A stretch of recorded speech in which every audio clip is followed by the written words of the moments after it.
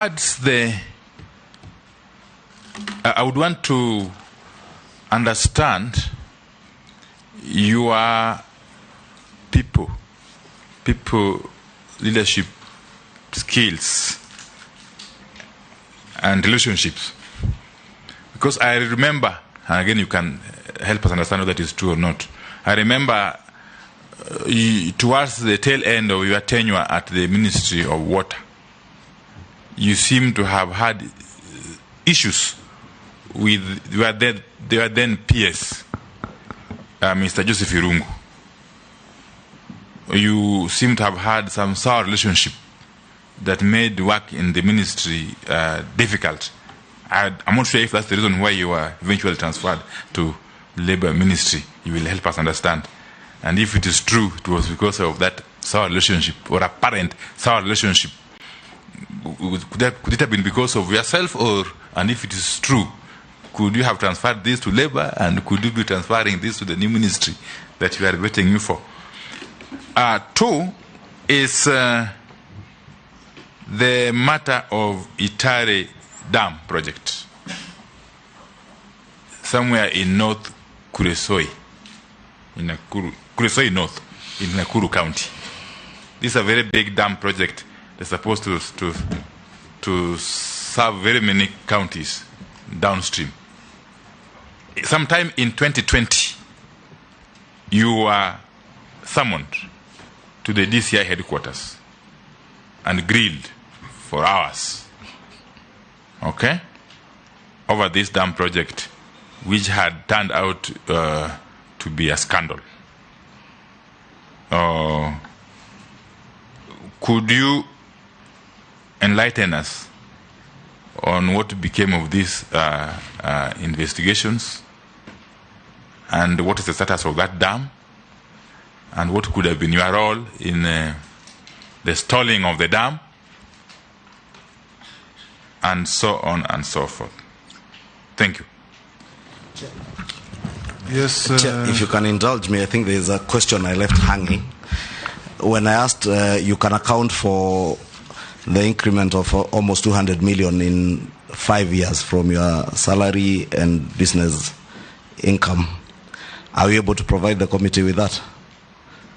Yes. Even a schedule now, or if the chair indulges you, maybe to submit a compilation of that also. I will submit, Chair. And next, Robert Mui, Owen. Okay, in that order. Thank you. I always come in the second lot, but Robert says I start now, but I'm prepared. Waziri Chilugoi, thank you. He's one of those ministers who's been to my village, right in my home, in the depth of Kilifi, to supervise a water project, which was very commendable.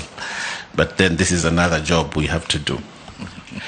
Government has had many programs, and one of them is Uwezo, WEF, and all those many programs. Now, this government is introducing Hustler Fund, for which we're grateful to the President for. But we also had the President that say in the Hustler Fund that it will be repaid with interest. Uwezo has been being paid with interest, and all the other funds, they're not grants. But also history is very clear. The repayment of these funds has been a major problem. Not getting up to, I think the highest I have seen for Uwezo is around 40% repayment. The rest of the money never gets paid. The groups don't succeed. And at the end of the day, the money is wasted, or people just get the money, they're hungry, they buy food with it and eat, and that's it. So even the cycle of every year releasing funds to Uwezo has been very difficult, because there is no repayment, and therefore they cannot have a fund that helps the next group. How different will it be? How different will it be? Because this 50 billion may end up the same way. Probably we'll only have 40% of it returned, and year in, year out, government will waste that money. How will you make it different so that it's a revolving fund that helps other Kenyans to grow? That is one of my questions. Secondly, there has this been debate of groups versus individuals. I heard the president say that this money will be given to groups, but the rate of success of groups has also been very, very low vis-a-vis individuals. When an individual is given the money, even if it's 100,000, he will start a business, you will see the business grow, and he will take care of it. If you give a group of 20 people 100,000, they most likely will divide it into 5,000 each. And these groups, I have not seen success in groups, especially where I have come from. Groups fail, but individuals, when given money, succeed. Now, if this Hustler Fund is going to be given to groups, what kind of success are we looking at? Because I can only see a wastage of government funds, and people just use this money, buy ugali, and move on. And it will be another story, just like Uwezo. I thank you, Chair. I think we can take 5. Simon, let's take thank you. Robert Mbui. Thank you, Chair. Owen, switch off your mic, please. Good. Yeah, thank you, Chair. One of the anchor projects under the new government is the issue of the bottom-up, which I think is the one that we are calling the Hustler Fund. But other than funding, because this will be probably under the MSME ministry that the nominee is nominated to oversee, there are many other impediments to the growth of MSMEs. Of course, among them is corrupt and overzealous officers from the county inspectorate. You've seen them chasing traders all over the place. Some of our state corporations, NSSF, NHIF, our KRA, they want to milk a cow before it has even reached the point of producing milk. How would you handle that so that you can make sure that anyone who wants to start business is protected for a period so that they can be able to grow their businesses? Because a lot of businesses close, and you know that within a year because of the harassment from those that are supposed to be encouraging.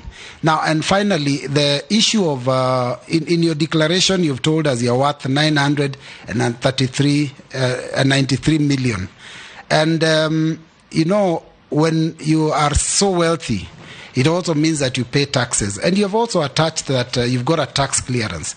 Just so that we can be sure that these documents coming from KRA are legit, could you please tell us how much tax did you pay in your last statements? Simon, you can answer those 5 or respond to those 5. Thank you very much, Honorable Chair and Honorable Members, for the good questions. First, to acknowledge the compliments from the Deputy Speaker and go straight to answer the questions that she has asked. Chair, the member asked about the affirmative funds, the existing affirmative funds, WESO, Youth and Women Fund. True, these funds have been in existence either through executive order or an act of parliament. And the impact has been felt relatively across the country. However, we've not been able to achieve the desired expectations. Chair, a survey has been done. If you look back, if you went back from our independence, our primary desire was to fight poverty. A number of sessional papers, policy documents were discussed, and we came up during Kibaki's time with economic recovery strategic paper here. And later on, the Vision 2030 that gave rise to these funds. Chair, what has been found across all those papers and discussion and studies were lack or inability to access credit, affordable credit. We've allocated funds to these affirmative funds, and somehow the contribution by government has been very small. This time round, through the Hustler Fund, is a serious intervention And I would start by defining who a hustler is. A hustler is not a poor man. A hustler is a hard-working Kenyan who toils, wakes up very early in the morning to mind his business. They wake up at 4. They buy their wares. They stock their wares. They sell their wares. They repay their loans. And they all desire a better life. So through this fund, Honorable Chair, we are not taking over the existing affirmative funds. We're just making an additional intervention to address the biggest challenge among the hustlers, who are approximately 15 million Kenyans, approximately 50% of our adult population. And these are the people who contribute the highest number of jobs, some formal, some informal. And studies have shown with this intervention, we would be able to impact at the bottom of our society and begin to grow the wealth at the bottom of our society towards medium and even wealthy country. Chair, the members asked about the access. I will first demonstrate to this House, Chair, how the process will run. We will begin by, we will establish an hustler fund through the BFM Act, and the ministry will originate the documents, the operations, the guidelines, and share with the relevant House committee and eventually table before this House. We will go how to enumerate members who are either digitally, we have the highest digital penetration in this country, or physical, and we will work with other ministries to register the potential beneficiaries of this fund. The second stage is to group these members, these hustlers, and we will group them in societies, in circles, in chamas. Some of them already exist. Some of them are already grouped. They are already in various cooperatives. We will be able to now actualize that, including those who are not. The third stage will be training and building capacity for among us, these hustlers. And then the fourth stage will be now financial support, the intermediaries. That includes banks, circles, fintech organizations. And then after that, after funds have been delivered, we will then go to the next stage of enabling and capacity build, enabling the delivery of this hustler intervention. We will need to ensure that we utilize our digital power. We will need to build monitoring and evaluation to ensure those who may not access are supported. And also, the next challenge that will come after this, once we intervene, many of these hustlers will go to agro-based businesses. They will grow vegetables. They will grow mangoes. So much will come from the agro-productive areas of this country. And so we'll have a glut, excess supply of this produce. So we'll need to look again at markets. So I'll be liaising with the Ministry of Trade to create markets for this produce. We will need to deal with farm inputs of these agro-based businesses. And then on the other side, the businesses in towns and urban areas, we will work with the county governments to ensure what the other members asked on protection of these businesses in urban areas from harassment and duplicity of licenses. The other question came from the Honorable Ishungwa on the matter of water projects. By and large, Honorable Chair, our intervention then was to improve water and sanitation services amongst our small towns.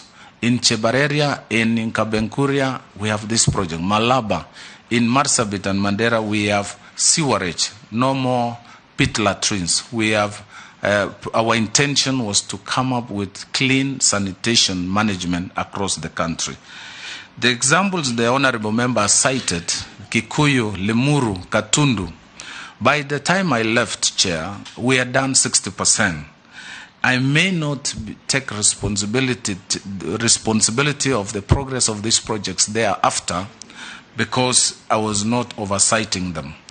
But I think these are projects that are important, and I think we will be able to share and support the incoming CS for water and sanitation to complete.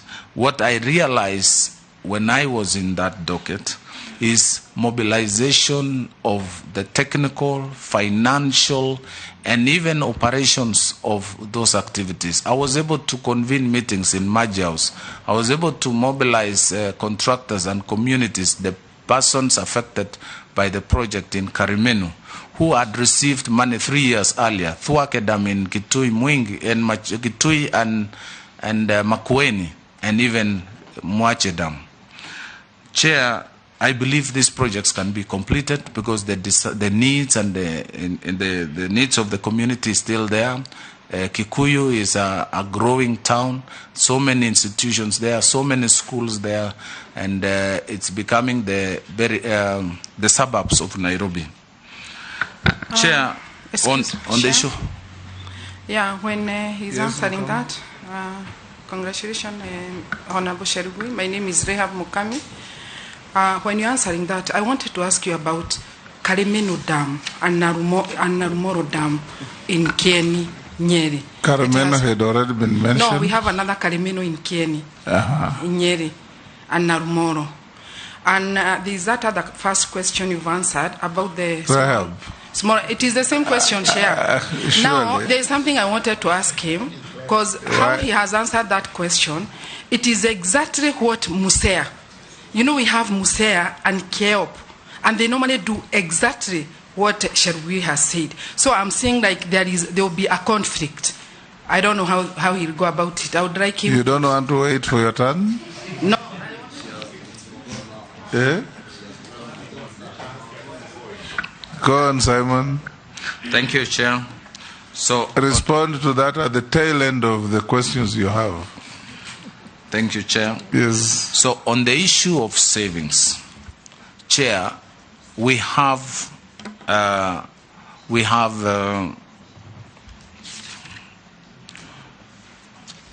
Honorable Chair, what we have in the country, people who borrow through our fintech companies, and they have been charged exorbitant interest rates.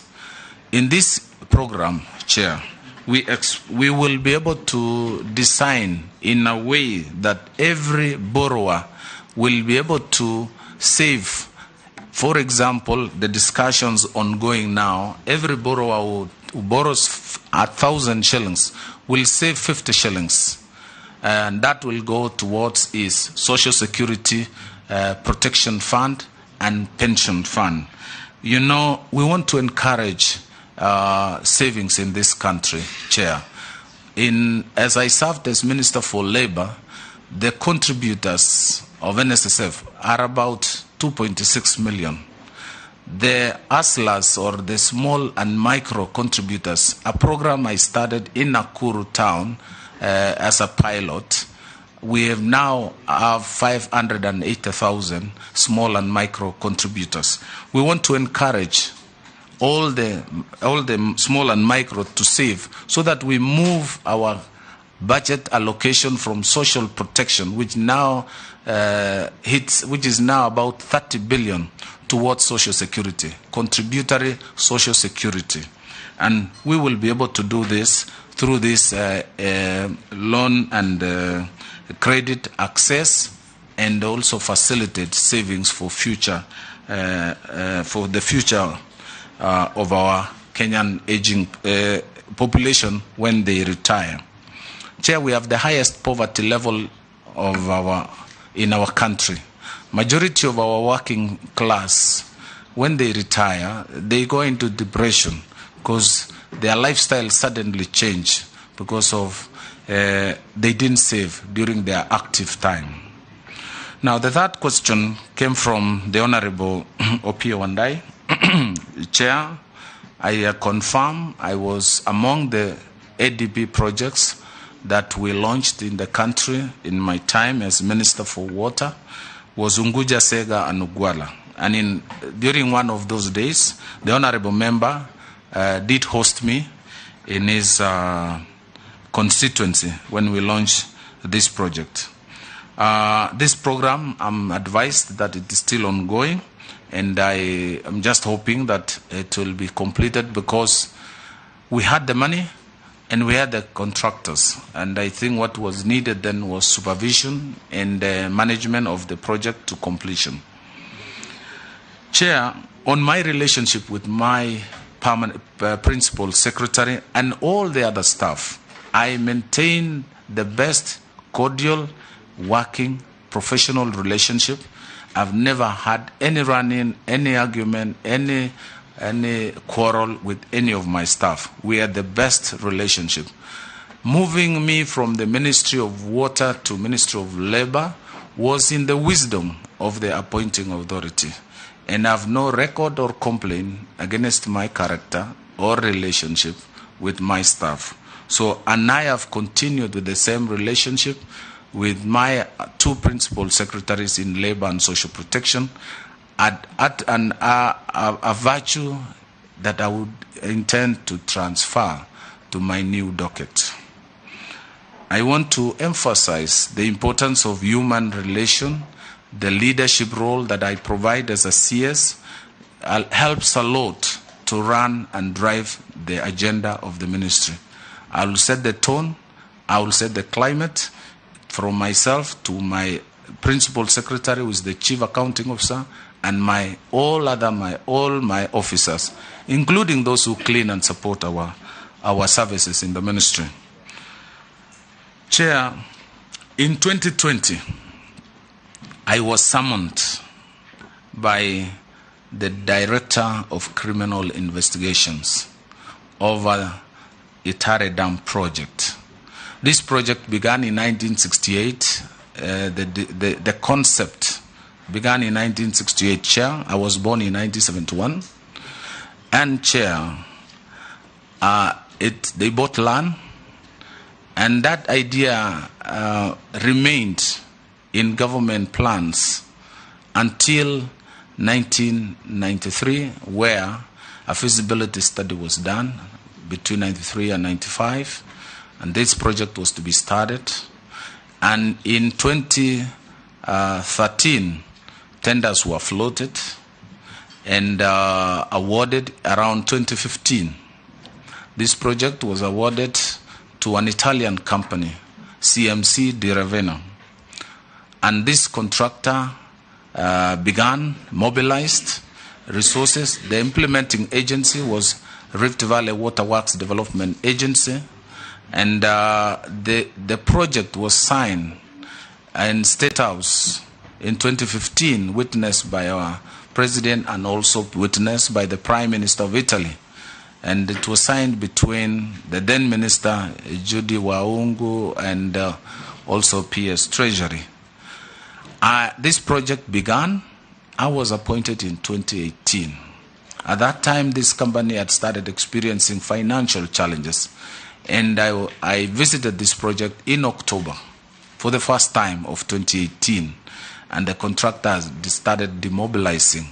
I found trucks, only 3 trucks operating. All the other vehicles and machinery were packed. And I summoned this contractor. They came to my office. We had meetings. Consultant, HB CAF, and contractor, and consultant, and the client were in my office. We went through the project progress reports. And eventually, they committed themselves. But we did not know that this company was experiencing financial challenge. 1 month after that meeting, the company was put in receivership. Chair, 3 months later, in March 2019, I was summoned. Not summoned, but I started seeing my name on the newspapers, and this was said. I even called the editor, who is giving you this information? How do I come in? I'm not the implementing agency. I'm not the accounting officer. Neither am I involved in the project directly? Why particularly the minister and all the officers involved? Why haven't you engaged the project team first to understand? Why would you start with me? And it kept going on for almost 3 months. Eventually, I received an invitation letter to visit Masingira House over these issues. Chair, I went to Masingira House, the Office of Serious Economics Crime Office, to respond to the issues of Itare. And in that engagement, I was given 125 questions. And I was able to respond. It took me 4 hours. And after making the statement, I was told I will be called back to sign. They will type the statement, and I will be called back to sign. Chair, up to date, I'm still waiting to be called to sign the statement. I've never gone back. I've never been called again. I was able to demonstrate to the investigating officer that how this project was conceptualized, how it was managed, and at what stage I came on board. I was able to show that I only came into this project when it had already collapsed. So they found they wanted to know the dates I was appointed, my role as a CS, and I was able to show that as a CS, my first responsibility is to provide policy to assist the ministry with budget preparation and also general oversight of the affairs of the ministry, and also being a delegated officer in administering the human resource of the ministry.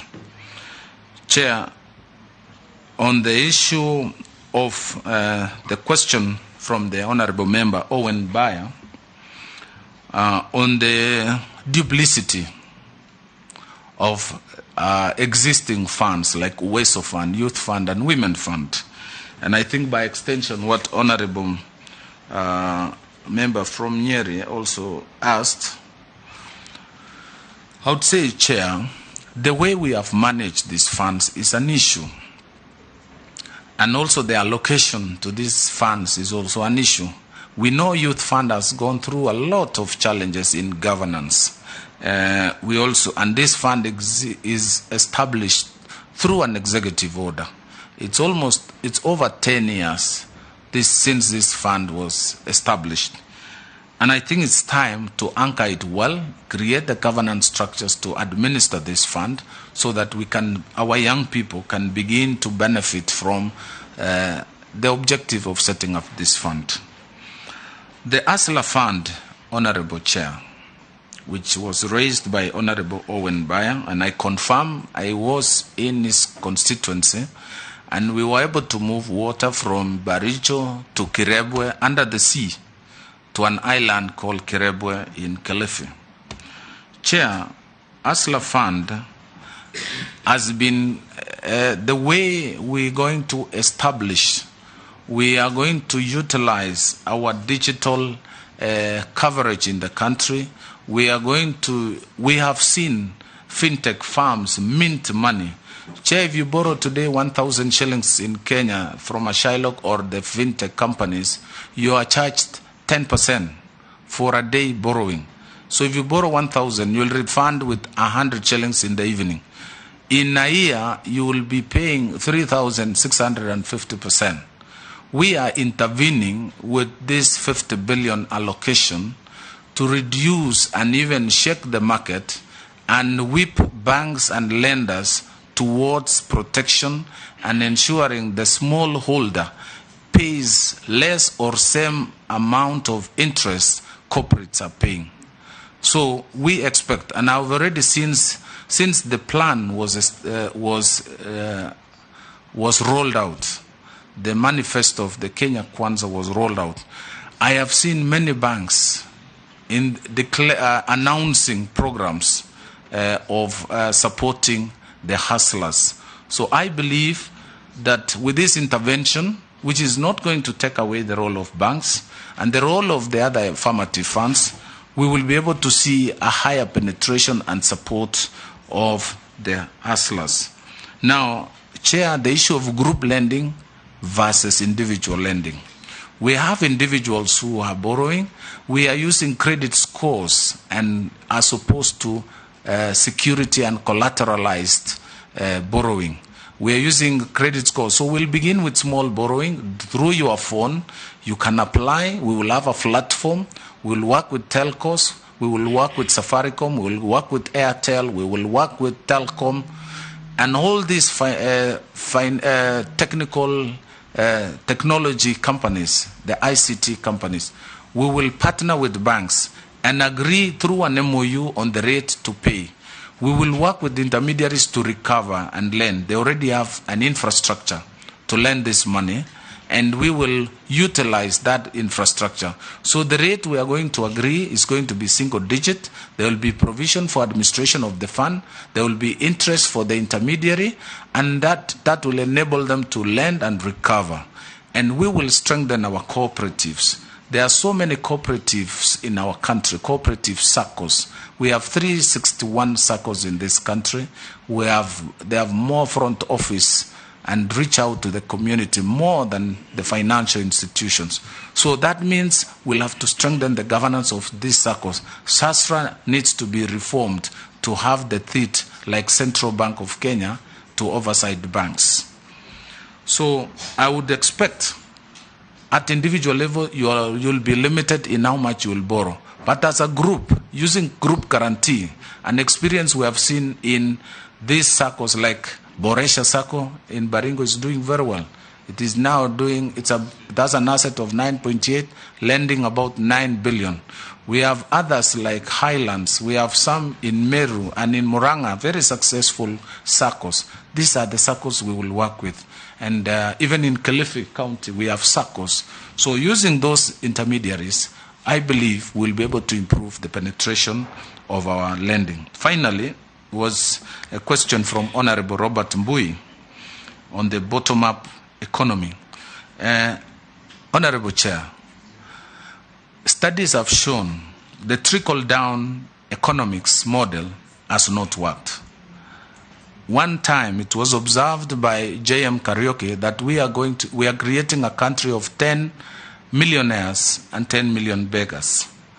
It therefore means we have to start addressing the bottom of our society, the majority of our society. We have to strengthen the base. Even when we are building a house, a tall story building, we must have a firm foundation. We must lay a firm foundation to support a long and tall structure. And this is what we are saying. We are saying Kenyans are hardworking. Kenyans have they work for themselves. They earn their living. They sweat for their they toil for their families. What we need to do as a government is to facilitate, is to support them, is to ensure that the challenges they go through, access to affordable credit, is allowed. And those who start businesses, we have registrar of small and micro under the Ministry of Cooperative and MSME. We will be working with counties, starting with Nairobi, Machakos, and all the counties of Kenya, to ensure the harassment and the kind of humiliation our small and micro go through are a thing of the past. We want an MOU. We want a common, a joint, a collective approach to the bottom-up economic model. And that will mean working as a team. I thank you. Chair, there was a question, last question from the Honorable Member Mukami. Chair, I remember the Honorable Member coming to my office in Majiao several times over this project. But Chair, the fate of these two projects is the same fate of Kimwarer and Aror. Chair, these projects suffered some priority challenges, and while we had itemized and prioritized these projects, the program did not progress because there was a general shift in policy from the dams and the construction of water structures. However, Narumoro and Karimeno remain an important water structure that will support farmers around Narumoro and Karimeno, because most of them now are drawing water from the rivers, and some of the rivers flowing from the Mount Kenya have dried up. This is an agricultural potential area, and I confirm the need and the importance of these projects to be finished. However, as CS, I was able to make little intervention with the little resources that I had to just alleviate the challenge of this area. And we were able to do some ADB intervention in Nanyuki, although it's not in Nyeri County, but it affects part of the population around that area. And also the Sagana River Dam, which is near Karatina, which also support the people downstream mentioned by the honorable member. Finally, on the MSEA. MSEA is an authority as well as an actor in small and micro. Currently, they have been involved in policy formulation and establishment and management of small and micro funds. The first program that is coming out of that, coming out of MSEA policy formulation is the Hustler Fund. So I believe there is no conflict. I believe there is no competition, and there is no duplicity between the authority and also the fund. I thank you, Chair. We'll take the next lot. Point of order, Chair. Point of order, Chair. The nominee has completely, I don't know whether deliberately, has not answered the question on payment of his taxes. And maybe as his answer is that, he has demonstrated to us that within the last 5 years, his increase in net worth was about 200 million.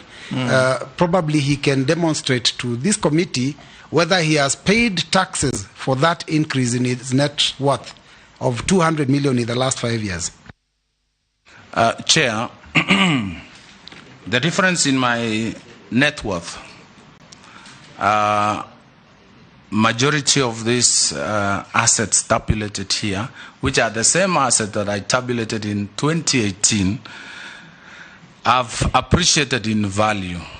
These are lands and buildings that I bought at that time, and over 5 years they have appreciated. Even if you did a general appreciation, you will still arrive at the same figure without enumerating the numbers. But for example, a land that was valued in my rural home, my county, in Mogotio, then was about 100,000. Another 100,000 per acre, another one 50,000 per acre. We now have a tarmac. The land has appreciated. Now it's 350. If you wanted 1 acre in that place, I'll sell to you at 350. So I have the taxation of these assets come when we are selling, when we are transferring. That's when you do valuation, and you now pay the tax at the transfer. Let's do another round.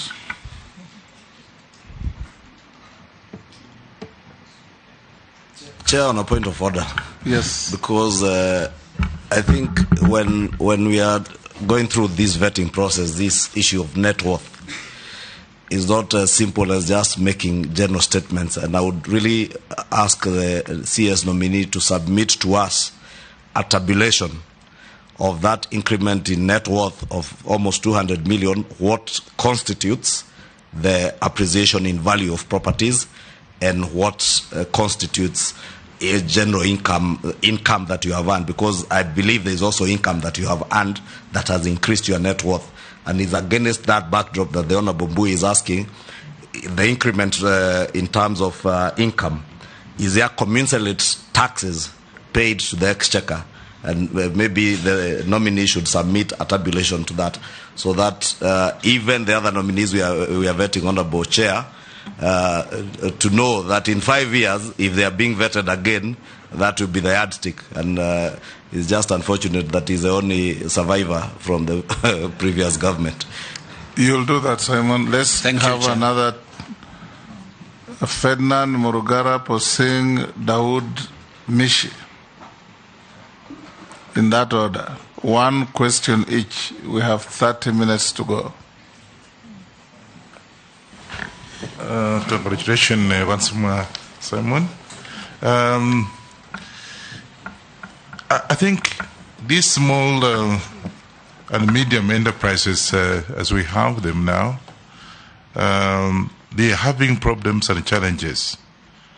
Would I therefore request that as you take over the ministry, if you are going to be vetted positively, can we then look at the period, the grace period, to be able to give these people enough time for them to be able to do whatever? Because, you know, the times are hard out there.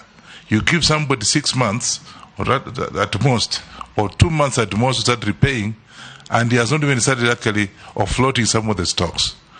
Would you, therefore, as you take over this ministry, this small and medium... Chair. Point of order through the... No, let me finish. The Chair, I would like us to be careful, because the Honourable Member, whom I respect very much, has continuously implied that the nominee is taking up office. And so he's I said in case. No, you didn't get me right. What to do after taking up office. No. Sorry, I even missed that. I was consulting the Deputy Speaker. No, yes. I simply said, in case you're going to be.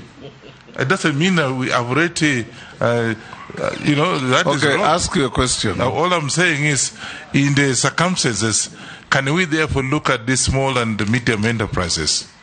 They are very key in the development of this country. Can we give them slightly longer grace period for them to be able to take up whatever responsibilities? George. Thank you, Chair.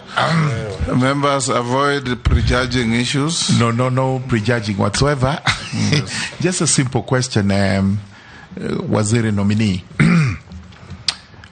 When you talk about the government of Kenya Kwanza, to everybody's mind, what comes in is the Hustler Fund. And we made promises on it when we were doing campaigns. And one assurance we got is that it would be domiciled in the constituencies. And Kenyans out there are also eager to hear it's actually going to be domiciled in the constituencies, because when they were told it may be domiciled in Nairobi, they are beginning to give up. That this is the bureaucratic processes which always lead to duffing. And that when you, Kenya Kwanza people, when Mheshimiwa, you don't have the money, you now say it is in Nairobi so that we don't ask you questions. Can you confirm to us that the Hustler Fund, like the Uwezo Fund, CDF, and other funds that are domiciled in the constituency, this one too will actually be domiciled in the constituency, in spite of whatever applications we have to make, online, e-line, or whatever it is, it has to be in the constituency where Kenyans can ask questions from their members of parliament. Posing. Thank you, our chair and the speaker. To Waziri Chelukui, of course, he's a minister, because, he's a minister. Chelukui, you are not, of course, you are Kenyan and you have been living in this country. When you talk about circles, because that's where you're going to be the minister, should this parliament agree, and cooperatives, the history of cooperatives and circles is not good. It's very bad. They used to swindle money from people, they die, and so on. And now particularly, Honorable Chelugui, that it's going to manage Hustlers Fund that everybody is waiting for.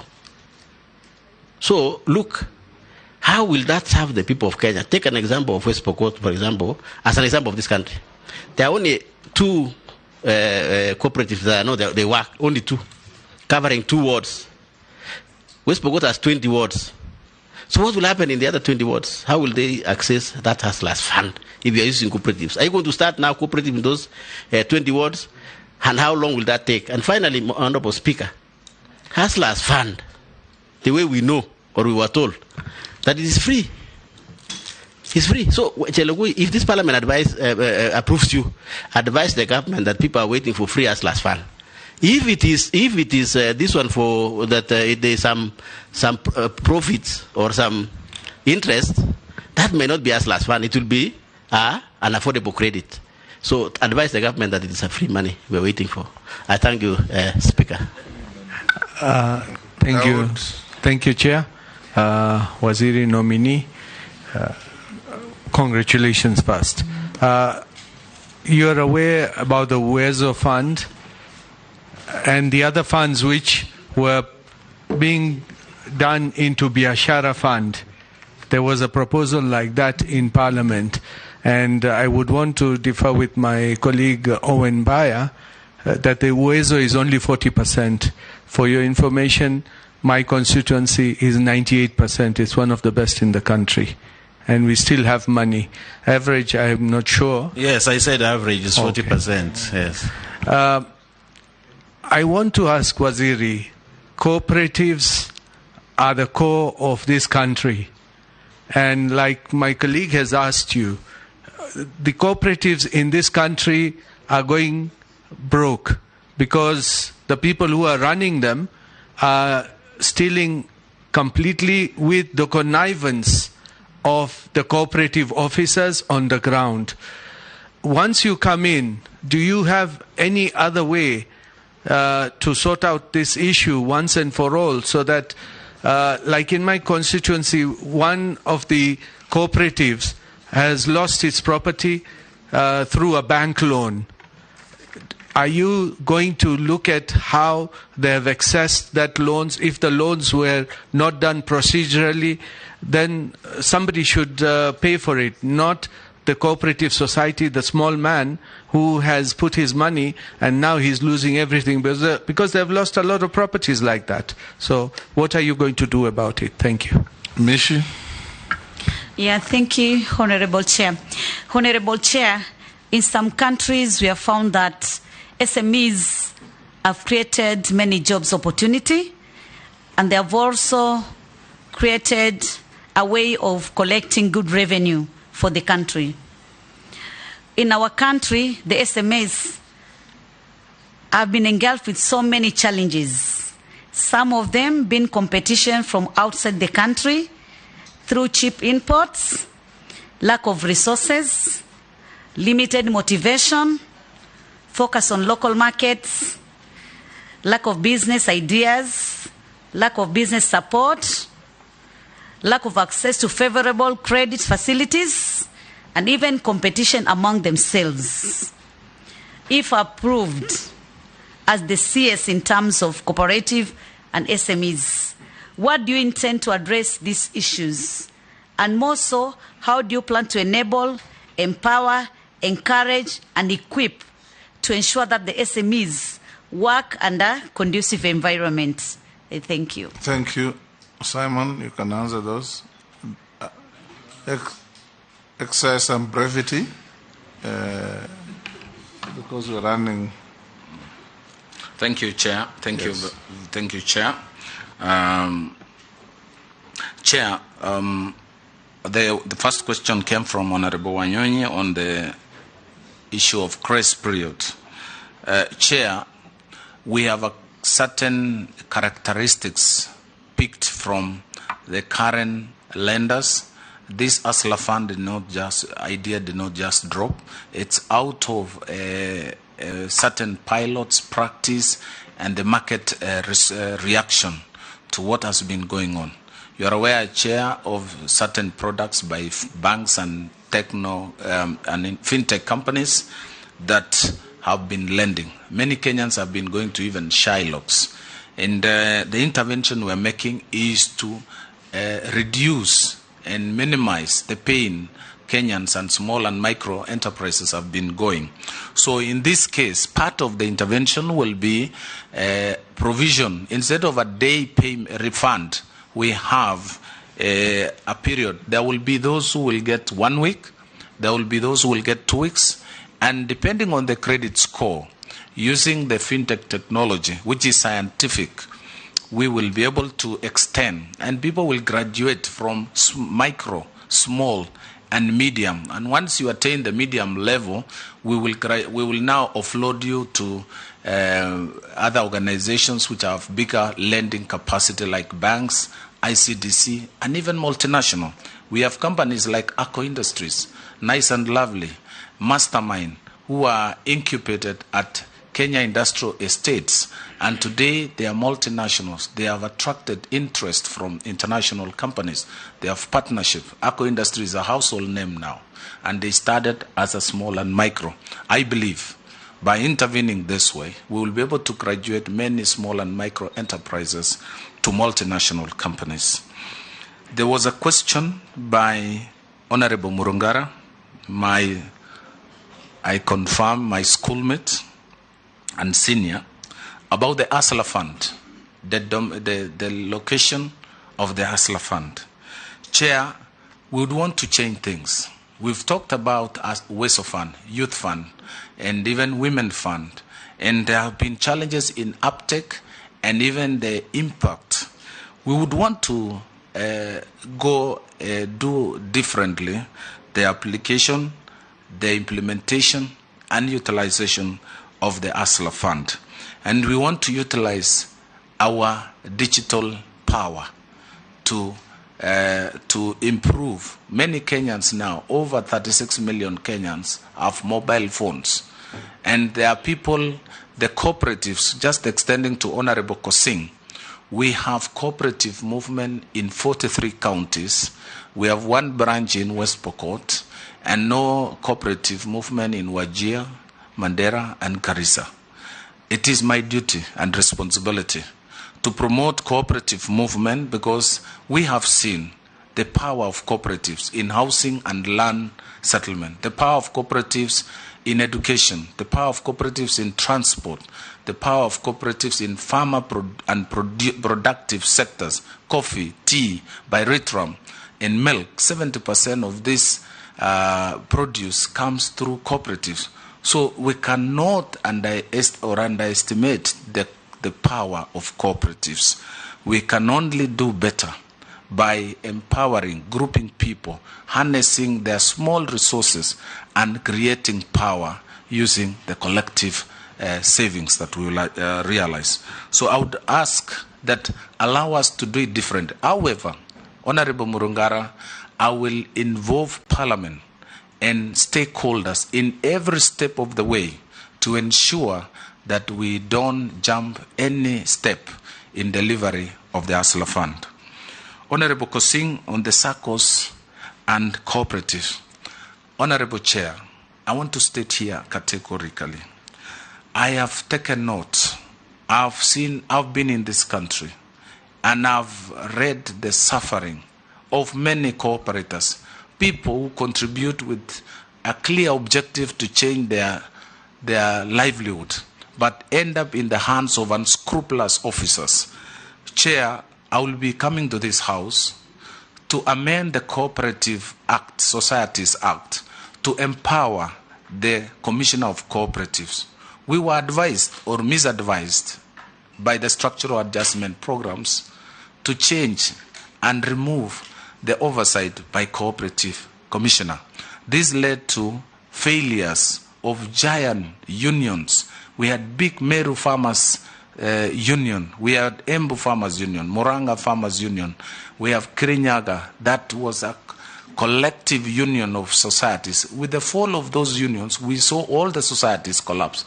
The splinter of Mukurweini and Odhaya Cooperative Society led to drop in coffee. We used to sell and produce over 140 metric tons of coffee. Today, we're doing 40,000 metric tons. We have seen a serious loss of our foreign exchange. The only way out is to harness the collective power. We will register cooperatives in West Pokot. We will work with Honorable Kosing to register cooperatives, put people together.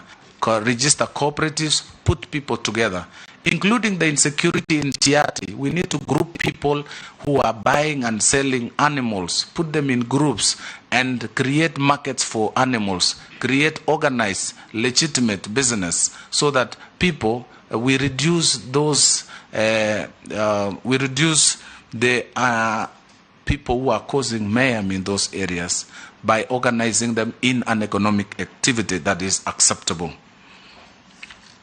The Hustler Fund through the SACCO. There are areas in this country, as I've mentioned, who don't have existing SACCOs. We will register SACCOs, we will organize them. But there is a window for individuals who can also access this fund. Chamas are allowed, SACCOs are allowed, groups are allowed, and this will enhance the credibility of the borrower as opposed to individual borrower. On the question by Honorable Dawood, and I appreciate that the uptake of the affirmative funds, the WESO fund, is around 98% in Imenti South, in Imenti North. And we will use the same, ride on the same experience to deliver Hustler Fund. Hustler Fund is a bigger fund. Hustler Fund will break the processes, make it easy, make it affordable, make it accessible. On the issue of interest, as asked by Honorable Kosing, Chair, we have no free money. Hustler Fund is not a free fund. It is affordable credit. It is affordable funds to facilitate businessmen, to facilitate small and micro to do business and return money back so that we can revolve this money for the benefit of the next Kenyan. This money will be lent at single-digit interest rate as opposed to 3,650% or even 1,000%. We will minimize the credit, minimize the rate to single-digit. Chair, cooperatives are going broke. I agree with you, Honorable Dawood. The issue of governance, the issue of management, the issue of leadership is a big challenge amongst our cooperatives. We've seen the famous giant Chwele farmers, Honorable Chair, come down because the leaders have taken advantage of unsuspecting members of the society. What we need to do is to come back with the strong arm of oversight. We will need to strengthen SASRA. We'll need to create deposit protection facility. We need to create a common liquidity facility for the SACCOs so that SACCOs can borrow from each other the way banks borrow from each other. We will need to have inspectors at the SACCO and ensure, I've seen buyers or off-takers of farmers' produce collude with society officials to underprice the farmers' produce, but lend money without control, and we will need to control borrowing. Not everybody should be allowed to lend to a society because we've seen this being abused. We have SACCOs who are holding assets of 9 billion in Eldoret, a certain SACCO. They hold a less asset than the amount they have borrowed. So, as a minister, I will diagnose these issues and prescribe remedies that I will need this House to support me to bring order. Sometimes from government policies that again undermine their hard work. They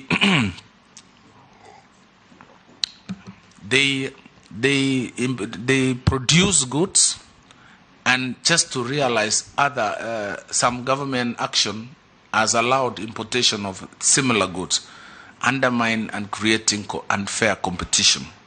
I will be working with my colleague in the Ministry of Trade and Industry and Ministry of Finance to protect small and micro enterprises, to support micro enterprises. The docket comes with wholesale and retail. We'll look for opportunities for markets for this produce. We will explore external markets. We will look at industries who can process small and micro produce. We will assist through the Minister of Industry, working together with the Minister of Industry to add value to the small and micro enterprises. With those, I thank you, Chair. Naisula, Mule Gikaria, Mule Emase, Shurie, Amis, in that order. One question each, please. Thank you, Chair. And allow me to just make a comment to the nominee and to say that I hope if this committee finds you fit to hold this docket, that you will understand the importance of this docket. We talk of the big, ministries, and sometimes we tend to look upon some ministries like they're not important. But this is a very key and important ministry because it is where the rubber meets the road. It's about people having money in their pocket, and especially the hardworking Kenyans, the ones you refer to as hustlers. And so, and they employ other people, especially the SMEs, and it does. I'm sure we can't underscore the importance of this. But now, when you talk about the Hustlers Fund, and it will mostly be pegged on groups.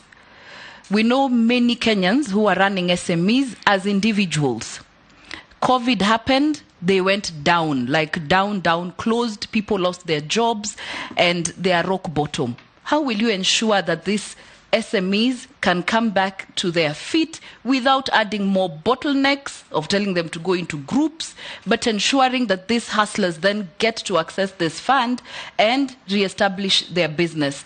And finally, to the nominee, SMEs are handled by too many ministries. So it's in labor, it's in trade, it is in your ministry.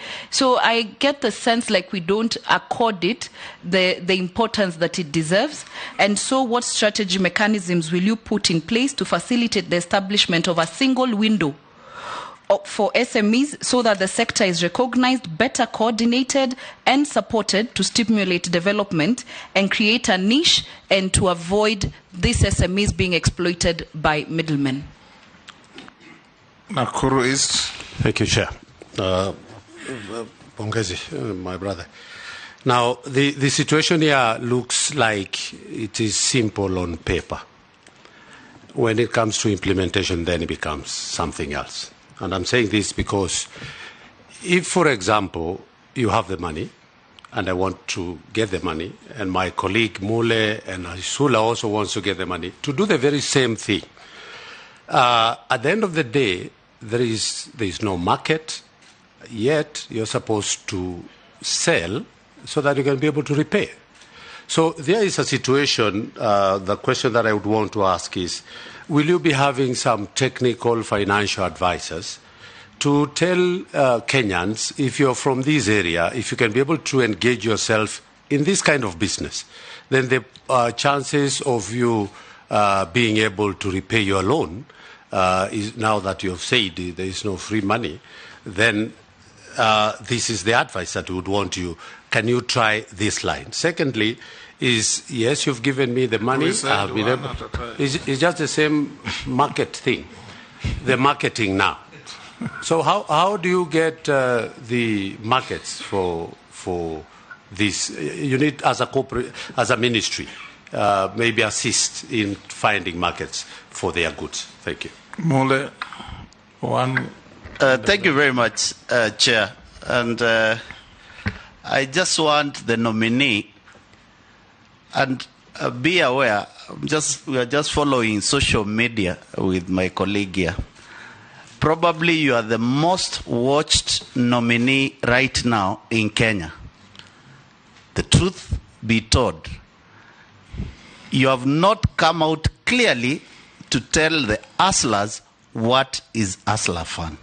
Can you detail in layman's language Hustler Fund, what it entails, what it will take, who it will target, and how they will achieve the target? In layman's language of Mama Mboga, Boda Boda, and the real hustler on the ground. Thank Tuache story mingi na kizungu mingi. Thank you. Emase. Thank you, Mr. Speaker. I want to speak to the issue of gender mainstreaming in SMEs. I put it to the nominee that the women who are majority in the trading industry, youth, persons with disability, are still being discriminated when it comes to trade. Even after serious interventions, amendments to the procurement law that was done by Honorable Sakaja, compelling government entities to ensure that they set aside 30% of the tenders to go to the women, these special categories. There is still laxity, law enforcement. And finally, I think we need to confront the real problem when it comes to cooperatives. This is a noble idea. The concept has been embraced very well in certain areas of this country. But there are areas like where I come from, when you speak about cooperatives, when you give youths an option of doing business or being employed, kijana atakuambia mama wewe nitafutie tu mahali hata kama nikufagia kule kwa ofisi yako. So there are serious gaps in the SME sector that must be addressed. And one of them being the lack of that entrepreneurial zeal, capacity and the know-how. And also there's very low level research and development in the SME sector or inefficient use of it. And that is why I would support the idea that the proposal by the Kenya Kwanza manifesto that we have an establishment of a development center. See, that's how it was being referred to in every ward, so that there is this capacity building for us to be able to actually impact and to enlighten our people so that they can be able to embrace this idea of cooperatives and the SMEs as an option. Thank you. Sharia. Asante Chair. Bwana Nominee, mine is on the Hustlers Fund. And I'm sure you're aware, you said it will be attracting interest. And you're aware this locks out the Kenyans practicing the Islamic faith. Have you any plans to consider these Kenyans ama munasema Waislamu hawana hustlers? Amisi. Yeah, thank you, Chair. Chair, I worked closely with the Minister when I was serving the Committee of Labour, especially dealing with the problems of Kenyans. Our girls died in the Arabian Peninsula, but the problem still persists to date. But Chair, the Speaker, you've clearly referred to the nominee as designated survivor, which I agree. In the movie of the designated survivor, there is this gentleman called Thomas Kirkman. His real name is Kefa Sutherland. When an explosion occurred, all the government officials died except one person. The question is, what is this tragedy that befell your administration? And why you? How did you survive? Where did you hide? Which is this dungeon that you hid in? That you are the only one who survived. There is a song that says, I'm a survivor, survivor, I am a soldier. So, can you explain to Kenyans how you survive? You are total out of order. You are total out of order. Chair, but the question is clear. Yes. We just want to know. We'll pick the question. Thank you. Definitely. We'll pick the question. The singing is what is out of order. Simon, can you answer the questions? It is fate. One person will always survive. Noah survived the floods to tell the story. Thank you, Chair. Thank you, Chair. You can say it again. Chair, where I come from, in the times of war, when you strike and hit a place, you don't kill everybody. You let one survive. But when that one who survived comes, you don't show it to the public, you hide. So I'm hiding here, Chair. I would request the member not to ask the question because I'm still hiding. But notwithstanding that response, Chair, I would like to start by answering the Honorable Naisula Lesuda. Chair, the Ministry of Cooperatives and MSME is a very important ministry, and I clearly understand the enormity of the task ahead. Chair, we have 15 million Kenyans in this sector, toiling and working for this country. This 15 million, as I said, is 50% of the adult population of Kenya. So the importance, I really truly appreciate, and I acknowledge the member has also recognized that. During COVID, almost the entire SME sector collapsed because they work for a day. And when the health measures, mitigation measures were instituted in this country, they suffered a lot. Chair, this is a response. The Hustler Fund is a response to the challenges that we went through 2 years ago to restore back the small and micro, small and medium enterprises and re-establish their businesses. The MSME has been recognized in all the policy documents. The Economic Recovery Strategy Program, ERS, the Structural Adjustment Program, which was there in the 90s, and also the Vision 2030, and finally the plan by the Kenya Kwanza administration. The importance has been underlined in all other studies, economic studies, and it is our desire that MSMEs can be brought back. And their intervention ranges from as small as 3,000 to 20,000. I asked one circle when I was preparing for this interview, Chair, how much they're spending on hustlers.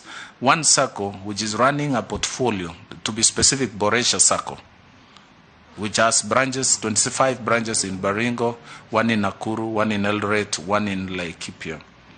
Their loan book is 9 billion. 70% of that is SMEs, with borrowings not exceeding 20,000.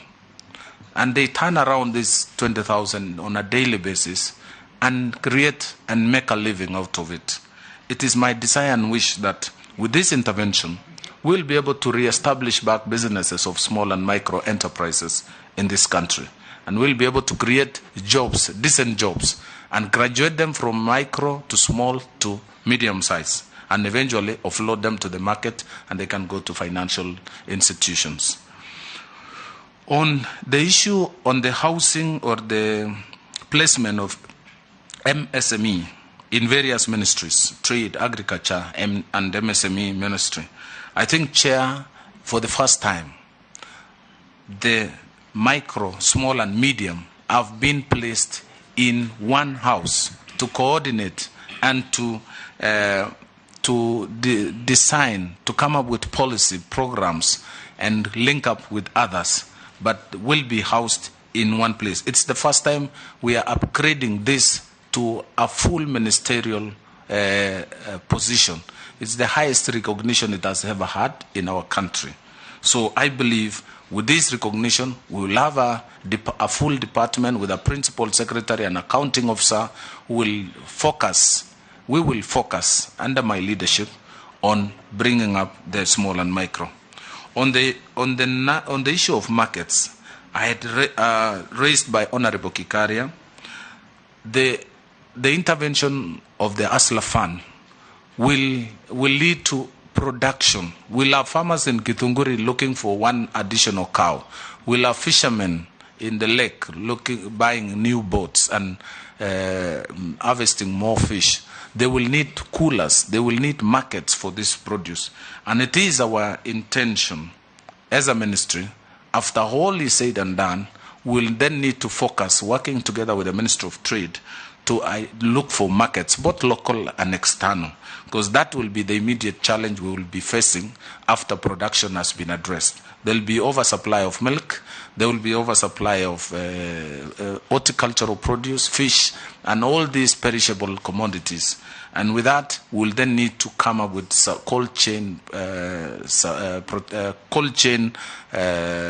facilities and also markets. We'll build markets where we need to, especially decent and areas that can be able to house those who are involved in this trade.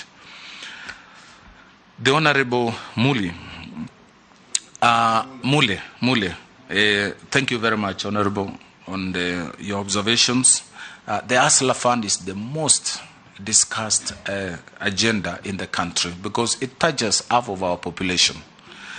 This ASLA Fund, to demonstrate, I don't know in which the chair doesn't want me to use English, but you'll allow me, Chair, that is the language of communication for this for purposes. Chair, the ASLA Fund will be established through a PFM Act, which may not be understood by the common Kenyan, and later by establishment of that fund will be preceded by a policy statement, operational guidelines, and eventually house it under PFM Act or a standalone fund or housed in another fund. Thereafter, we will register hustlers. They will volunteer the information. There will be a form that they will fill. A boda fellow, mama mboga lady, or any Kenyan who feels he would require these funds will apply on his phone. And we will have registration officers in the first maybe 3-4 months. We will facilitate the registration of hustlers. Thereafter, we will group them. Those who want to group themselves, we will assist them to group themselves, and we will train them, and thereafter now enable them, identify how to apply for this money. You can apply for this money without any reference to anybody as long as you meet the criteria of application.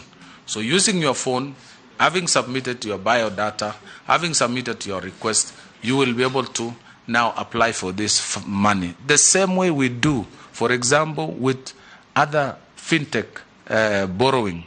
We can do the same, we will do the same, but now with a single-digit interest, not the 3,650% per year. We will then come back with the enabling environment. That is, we need to look for markets. We need to identify industries, the off-takers of this produce, the off-takers of these businesses. We will, through training, we will be able to assist them in feasibility studies. We'll have officers supporting these hustlers to get to do their business. But remember, these hustlers are already in business. Some of them are already trading. What they miss and lack is access to affordable credit. They are already involved they're waking up, they're in Marikiti by 4 a.m. in the morning. So what they need is a jump start to be boosted, to be facilitated with affordable credit. They have been toiling and working hard, but they only work for financial institutions. We now want to bring down the borrowing cost, access, and also support them beyond the borrowing and trading. On the matter of, the question of gender mainstreaming, Chair, we are working with all the gender institutions, gender commissions, and all the Kenya Kwanza focus is to support the vulnerable members of our society, to support women. And in this program, the ASLA Fund, we already know that the biggest beneficiary will be women, because these are the people who are involved more than any other gender in small, medium trading. So there will be no discrimination. The whole intention, women don't have titles, they don't have securities, and they have been depending on their families to support them. This fund will eliminate the issue of securities and replace it with credit score. Any woman who borrows through this fund will grow and graduate, because we will not be focusing on securitization, we'll be focusing on ability to pay and credit score.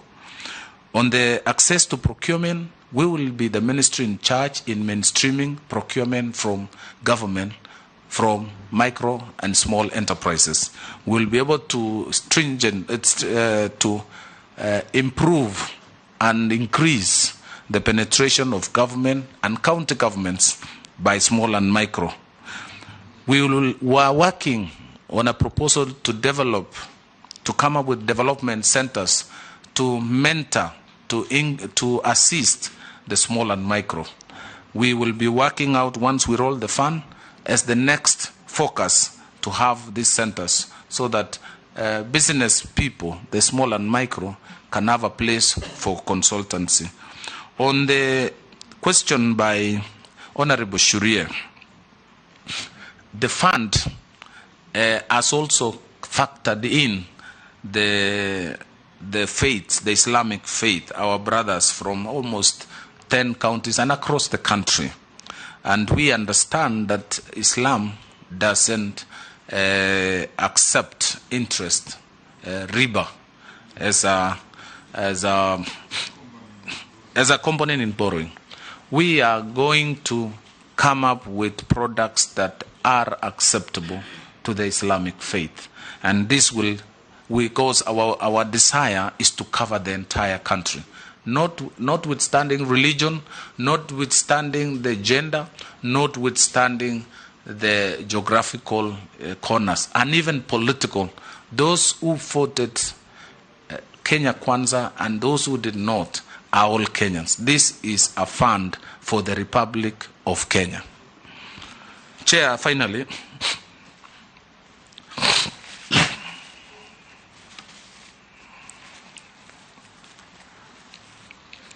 on the issue of the girls in the Middle East, is a matter that has dodged several ministers in the Ministry of Labour and Social Protection. First, I will begin by saying migration is an important contributor to the country of origin, destination, and also it supports families from the source country.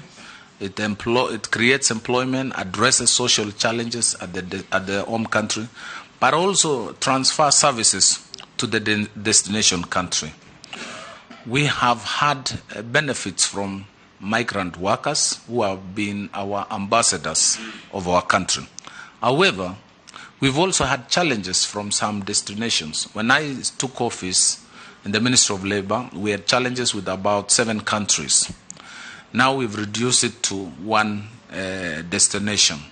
We've signed bilateral labour agreements with these countries. We've renegotiated engagements. We've looked at the issue of welfare, protection of these workers, withdrawal of travel documents. The kafala system has been waived by several of these countries.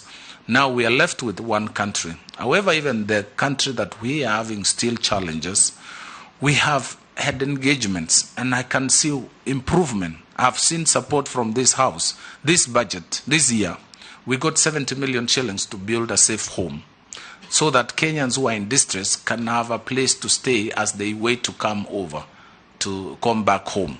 The embassies have been strengthened. We have deployed labor officers to assist the ambassadors in handling some of the distress cases. Parliament has visited, Senate has visited, and the ministry officials have also visited. We've improved the engagements. We still have challenges. Kenyans have lost lives. This year alone, we've lost 62 Kenyans, and for various reasons that have been given. It's my wish that my predecessor will now have a one-on-one engagement with the government in discussion, and be able to itemize one by one the causes and how to deal with. I also want to report, Chair, that the countries that we have had issues have also moved towards a mutual understanding. They now have a toll-free complaint phone number. They have a police unit dedicated to these house workers and helps who can report any distress. And also, Honorable Chair, point of intervention. Yes. Mr. Chelugui, you're saying what you can do to solve it, but what is the explanation from these Middle East countries and their embassies? It is not normal that 85 people can die. We have housekeepers in Nairobi and maids, but 85 of them have not died. So what is the explanation? Because they owe this country an explanation. So what I want you to tell us, when you engaged with the embassies, what have they said? Point of order. My point of order is that this nominee is coming here for MSMEs and cooperatives. In a few minutes, we'll have the Cabinet Secretary for Labour, who is a nominee for Labour, who then fits these questions appropriately.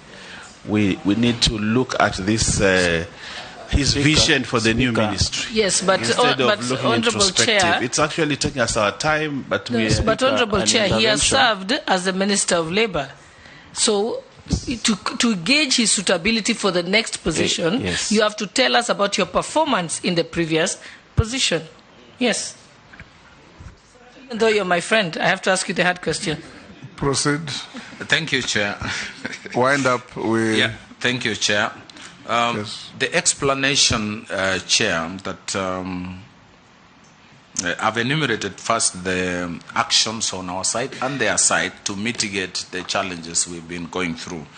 But the explanation that we are receiving is an issue that has not really satisfied us as a government, as a country, and even the House. We have had very many explanations, Honourable Chair. Number one, we've been told these people were in default, were in breach of the laws of that country, but they were taken to a rescue center or rather deportation center where they either starved or they were sick or some jumped in a floor or they jumped out of the deportation center. This explanation, Chair, we cannot confirm. We have no jurisdiction. We can only take the reports that we've been given. The way to go would be now enhancing our number of labor attaches.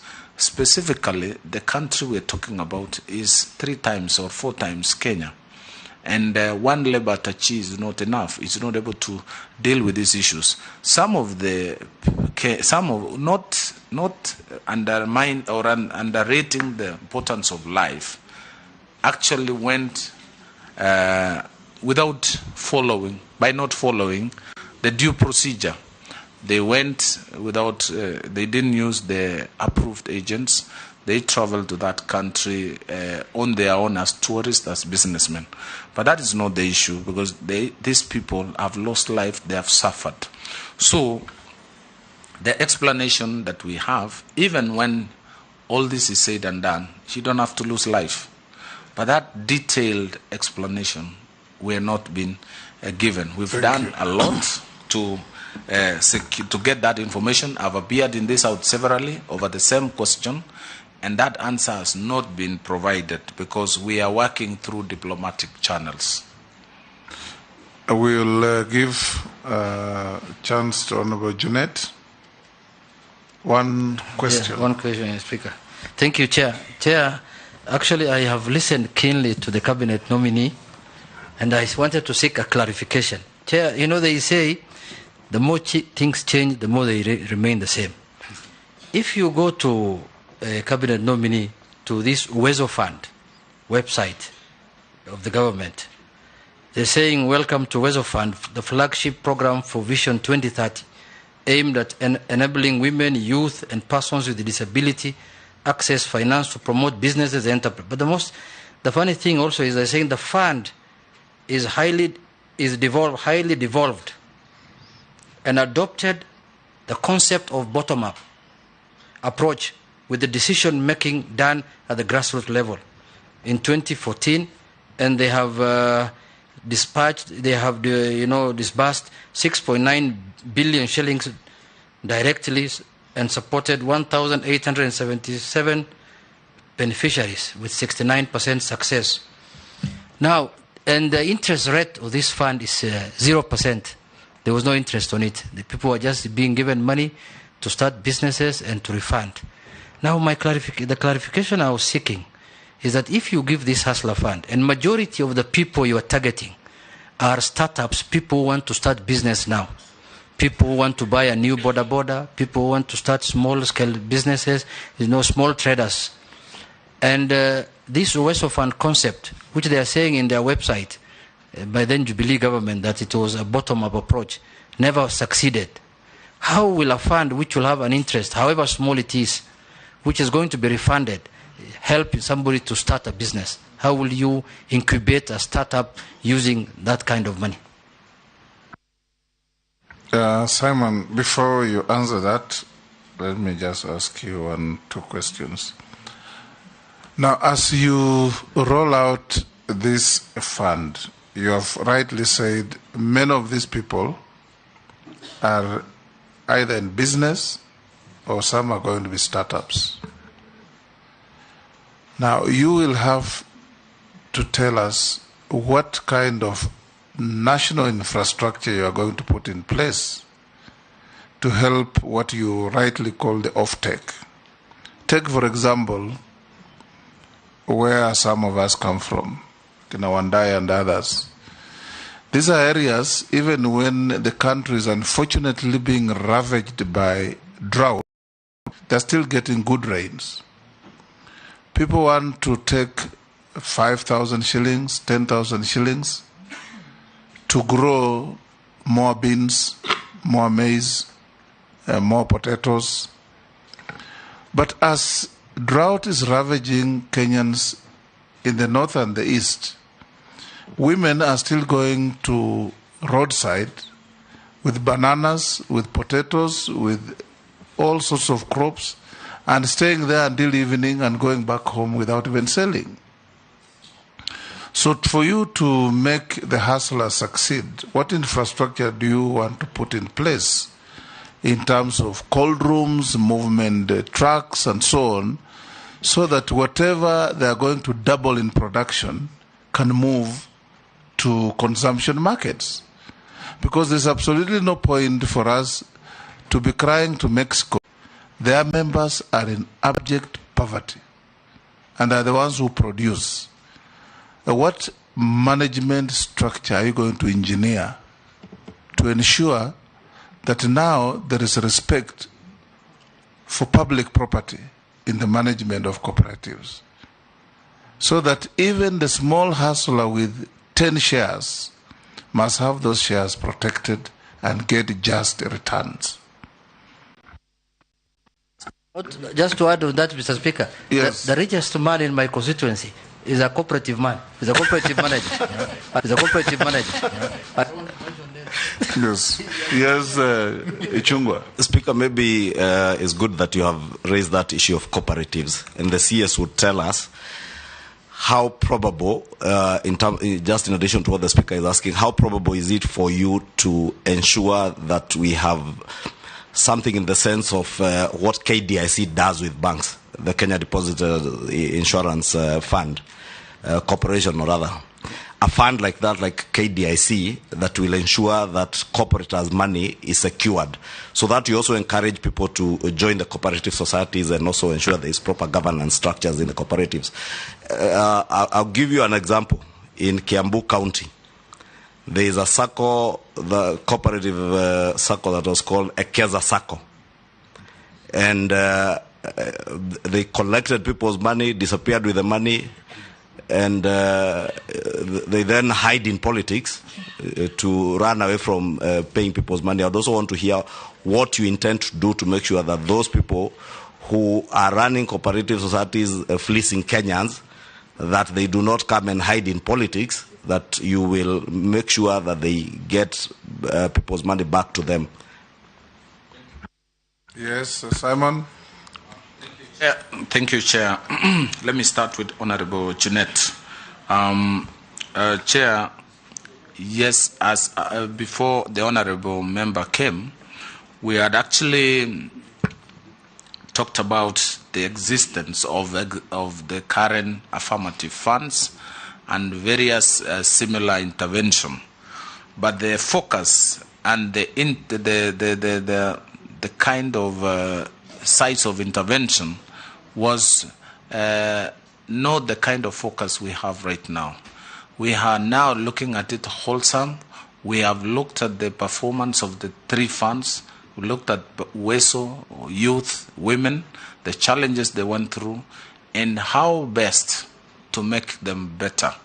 The ASLA fund is a big intervention. 50 billion shillings in a year is relative to what the banks have is not much, but relative to earlier intervention is a serious intervention.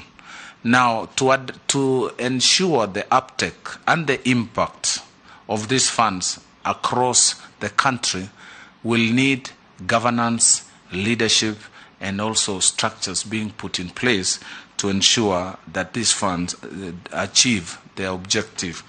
For one, banks have been lending to micro and small, but using various access methods, which many of our small and micro cannot afford. This fund will ease the access of this fund, the money, and also shift from security-based lending to credit score lending. And it will consider women and youth who may not have securities to start up their businesses. So the fellows who are doing border, some are riders who want to own their border. Some are buying 1 bag of vegetables every morning in Marikiti. He wants to increase the stock because he has access to better markets. He wants another bag, but doesn't have the money. So what we will be doing is using the digital application that we have now, the popular fintechs, we will be able to support these women. I spoke to one bank chair who came to see me to just explore ideas about the application of the Hustler Fund. And they have also a fintech, platform that is lending, and many women in Nairobi, over 100,000 women borrow between 15 and 30,000 at 4 a.m. in the morning. That is the time they are buying their wares. They refund this money between 4 and 8, just around Nairobi. This is the experience, the output of the pilot that we are doing. Now, our intervention is not money. It is changing the rate of interest. That is the impact of our intervention. That these ladies will save more because we are going to reduce the rate of borrowing and also organize them to start saving for their retirement. So this fund is not just a loan. It has more. It is more than just a loan. So that is the intervention that we're having with the border. Now on 0% rate, I think it's not practical because we need to also mentor these people. Eventually, we don't expect them to remain small and micro forever. We want them to start preparing them to borrow, build relationship, open accounts, and start growing, even going beyond Africa, beyond Kenya. So this practice needs to be inculcated at the beginning so that you pay interest. There's a cost of administration of the fund. We want to send officers to check.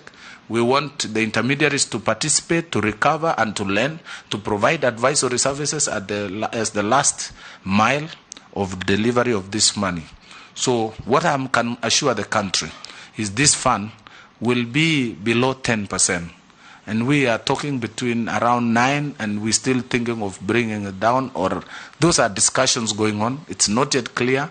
We will bring this discussion to this House for your ratification. The Honourable Speaker, the national infrastructure to support MSME is a very important intervention to enable the Hustler Fund. As you say, as you drive from Nairobi to Western, you find so many Kenyans along the way in Naivasha, in Nakuru, in Torongo, in Eldoret, towards Tarbo, all the way to Bungoma. All these people, you go to Mombasa, the same. You go to Mount Kenya, the same. You go to Northeastern, the same. Those are small and micro people. Those are Kenyans. These are Kenyans who also aspire for a better living. But unfortunately, sometimes they can stay on that roadside for a whole day. To facilitate them, we would need now to create markets for this produce.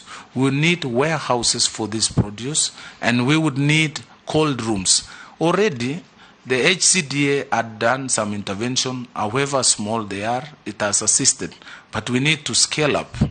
And we will want to work out, once we have done the lending, we will need to work with the Ministry of Agriculture, who are doing the milk dairy, they can assess the output, and we will need to know how then can we assure the market for the produce, excess produce. On the issue of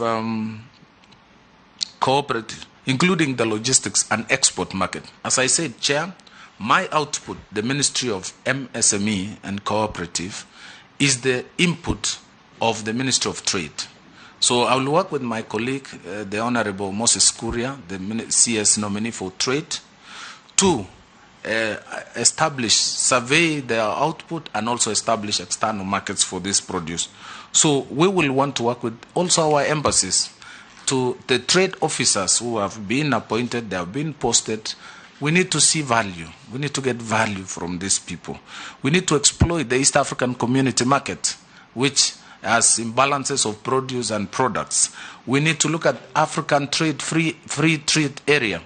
Our biggest market now in Kenya is Africa, not Europe, not America. We need to build, because logistically it's cheaper. And also culturally we are similar. So we need to harness the potential of Africa first. Finally, the issue of cooperative. Chair, you can say it again.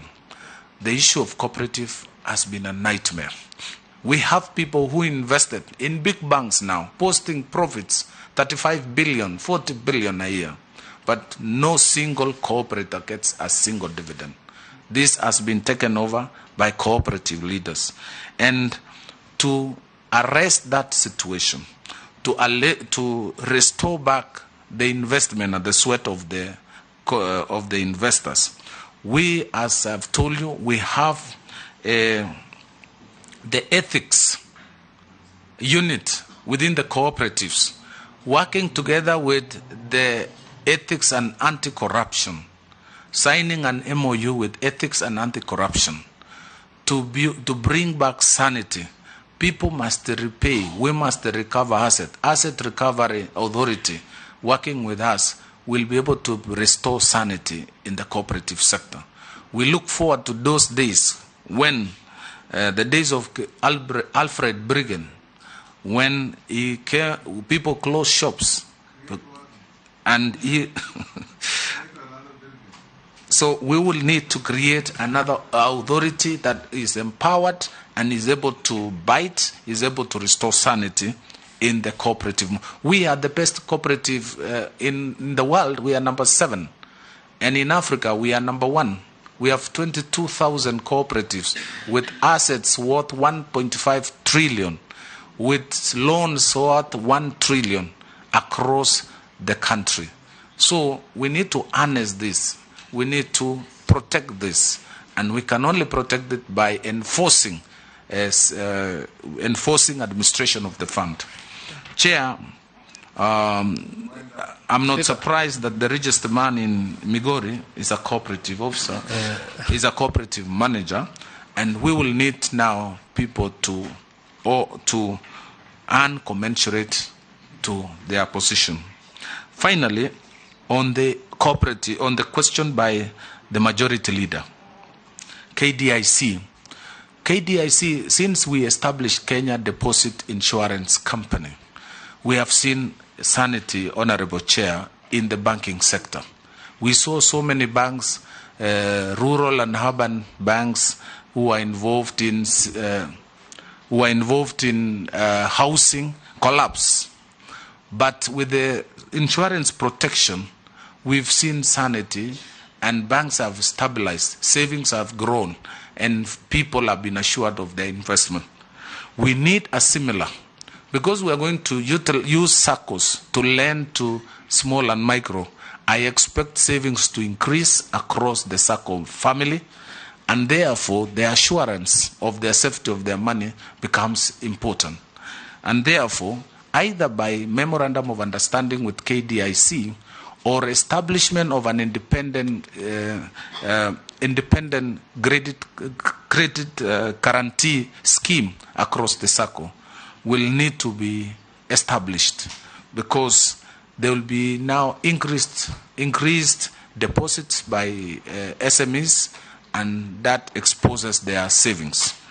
In Kiambu, we also look forward to a shared digital platform where SACCOs can actually borrow from each other to create liquidity, so that any SACCO who is having financial liquidity challenge can actually borrow from the neighboring SACCO. However, we will need to strengthen SASRA, the regulator of SACCOs, to ensure that every day through this single platform we can be able to view and see the performance of each SACCO. What we have seen in ECESA is 2 books of accounts, Honorable Chair. We have 1 record for the regulator and 1 record for the member, and the real record. When we have a common platform, we will be able, the regulator will be able to view the performance without, even before reports are filed, you will be able to see performance of each SACCO. This is how we are going to expose the unscrupulous cooperative SACCO leaders. Chair, we will still pursue, the case of ECESA is on, and we will pursue to its logical conclusion, and any other SACCO where members have been involved and they have been investigated and found culpable, we will submit them to the laws of the country. I submit, Chair. Chair, just one clarification from the nominee. With your indulgence, Chair. With your indulgence, please. Yes, Unit. Chair, thank you for your indulgence, Chair. Chair, if you look at the ministry's name, it's very good. Ministry of Cooperatives and SMEs. And Chair, what drives the clarification I'm seeking, majorly business in the country, is the SMEs, so the people who drive the economy. But Chair, one of the things that they have really suffered from for the last 10 years, even at the county level and at the national level, is what is called pending bills.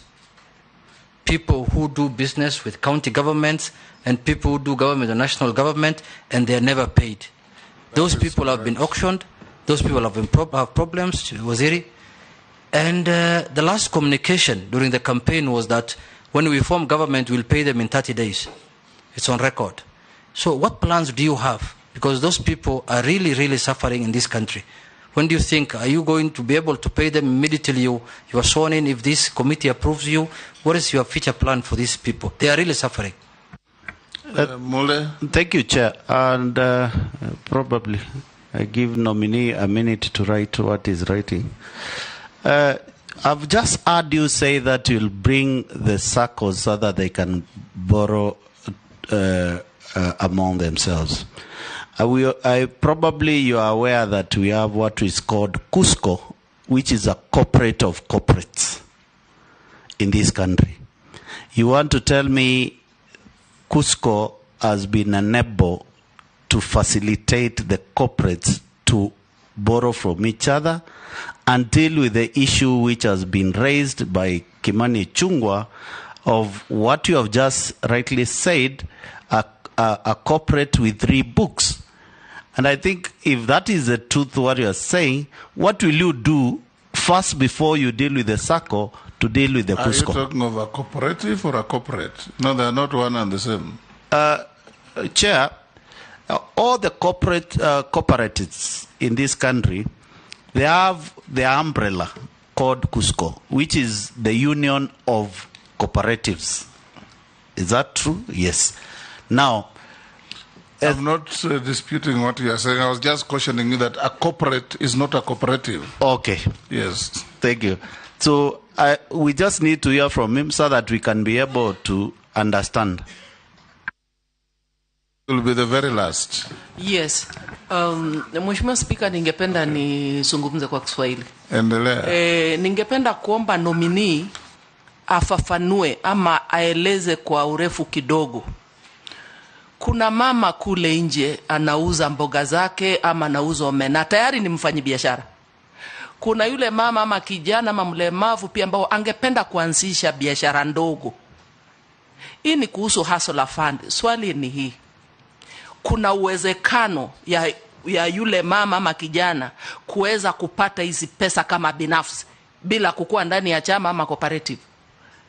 Kama jibu ni ndio, ni njia gani ataweza kupata hizo pesa kama binafsi, mfanyabiashara binafsi? Nadhani Wakenya wangependa kujua. Asante. Last but not least, Deputy Speaker. Mr. Chairman, please let no member raise his tag again. Thank you, Honorable Chair. Mr. Chelugui, I hope you are going to engage the county askaris, the police officers, and the chiefs, because when you do lend the women or the hustlers this money, you're going to have a situation where you give them money in the morning to go and buy their wares. Then the county askaris will confiscate them and keep them. And then those women will not be able to pay you back. Or you'll have a situation where the police ask for a bribe, and then they will not have money to repay you in the evening. So if you don't engage them and sensitize them to know, if the women are on the street hawking illegally, all you have to tell them is take your wares and leave within the next 1 hour. You don't have to take their wares and go and divide among yourselves in the evening. So if you don't engage them, the hustler fund will collapse. Simon, answer all those in 2 minutes. Thank you, Chair. Thank you, Chair. On the matter of pending bills, Chair, I think there are discussion by government to address this matter. I cannot give specific at this time, although I acknowledge the challenge our small and micro are going through by not being paid. There have been programs, plans by the previous administration or the outgoing administration to address the matter of pending bills. I believe when this government is established, it will put together a team to address and organize the resolution of this matter, which affects many, many small and micro. On the issue of SACCOs and Cusco, I agree with the Honorable Mule that we have the union of unions of SACCOs, that is Cusco. However, Chair, the CLF, the Central Liquidity Fund, is a pool fund, is a common fund that puts together all there are SACCOs who have excess liquid overnight, what we call in banking overnight lending. So what we have been having, when a society or a SACCO falls in liquidity, they resort to the normal banks, and that sometimes can bring them down because of the cost. Cusco is just a union. It articulates, it champions issues of SACCOs and cooperative society, but does not address the issue of now credit and savings. So the Central Liquidity Fund is like what we have in the banking sector, which central bank intervenes when a bank falls short in terms of liquidity. Since our focus is being pushed towards this end, it is important to put up a deposit protection facility, as mentioned by Honorable Shungwa, and also a central liquidity fund that will pool the excess liquidity to support any SACCO. I believe with peers, you will be able to resolve at a reasonable rate. Kuna mama mboga ako pale nje. Hiyo swali ulikuwa umejibu, but I think she wants you to speak in Kiswahili to somebody who has triggered her to ask the question. Ningependa kuwaeleza wamama wetu ambao kila wakati wanaamka asubuhi kutafuta kusaidia familia zao kwamba hii pesa ya asla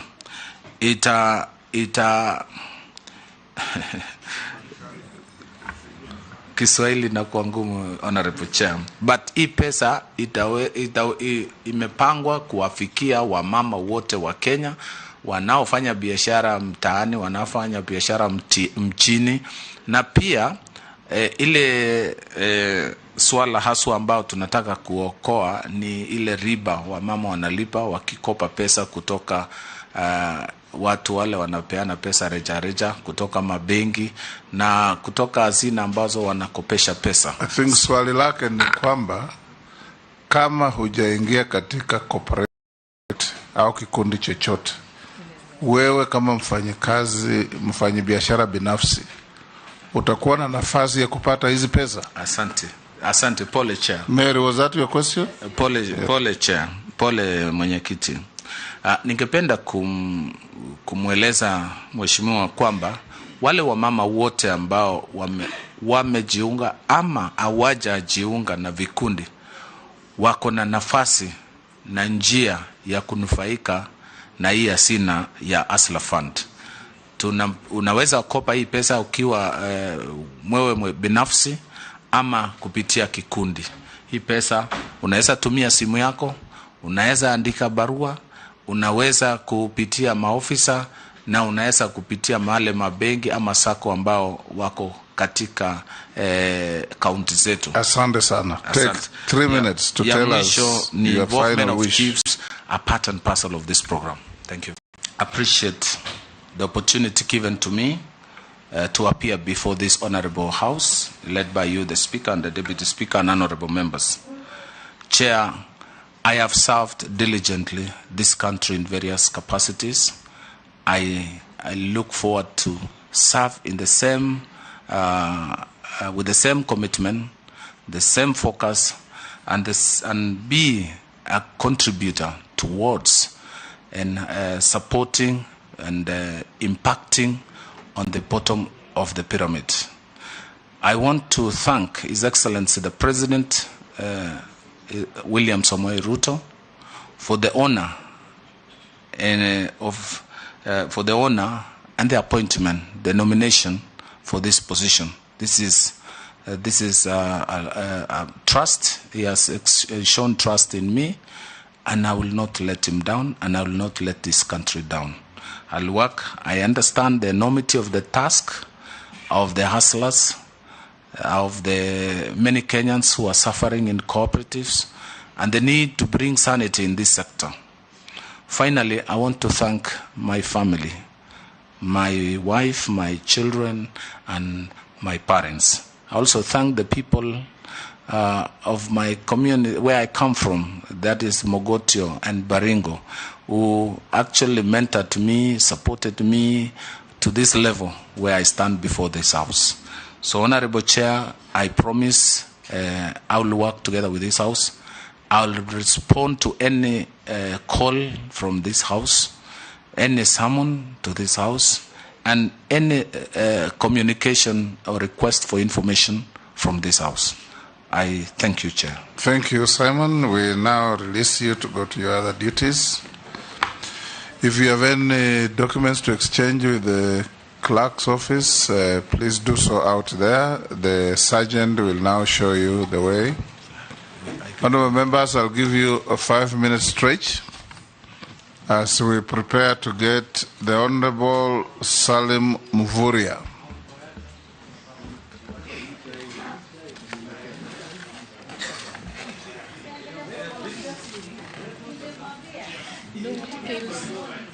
Eh?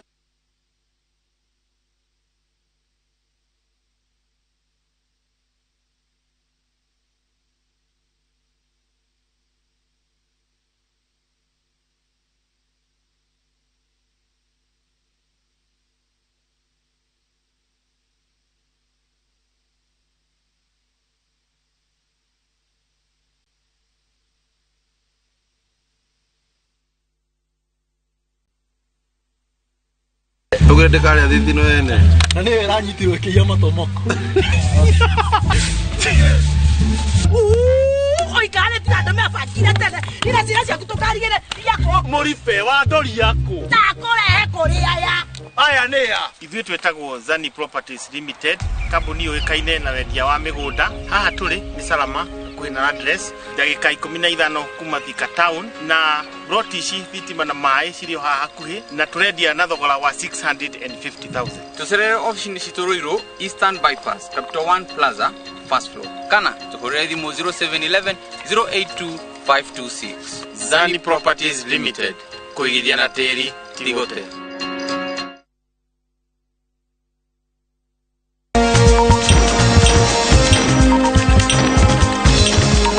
Kansa ti twiro ria gikuo. Kumenyeka gwitene wina kansa ni kugitagira muoyo waku. Mweri uyo wa 10 oya ikinya ria guthimwo thibitari-ini iyo egukuhiriirie. Ndumiriri ino wareherwo ni Royal Media Services. Ni tugwiciragia.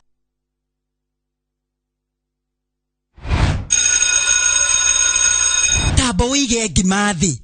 Ukwigwatia ki waga kugura broti. West Hill Shelters Limited ni maragwitira broti guku Juja Farm ndagika 15 kuma Juja Town. Ni kundu gwakitwo na kwina mai na thitima. Marakwenderia na thogora wa 550,000 cash na no urehe kahora kahora. Broti ici ciina ready title deed. Tucerere ofici-inĩ citũ Ruiru Town, Gĩtuamba Plaza, 3rd floor, kana ũhũre thimũ 0727 200 100. West Hill Shelters Limited. Mũciĩ waku wa ũigithia ũtarĩ ũcuke.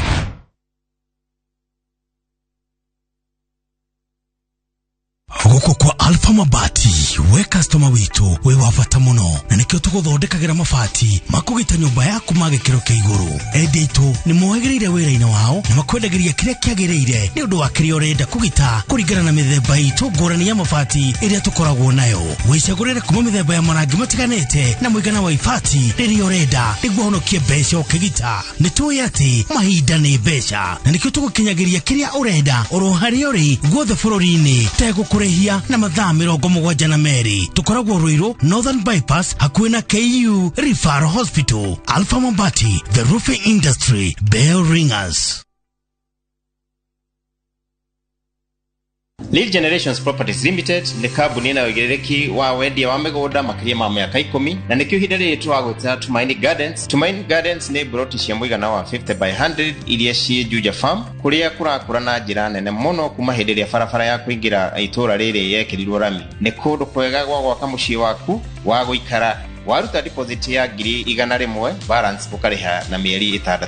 Taito cia broti ici ciĩ tayari, warikia kuriha broti yaku ukaheo taito yaku. Niguo kumenya maigi tucerere ofici-inĩ citũ iria ciĩ harĩa Ruiru Bypass, Kamakis, stage itagwo Hideout, kana utuhurie thimu namba cia thimu ni 0722 229493 kana 0722880136. Lead Generations Properties, actualizing your dreams. Cheza Shabiki Jackpot bao kila siku ili uwe milionea. Tuma ujumbe mfupi ukiandika neno SJM kwa 29063. Nina furaha zaidi kwa sababu nimeweza kujishindia shilingi milioni 5. Nina mpango wa kuongeza biashara. Usiachwe nyuma. Cheza Shabiki Jackpot bao kila siku kwa 20 bob pekee upate zaidi ya milioni 20 kila wiki. Shabiki.com ni makao ya washindi. Not for persons under the age of 18. Betting can be addictive. Play responsibly. Shabiki.com is authorized and regulated by the BCLB. License number 416. Shabiki.com.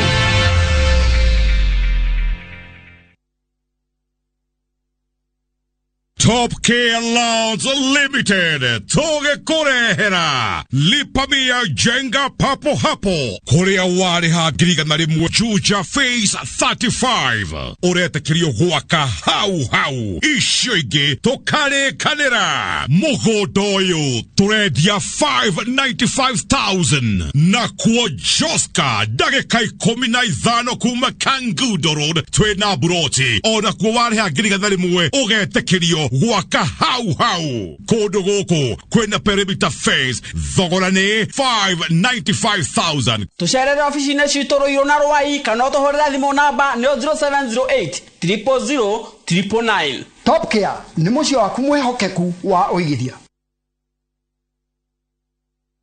Hey young man, what are you doing in the dormitory area? Schoolflix Data Pass is back. Now you can watch all your favorite films for free with 100 MB of data from Safaricom. To get Schoolflix Data Pass, simply tap Data Pass in the app and select Schoolflix. Schoolflix Data Pass. 100 MB to watch your favorite film on View Sasa.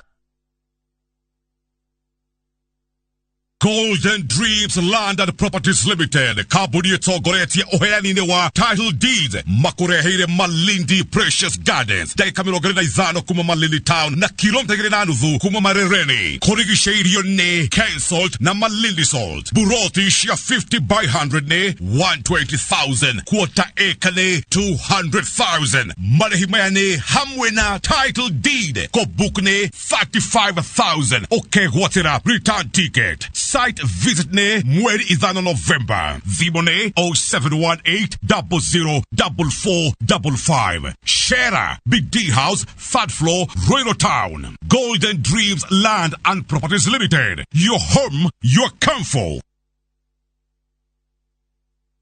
Twende Maju na View Travel. 5 days Dubai or Zanzibar from $600. 5 days Mauritius from $900. 4 days Seychelles from $1,000. 5 days Malaysia from $1,500. 5 days Thailand holiday from $1,100. 5 days Cape Town from $1,000. And Bali 5 days from $2,200. Call 0703-254-254 or email connect@viewtravel.com. To fly Maju, pop.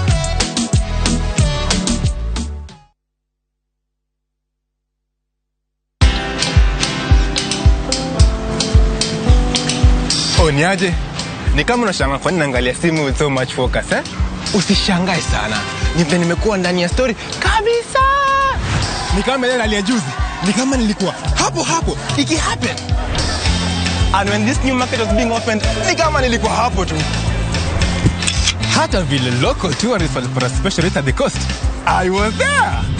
And when this new road was being commissioned, I was right there. Na hata wewe, unaweza kuwa ndani ya story wherever you are. Just download Citizen Digital. Stay informed on all the news and events as they happen across the country, the continent, and the world at large. Download Citizen Digital, Kenya's #1 news app.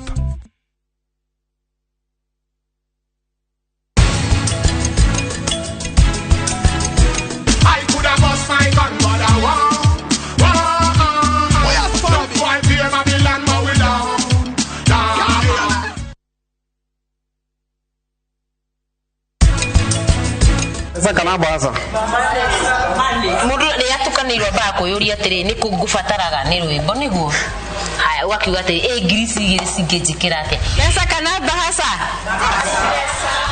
ndoragia haha gakinya ri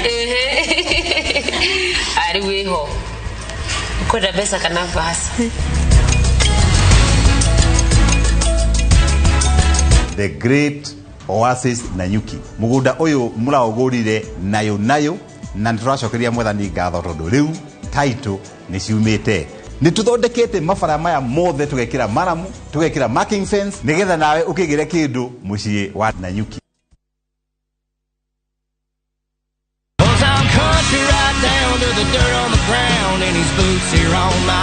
Ni ule waigua ruru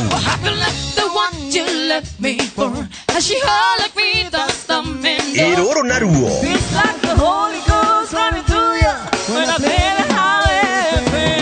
ni kuringithia rwimbo gi country desperately loving you desperately.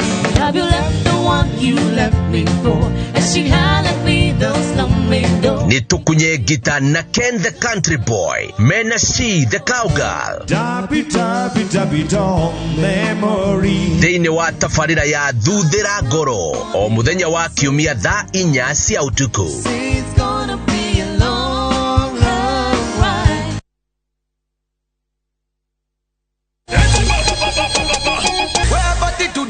I want to show them my attitude today. The best urban vernacular show. Nyitanira na niye DJ Quiver agikurehera nyimbo njeru na mix mwaki akitaka nampa aisu kama tuwara kirathi gamuonia dance move nego mwinera waku gakorowe on point tuga kuonia fashion ile ciothe ira trend korea mtaani na ma celebrities wanakuja wanachachisha mbaya itakuwa Jerry wa karaoke ukipenda ni nje nani ngetoa disia manake tall dark and kind nyitanira na idu every Saturday kuma thaa 11 cia hwaine nginya themwe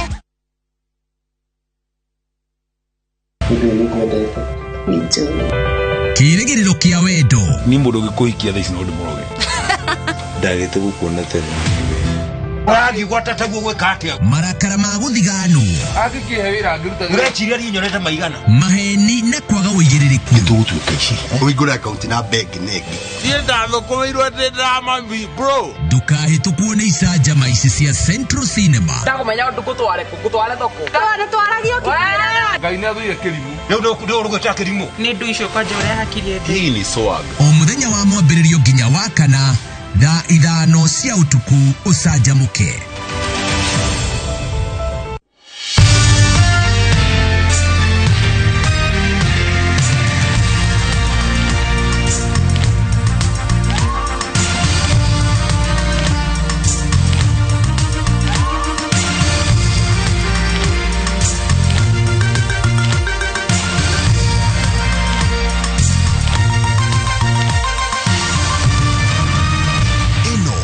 Shesheni ya Inoro TV.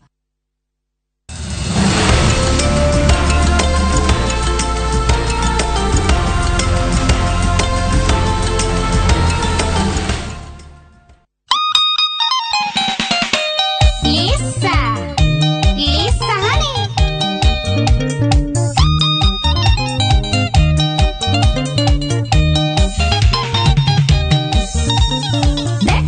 Mushi wakwa muiretu njoragia kikotange henjio ni makunyamenya mukewereria mwaki mukerang'ania rekire mungirohenda mugicunga kona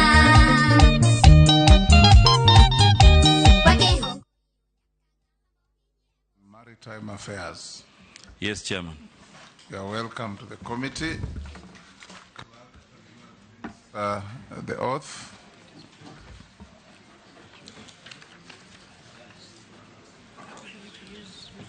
Quran. You have a choice of the Quran, the Bible, and affirmation depending on your faith.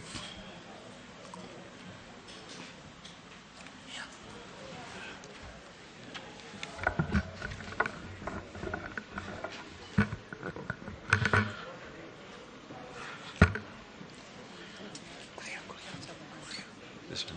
Yes. Okay.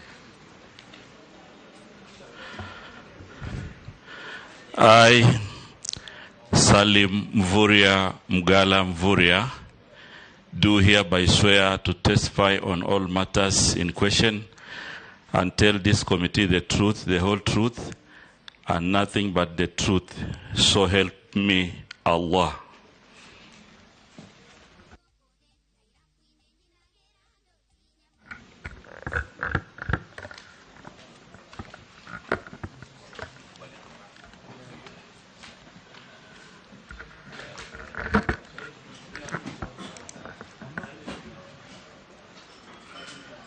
Sign it.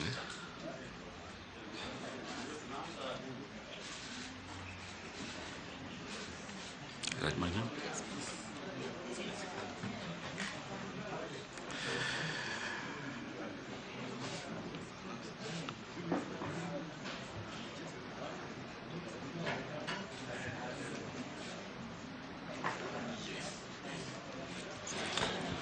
Honorable members, the nominee for the Ministry of Mining, Blue Economy and Maritime Affairs is before you. The Honorable Salim Mvuria, this is a committee of Parliament, the National Assembly, whose mandate under our standing orders, the law and the Constitution, is to test your suitability for the docket to which you are nominated. You are going to have a 90-minute engagement with the committee where members will ask you questions or make comments. You are advised to answer questions through the chair, as members will also ask questions through the chair. We encourage you to be concise and precise in your answers. Don't volunteer unnecessary and unhelpful information where it has not been sought, so that we can make good progress. We advise you that this is not an adversarial process.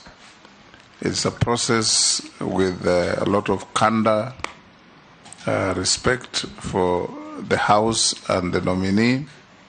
But members will ask hard questions, firm questions, to which we expect honest answers.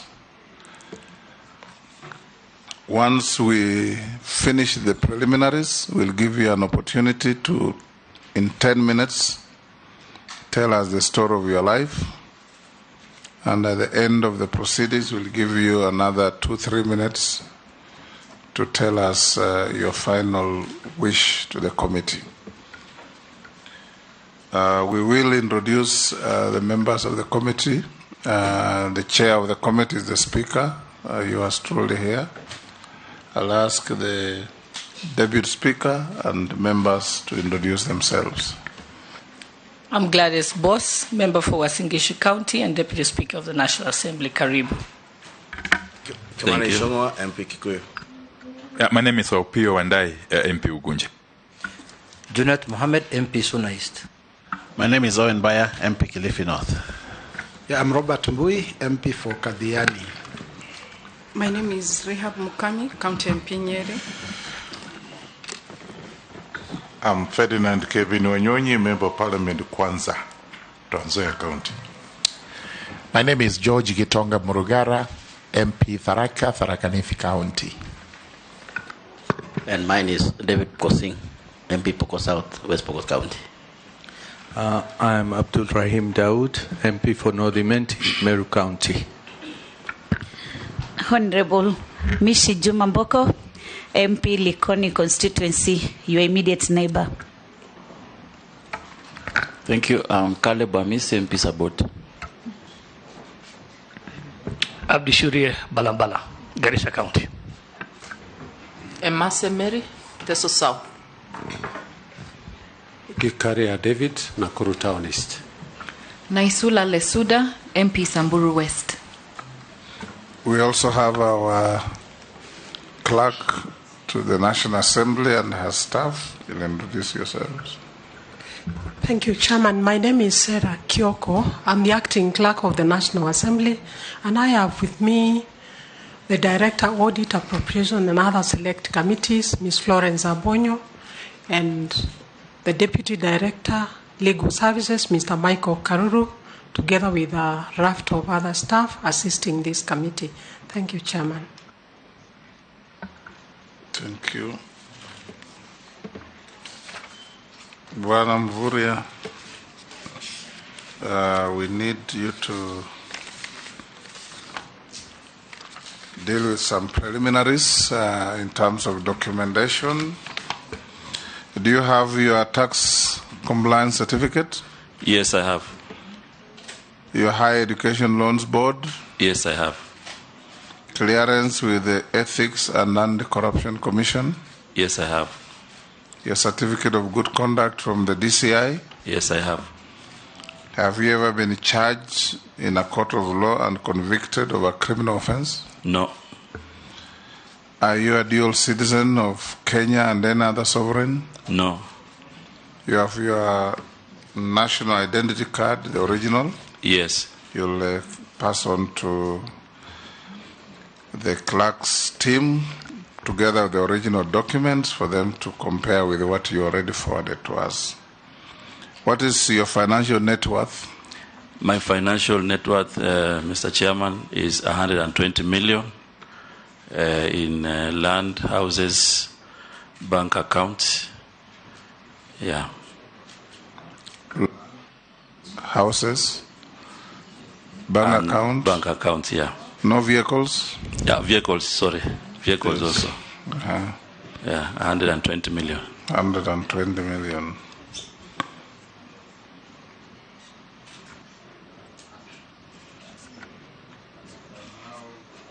Give you your 10 minutes. If you take less, the better. The journey of your life up to where you are. Thank you very much, Honorable Chairman and members of this committee. I want to restate my names. Salim Mvuria Mgala Mvuria. I was born in a small village in Kwale County called Kazandani. I went to school at Mavrivirini Primary School, and I finished KCP exam. Then I was admitted at Mpeketoni Secondary School in Lamu County, where I did my CSE, and I qualified to join Egerton University, where I graduated with a degree in agribusiness management. And thereafter, I worked for some time. Then I got a scholarship with the Ford Foundation in their international fellowship program. And I went to do my master's at the University of Sussex Institute of Development Studies in Brighton, England, UK. I started working as a contractual employee in 1995 at Rea Vipingo Plantations, where I was a field monitoring officer. Thereafter, I joined Tegemeo Institute of Development Policy and Agriculture, where I worked as a research assistant for about 1 year. And in this particular research project, we were able to move around 11 districts of our country.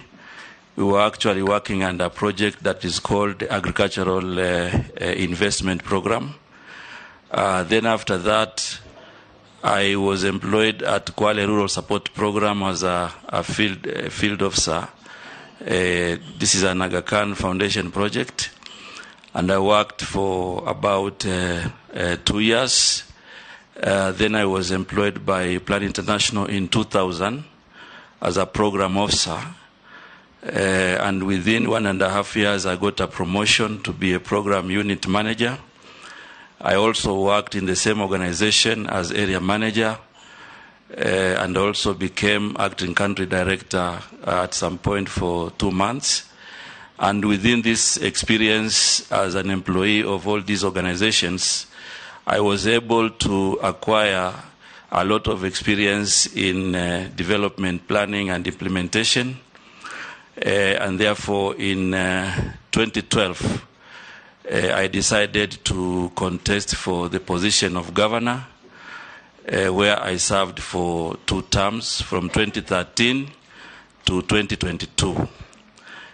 Within all these positions, Honorable Chairman and members, I was able to design and implement transformative programs in the areas that I worked. And one of the things that I have left as a legacy in Kwale County is the social development programs, economic programs, and also political transformation. In the area of socio-economic development, we were able to begin a very exciting program of education we call Elimu Nisasa, where we were giving scholarships to students. And as I was handing over, we had over 4,035 who were at the universities and 7,885 in the national school program, where we were paying for their fees in the 4 years of their schooling. In terms of economic transformation, as I left office, I left Kwale ready for economic takeoff. And also in terms of political transformation, I think we've been able to have a situation in the county where accountability and governance is one of the things that citizens look at in everything that is done. And I think we also made history to have the first female Muslim governor in Kenya through that arrangement. So I think I come here, Mr. Chairman and all members, to discuss with you this new responsibility of mining, blue economy, and maritime affairs. If you look at my journey, in all the areas that I have been in positions of leadership. In secondary school, I was a head boy and school captain. At the university, I was chairman of agribusiness. And also, I have served in other capacities. I've been the chairman, Jumuiya Counties of Pwani, a regional economic bloc, where we were able to develop a blueprint which was focusing on some of the resources that will be discussed today on blue economy.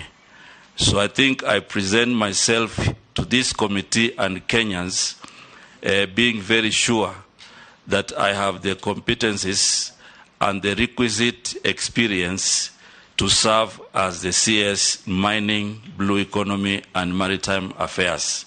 So, Mr. Chairman, I'm looking forward to a very exciting discussion because I think mining, blue economy and maritime affairs is fairly a new ministry. But I think through the discussion here, through the collaboration with the National Assembly and all other stakeholders, we should be able to have a situation where we begin to rediscover the road to prosperity through this particular ministry. Thank you. Thank you, Honorable Chairman. Thank you, Salim. Thank you for those introductory story about your life. I'll now open the floor to members to engage you in the manner that I had said. Our time is 90 minutes, including the time already consumed. Let's try and keep time as much as we can. David Speaker. Thank you, Honorable Chairperson. Honorable Mvurya, congratulations on your nomination as the Cabinet Secretary for Mining, Blue Economy and Maritime Affairs. I just have one question for you.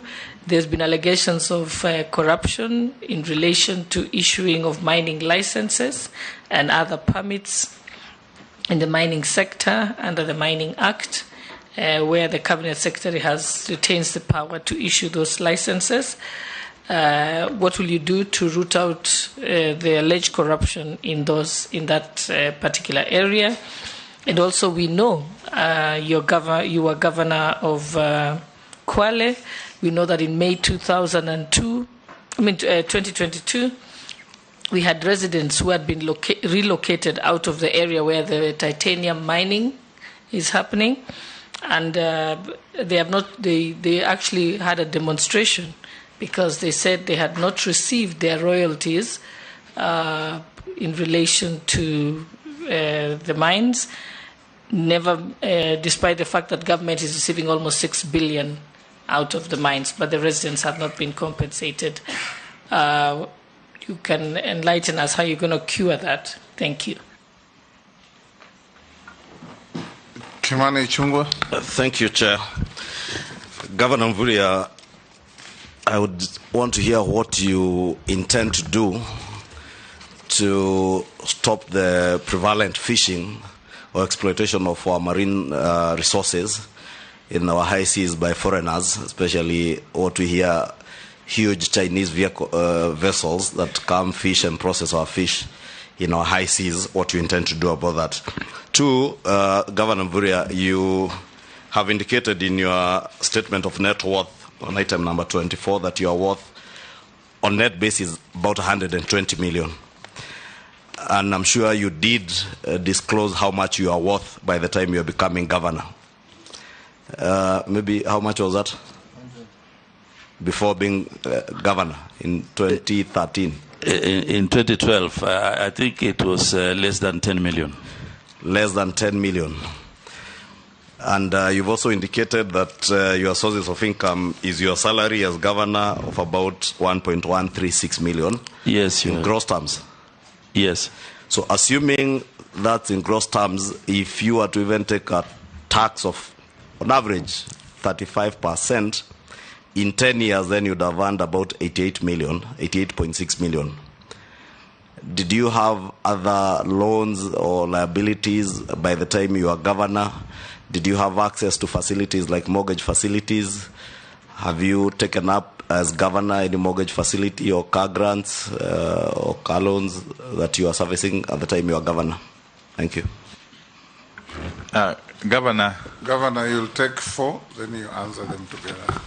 Governor, I have had occasion to visit your county in the last parliament when I was chairing the Public Accounts Committee on the matter of royalties which were due from base titanium to the government.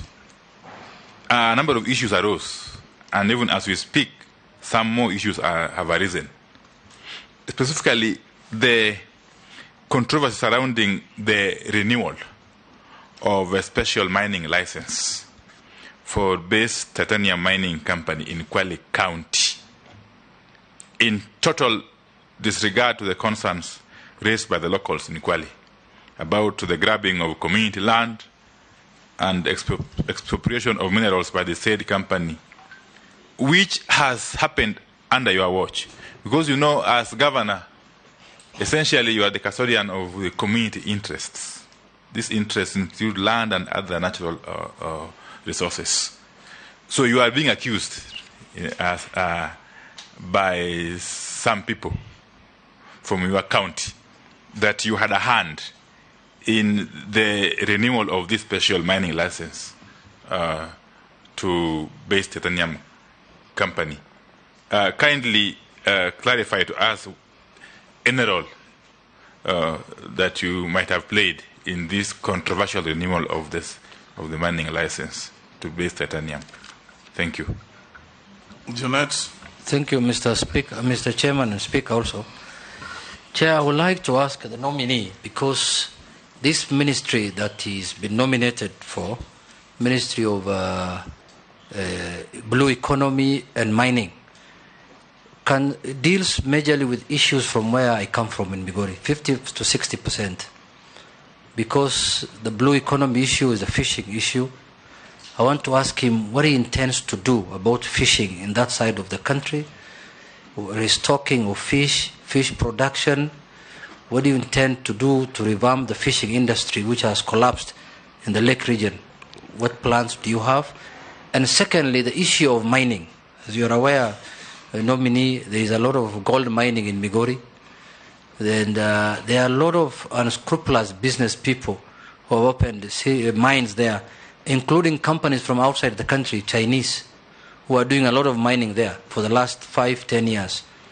So how do you intend to revamp that place so that the mining industry becomes productive for the people of that area, so that they can benefit from the mining instead of people coming there and mine gold, many kilos of gold, and disappear with it without even paying any taxes to the government? There's a lot of contraband mining that is going on there at the moment. Owen? Just a quick one, Governor. Just one. The fishermen at the coast, especially, they want fishing nets, they want fishing gears, and they want all these inhibiting statutes removed and regulations removed, so that they're able to go to the ocean, to the sea, fish, and make money, especially the hustler fishermen. But there's a lot of inhibition. What are you going to do to ensure that the fisherman at the coast doesn't sleep hungry? Two, the former president launched a 10 billion fund, KMDF, that fund, 10 billion to assist fishermen at the coast. But up to now, I think it's like 3 years, we have not seen any impact. How are you going to salvage this fund so that it gets to the right fishermen, the artisanal fishermen, and all the people in the fishing industry to help the hustlers come out of their poverty? I thank you. Chairman, I forgot something. I forgot something very small. Yes. If you allow me. Yeah, Governor, there are these national fish quality control laboratories that were established in Kisumu, Nairobi, and Mombasa way back in 2017 through support from government of Spain. and they cost about 1 billion Kenya shillings. Up to date, there are staff deployed to these 3 laboratories, around 60 of them in total. But they are idle because there's been no budget allocation, nothing at all is happening in these laboratories. Kindly help us understand what you plan to do with them. Yeah. Thank you. Owen, switch off your microphone. Salim? Pardon? Salim, you can now answer the phone. Thank you very much, Honorable Chairman. I begin with a question that has been asked by Honorable Gladys Shole on issues of licensing and corruption. I think in the ministry, before a license is issued, it's a process where the mining rights board has to do vetting, have to look at all the applications before the CS issues the license. And I think, as you correctly put it, we are also living in a situation where we have people who would wish to benefit in that particular process. And that is why, if this committee is satisfied that I can hold that docket, we will immediately digitize that process so that those who want to apply for licenses do not have to run around looking for people in hotels for breakfast meeting or whatever. They can do it at a click of a button. So I think once this committee is satisfied, one of the very early actions that I will take at the CS is to make sure that we digitize this particular process so that then it becomes easier to control, it becomes easier also to track, and it also becomes easier to know those people who have applied for licenses. Because within the process, if it is manual, you could have a situation where one applies a license, they stay for 5 years, another one applies in 3 months, and they are licensed. So I think this is what I plan to do to be able to address the issues of corruption. I also want to say that this event in May 2022, where Honorable has mentioned that there were residents who had not been compensated. Let me say that in the entire, it's not just a one-off. I think we've had quite a number of issues with relocations and compensation, and these are issues that we will need to deal with them in the law. Because as you already know, Best Titanium is one of the big companies that has invested. But as a country, we have not had an enabling legislation. The legislation that we have is the one that was done in 2016. Before that, we had one that was done in 1940. So in between, I think it will be important for my ministry to work with the National Assembly so that we are able to have a legislation which can guarantee the rights of citizens so that they are not exploited by investors. And as a government, we need to rise to the occasion so that we have proper regulations on compensation. The other question by Honorable Ichungwa on exploitation of fish in the high seas. Let me say that as a country, we have an opportunity. If you look at the entire blue economy and marine fisheries, aquatic fisheries, we have an opportunity now to make sure that we bring synergy and we also bring sanity in the area of fishing. Most of our fishermen who go to the exclusive economic zone, they have had these challenges where the other international trawlers come and they steal our fish. I think, Honorable Chairman, it will be our responsibility as a ministry to make sure that we work with security agencies to protect these areas. As it is now, I think we have quite a number of issues in the EEZ, and these issues will only be dealt with if we have synergy with the other ministries, Interior and Defense, to make sure that we secure this zone. Because in this zone, we can easily triple our income. In fact, if we are able to invest in supporting our local fishermen, if we are able to support other investors in this region, we can actually raise the income from 27 billion to around 150 or even 300 billion in the EEZ, the exclusive economic zone. The other part of that question was personal from Honorable Ichungwa. Indeed, yes, in my term as governor, I had loans which I paid and concluded with the various banks, and therefore, as I concluded my term, I didn't have any loan with anybody. The other question from Honorable Opio Wandai on renewal of license. I think, Mheshimiwa, that should be a wrong accusation.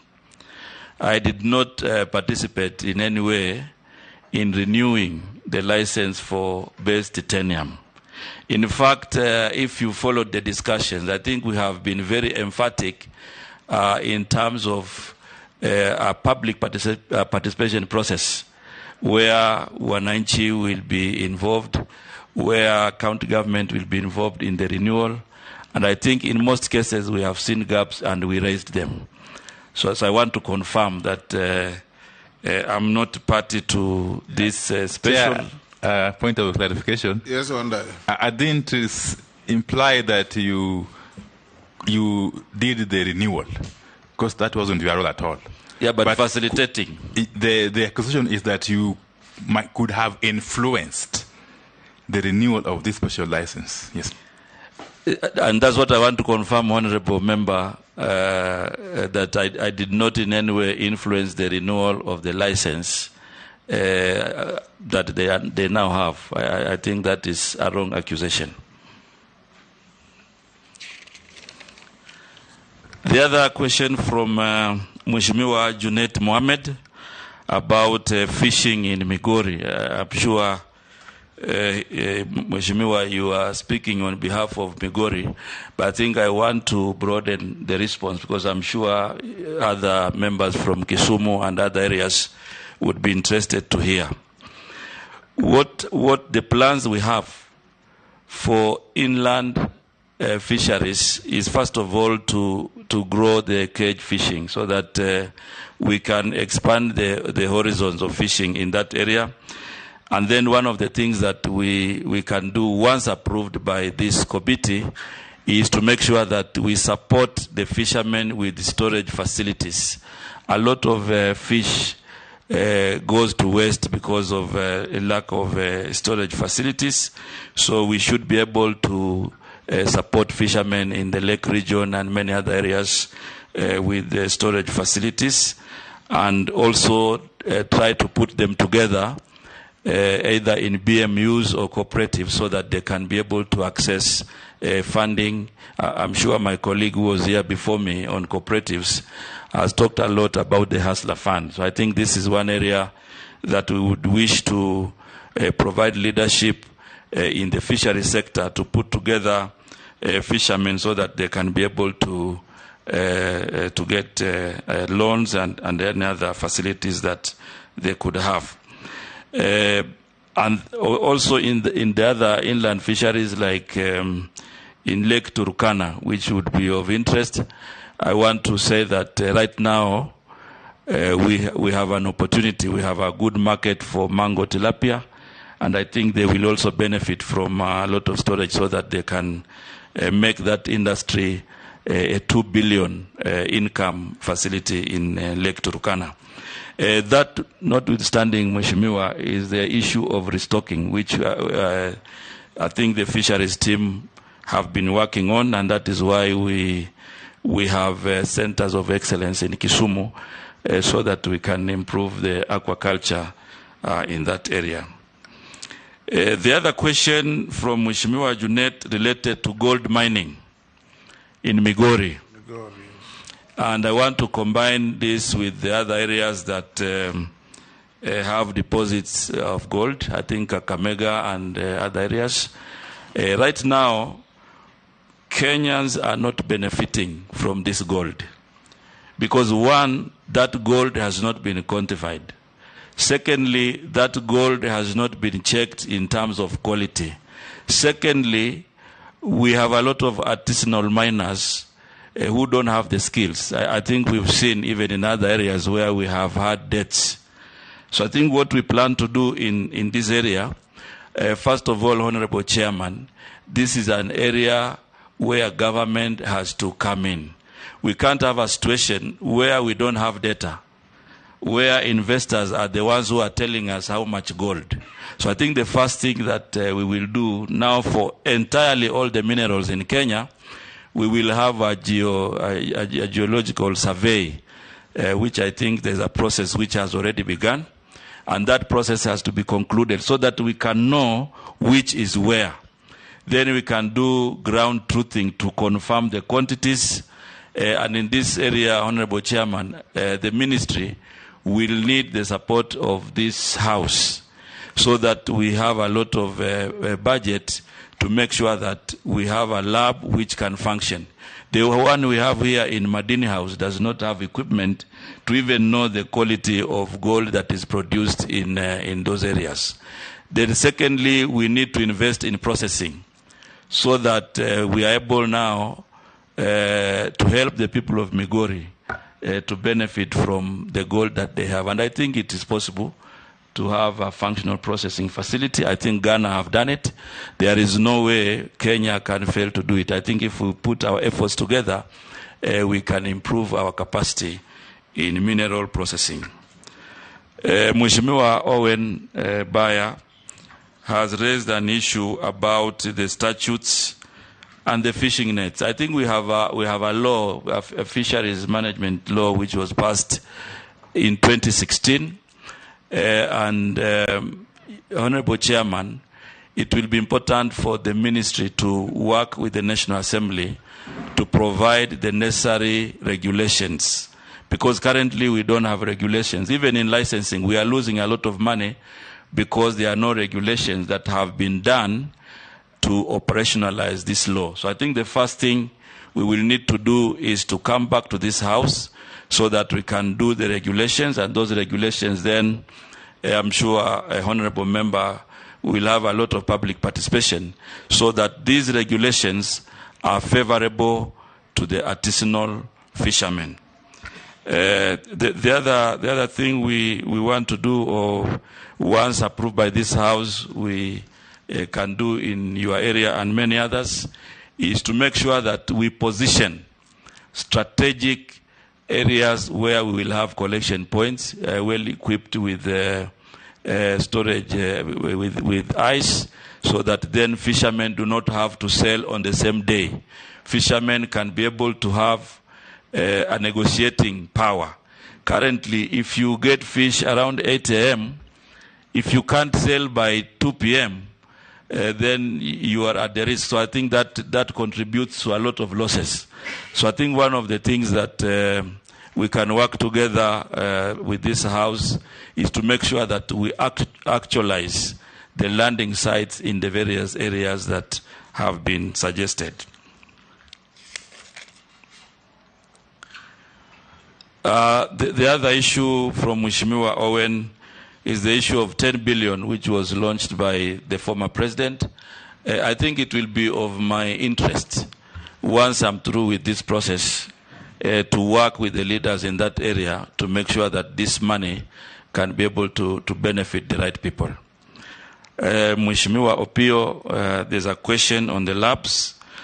My first assignment after swearing would be to make sure that the lab in Kisumu is functional, the lab in here Nairobi is functional, and the lab in Mombasa. If we don't have functional laboratories, then we cannot talk about fisheries as a serious venture.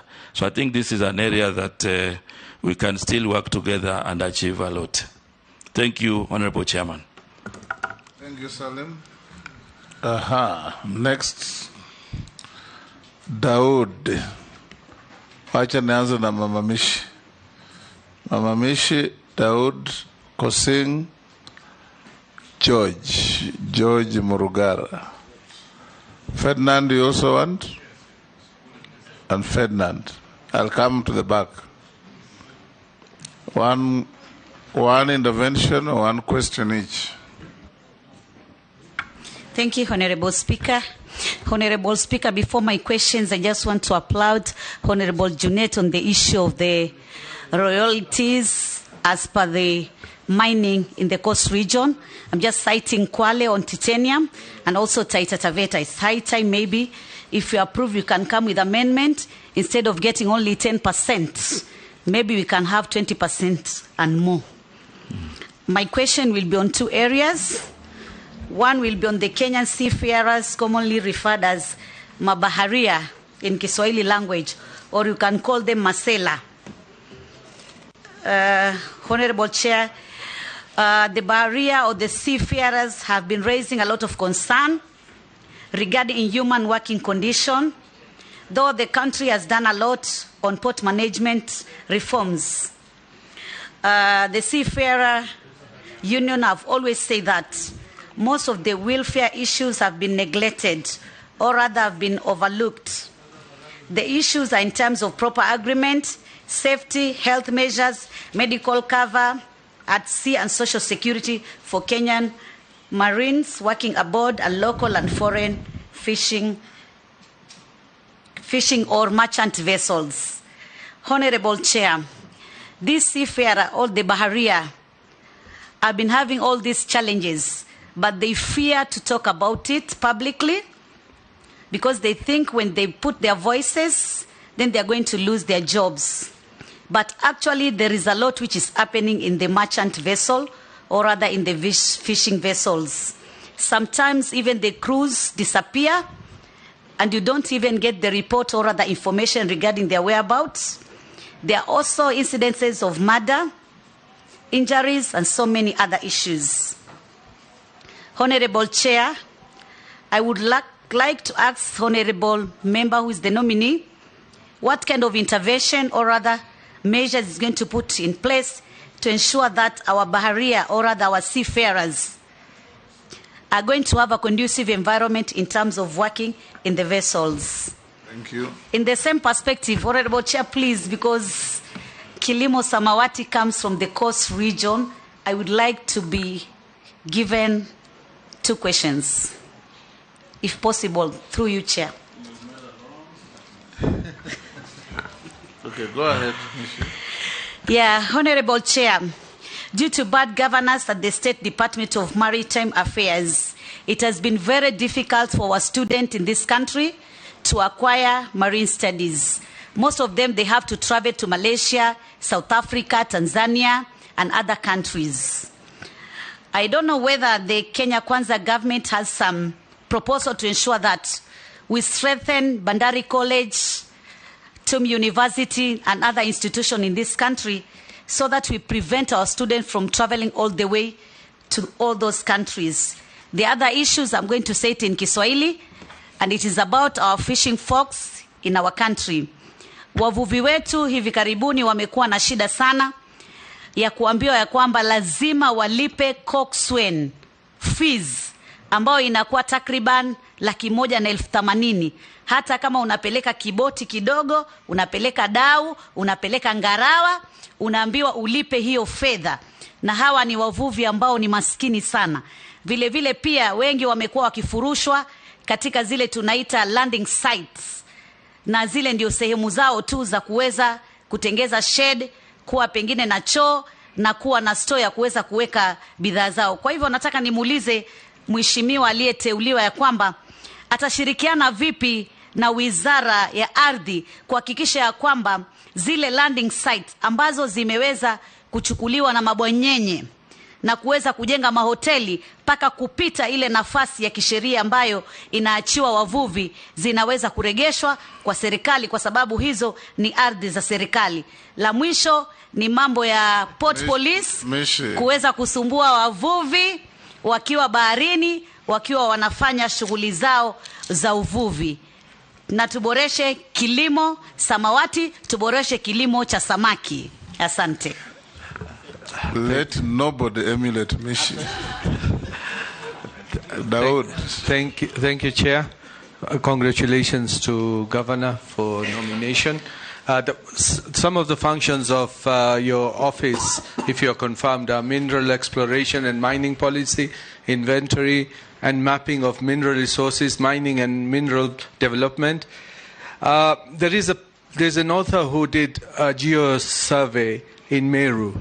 And because a lot of people think Meru or agricultural areas do not have minerals. This was done by Kasim Mustafa in 2015, where he did magnetic studies of iron ore in deposits in Beo area in Meru. My question to you, CS nominee, is once you come in, are you going to just focus on areas which are normally known for mining, or are you now going to focus on the whole country so that we know we've got iron ore in many places so we can get it? So I want to ask that only from you. And there is this thing about quarries. We've got issues in quarries because Meru is where we get people dying in stone quarries. So what are you going to do about that? Thank you. Next, Honorable Kosing. Thank you, Chair. And maybe a small interest is that Mburi and myself were beneficiaries of one of the most prestigious scholarships in the world, Ford Foundation Scholarship. When you went to Sussex, I went to University of Bradford. So that was leadership scholarship, very prestigious in the world. However, that aside, now back to job. Honorable Mburia, I didn't get your proper explanation on the artisans, small scale miners. This is what builds an economy of many people, particularly in arid areas. And I want to take a specific example of West Pokot County as an example of other places in the country. Mburia, you see, this is what supports many people in almost most rivers in Pokot, Turkana, Tiati, and so on. And if that would be developed, Honorable Mburia, that might be an alternative to cat wrestling, so that at least people can also move from cat wrestling to maybe this formal and likable kind of industry. But the government has never been there. Your ministry only is in Nairobi. Before you came, hopefully this committee will approve you. It's only known in Nairobi. It's not known in Pokot. So can you take that on as an alternative, maybe source of livelihood to the Pokot? And finally,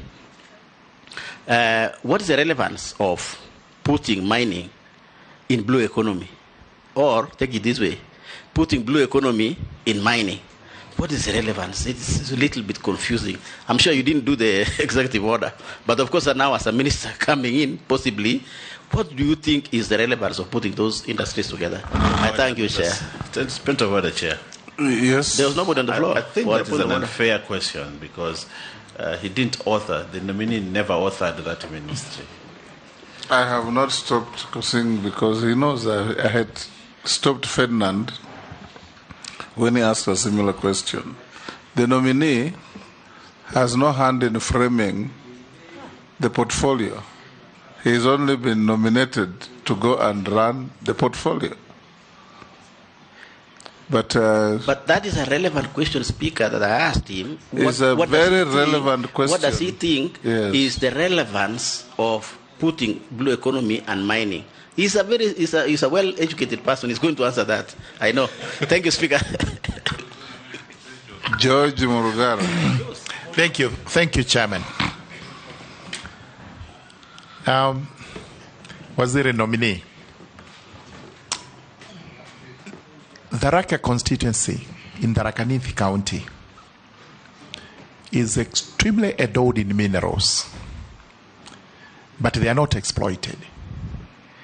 And the reason why they are not exploited is the fact that you have not devolved your ministry almost or at all. We have a lot of iron ore strewn across the whole area of the Raka. Gemstones actually find their place in the Raka. If you are approved by this House, do you intend to devolve your ministry to sub-counties, like most of the ministries, such that where we have a DCC, we also have a mining officer? Because with that, we'll be able to know what we have and what is of benefit to the country. Ferdinand? I had some time to go to Kakamega gold mine area.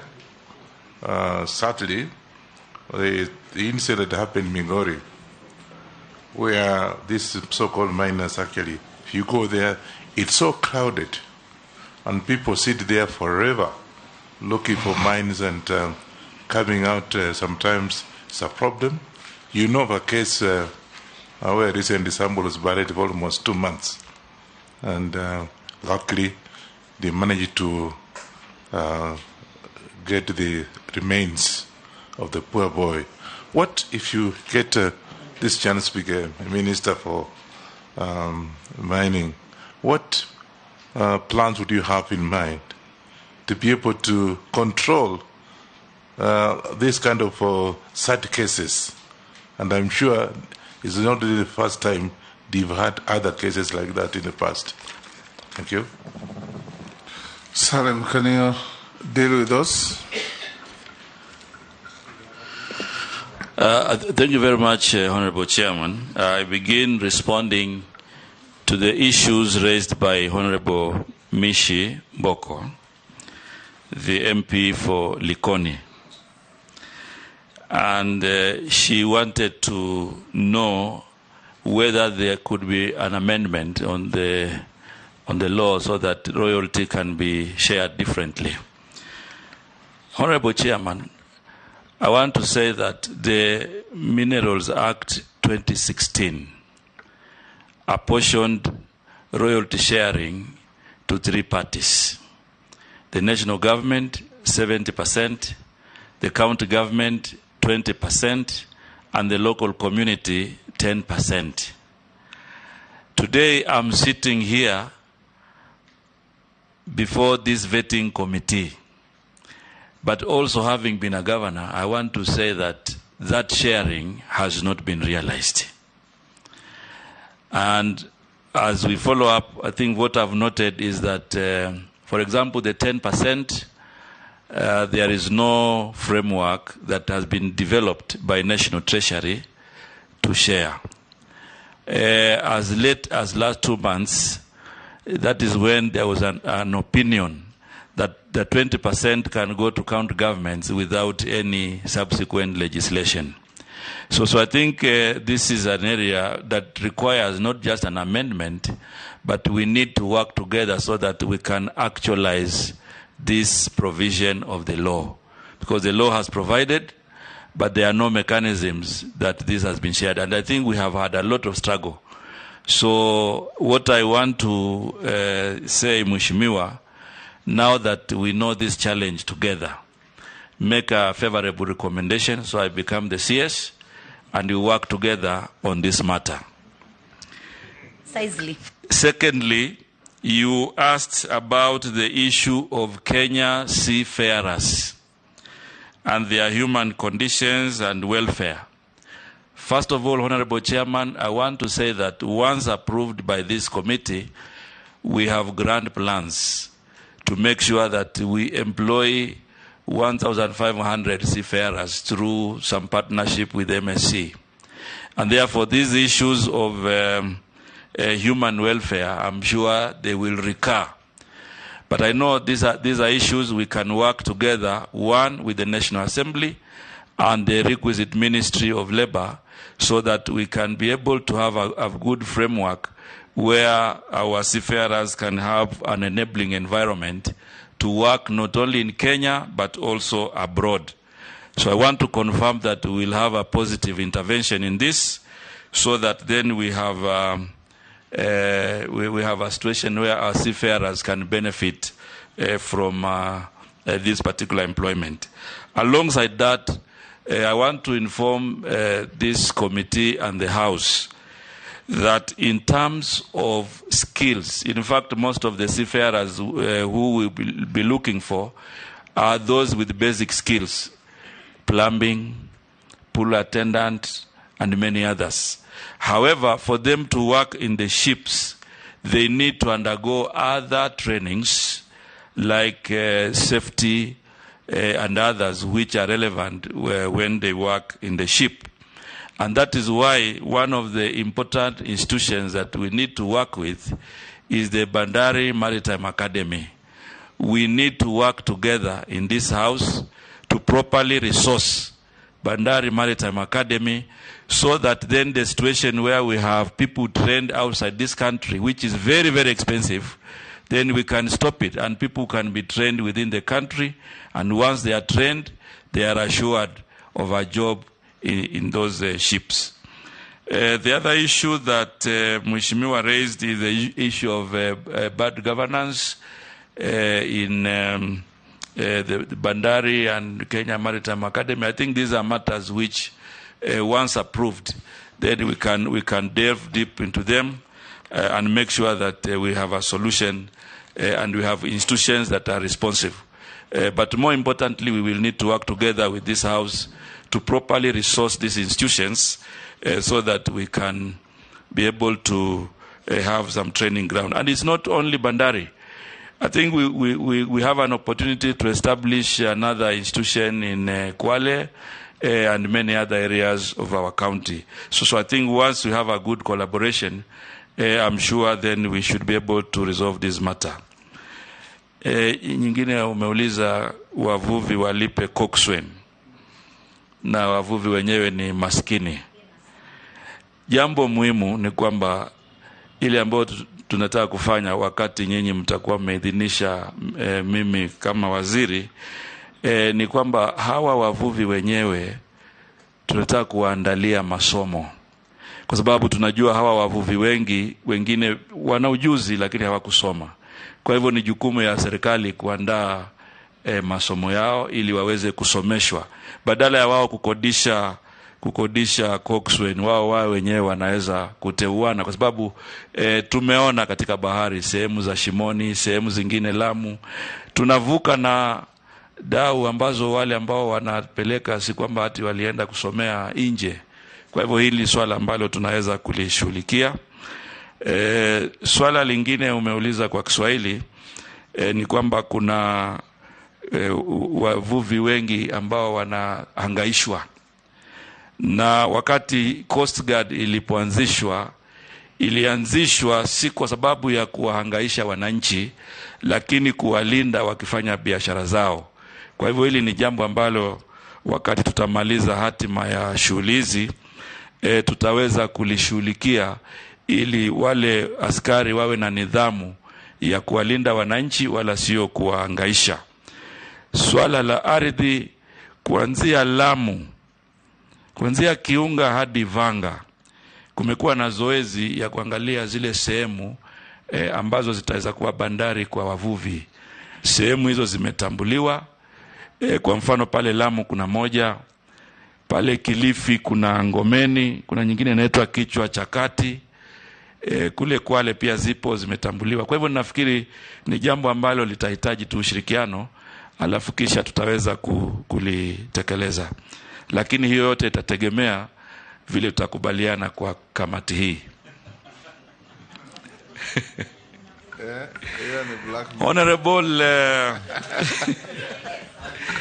Honorable Rahim, I hear you. I have listened to you about this issue of geo-survey. You know, Honorable Chairman, in this country, I think we are now I don't want to say we are the only country, but we are one of those countries who seem not to worry about our prosperity. We cannot have a situation where the government does not have data. We rely on data from, like now the one you mentioned, in the geo-survey, from private people. How do we control That is why it is important for the ministry, through your approval, to make sure that we invest in geo-survey for the entire country, so that we know what is in Meru. If Meru has iron ore, then we can be able to know we have it. If in West Pokot we have minerals, then we know we have it. Then we can even go ahead and quantify. Right now, the government is being held hostage by middlemen, people holding information. In fact, the other day, I heard people were really celebrating. They're saying, in Kwale, we have trillions of rare earth. Whose data are we relying? So it is important that the entire country, the ministry is facilitated. We look at the gold in Western, we look at the gold in Migori, and we should have data. And in my view, the government should be telling investors, we have this kind of minerals in a certain region. Investors come and invest. If it is a double P or something that will be a single investment, then they can apply their license as such. The other thing we need to do is to invest in the National Mining Corporation. We set up a corporation through the 2016 legislation, but it is idle. It doesn't have a budget. It doesn't have any development funds. So I think once approved, these are some of the things that we will need to work together so that then we are able to rescue and rediscover our country. Because if you look at what we have, we really are sitting on a lot of prosperity. And the only way we can be able to succeed is to have reliable data, which the government has done. So I think, I know there are other honorable members who had a similar concern. So I decided to put it together so that it can also respond to the other issues. On the issues of quarries, Mheshimiwa, I think having been this nominee for these few days, I've been looking at some information. And I think we really need to come back to the House so that we can have legislation that guide all these quarries. Because, it will only benefit our people if quarrying is also looking at issues of environmental protection. As it is now, I don't think we are there yet. So I think I would like to appeal to members of this committee that this is a matter which we can revisit once the approval process is done. Mheshimiwa Kosing, thank you very much also for reminding me that we were cohorts in the International Fellowship Program of Ford Foundation. Thank you very much. And I know me and you signed a charter to make sure that we work around issues of social justice. And that is why you have succeeded in your elections many times. Honorable Chair, this issue of artisanal miners, this is an area we need to invest in. Because artisanal miners moving from Taita Taveta, from West Pokot, from Western region, they are not properly organized. So one of the things we have to do is to properly organize them. Then we have to empower them. For example, in other areas who are doing gemstones, now we have a gemstone center. We need to empower them so that we can cut them out of middlemen. So I think one of the actions that will be very, very important is to make sure that, first of all, we identify them. Because right now they are not even, you can't even know who is an artisanal miner. They are very erratic. So we need to put them together so that they can be officially recognized. They can be trained. And this training is not a school training. We are talking about a skills training. And now the good news is that we have Taita Taveta here, which is a center of excellence for minerals and mining training. So we can take them there so that we can empower them.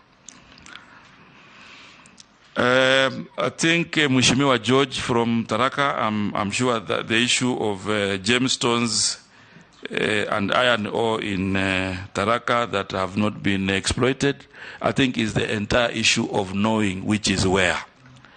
Right now, we have 13 offices in the country. We have 13 because the ministry divided the country into 13 regions. So we still don't have staff in every county. But that notwithstanding, we need to, first of all, invest in our geologists.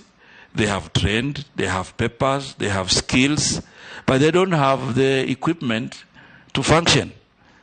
Madini House is just here to look at the quality of our minerals. It doesn't have equipment. In fact, the gold in Kakamega, they do their quality check in Mwanza, Tanzania. Some do in South Africa. So I think as a government, we cannot allow that kind of situation. That also goes with people who have been doing exploration for many years. When they come to you, they are saying, we are not yet mining. We are just doing exploration. But they are selling gold. Yeah? So it is important that we work together to arrest this. And the only way is to make sure that we have data, we empower our technical team, so that then we can be able to have prosperity in this particular sector. And I think that's the same with the Mheshimiwa Ferdinand. I think I agree with you. I have seen, and I know that artisanal miners have died because they go there to do mining without any skills. Wanafunga tochi tu hapa, and then all of a sudden we have reports. We have to make sure that we have proper regulations. We have to make sure that artisanal miners have proper skills, so that they can also be, even when they die, nobody pays them. Even when they go through all this finding out where there is gold, the middlemen undercut them in the price. So I think these are some of the issues that we need to work together so that we can bring prosperity. And even though I didn't want to answer the unfair question why the ministry was called the way it was called, but I think I want to thank the wisdom of His Excellency, the President, in putting together mining, blue economy, and maritime affairs. In the blue economy sector, in the oceans, in the lakes, in the rivers, we have a lot of minerals. So I think there is a lot of relevance in putting it together. Thank you, Honorable Chairman. Thank you. Naisula, Mukami, Gikaria. Naisula, did you raise your... Yes. Yes, Naisula, then Mukami. Thank you, Chair. Listening to you, the nominee, it feels like as a country we're really underfunding mining, and we're not taking it seriously. And I'm sure through your interactions with the ministry and the ministry officials as you are preparing for this vetting, how will you be convincing Cabinet and even Parliament for more funding so that you can execute your work better? The second question is the issue of environment and ensuring that you do your work, but safeguarding our environment and also the interests of the communities. And then this one just is a thought. Where I come from, and especially in the north, there's this long-standing theory that the reason we will never know peace, or why we will not have security, is because the area is filled with minerals, with oil, with all that. And finally, when we saw oil in Turkana, it almost confirmed the theory. And I know that we have so much minerals as well, even from my own county. I just want to pick your mind and how you'll be working with your counterpart at the Security Ministry to see that we have peace in those areas so that you can explore some of the minerals that are there. Okay. Rahab. Thank you, Chair. Congratulations, Governor, for your nomination. We all know minerals can be a great source of income for local communities and the country at large. How are you going to enable the country maximize the revenue and the profit Because you know most of the time people will go for the minerals in Turkana, and the Turkana people will gain nothing. Thank you. Gikaria? Thank you, Chair. Mine is just on one aspect. You know, mining is a very big issue here in the country. But once they have done their bit, they have taken the minerals and they have gone decommissioning. I would really want Waziri to explain how we'll handle the decommissioning aspect of those areas that have already been taken care of. Secondly, I've had him asking for more funding to do a geophysical survey. To my recollection, just this year, the former president had unveiled a report, or an airborne report, of all where we could. And I think there is a report to that effect. And I think it was unveiled by the former president himself. So maybe why duplicate? Why not use the report that is already there for you to be able to understand where all these minerals are? Thank you. Salim, you can answer those. Thank you very much, Honorable Chair. And I begin with the question from Honorable Naisula Lesuda. She wanted to know how I would be able to convince Cabinet to allocate more budget to this particular ministry. I think the first thing that we need to appreciate is that this ministry, even though new, it holds the road to prosperity. In fact, if I'm allowed, I would say we will rediscover our prosperity. If we want to prosper, then we need to invest in this particular ministry. Not only mining, but even the other aspects of blue economy and maritime affairs. Kenya's international trade, 90% is done in the ocean. So if 90% of our international trade is in the ocean, then definitely this is a very important aspect that we will need to put on the table to be able to fund. If you hear the figures, even though we don't want to say that they are genuine, about the minerals in the different parts of the country, then you know very well that this is an area we will need to support. And I'm not just going to convince Cabinet, but I'll be coming to this House also to convince you. And I'm happy that apart from asking for the budget, I will also come to this House to account. So I think it's a very fair discussion that we work together to make sure that we inspire prosperity in this ministry. Secondly, you talked about the insecurity in your region, and the suspicion is that there are minerals and other resources. You know, Honorable Chairman, if we are able to quantify what we have where, if we are able to determine how we share, because I'm sure all this insecurity is because people want a pie of the cake. But once we know, in Samburu, for example, we have this mineral here, we have this, and the quantities, and we have a good royalty formula backed by an operationalization through regulation, then I'm sure we should be able to convince warring parties that, okay, you don't need to fight, because after all, you have your share. But you know, some of these issues are also caused by people who have interests, who never want to see peace in that region, because they want to be explorers all the time. So the only way is for government to provide leadership, the ministry to provide leadership to make sure that we have a total control of our resources in the country. Environment. The issue of environment, I think once a license is issued, one of the conditions is that whoever is going to invest, they have also to show how they are going to take care of environment.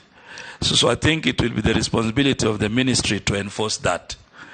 Because even before they do any other thing, they have to do an EMA report, But when they are confirmed, they have also to do an action plan on how they are going to take care of environment. So I think that is something that can be done. Mheshimiwa Rahab talks about the actions that we will be able to do to make sure that we benefit from revenues and profits from minerals. I think, Honorable Chairman, there are quite a number of legislation that we will be coming here to propose. I give an example of cement. You know, cement in this country, clinker is being imported from India and Egypt. But when you go to Garissa, you have gypsum. When you go to Kitui, you have limestone.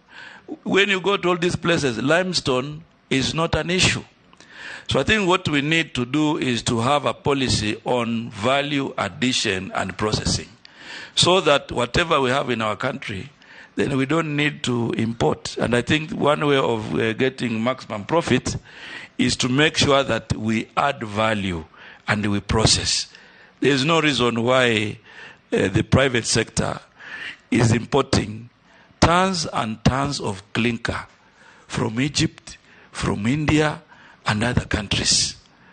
If we can give incentives, and one incentive is to declare those areas that have gypsum like Garissa, Kitui, limestone, and other areas, we declare them export processing zone, so that the investor investing in that area does not have to incur other inhibiting taxes.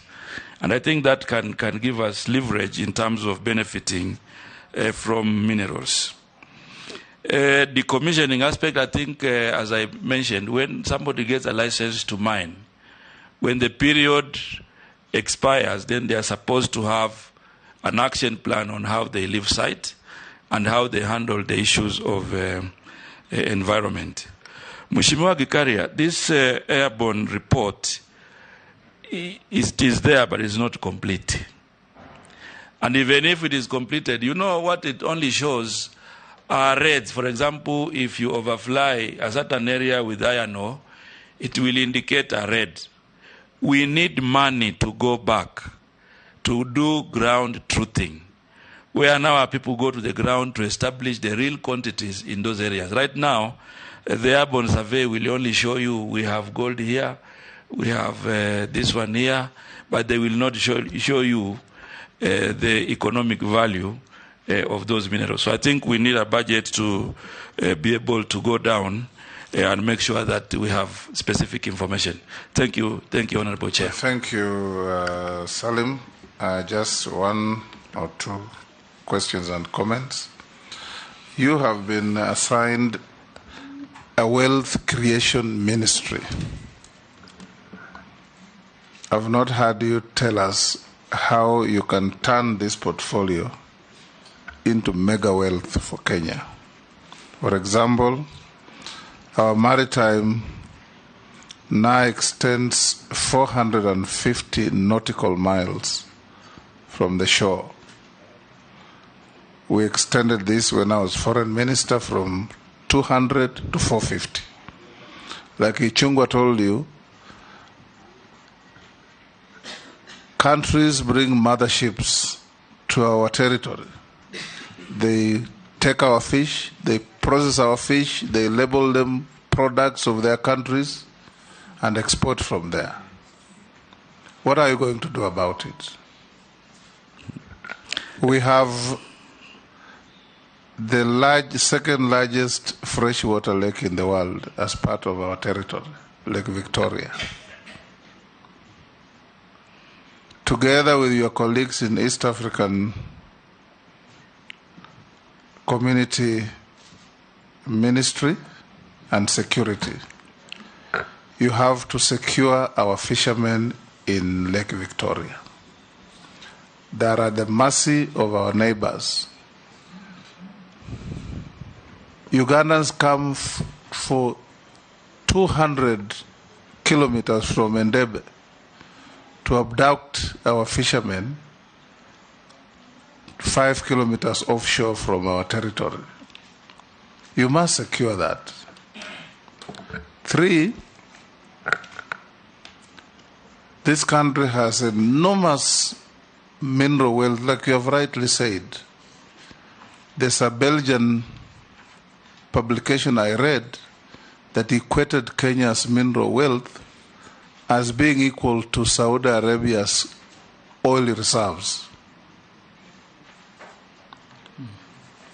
How are you going to convince Parliament to give you enough money to map out, to have a proper mineral map of Kenya? If you look at the map of Australia, it tells you exactly what is where. That should be your starting point. Then you must also strengthen, together with the Office of the Attorney General and good lawyers in practice, mining contracting. You see, foreigners just come here, they sign on a piece of paper with some villagers and start scooping our minerals, are going away with them. It's happening in Makalda, it's happening in Lolgoria, and it's happening everywhere.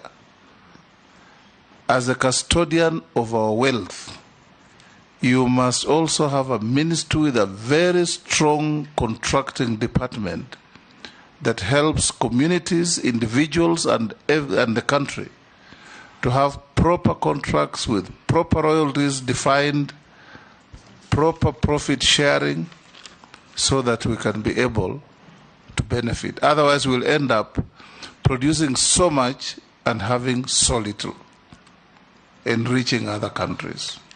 So your work is cut out for you.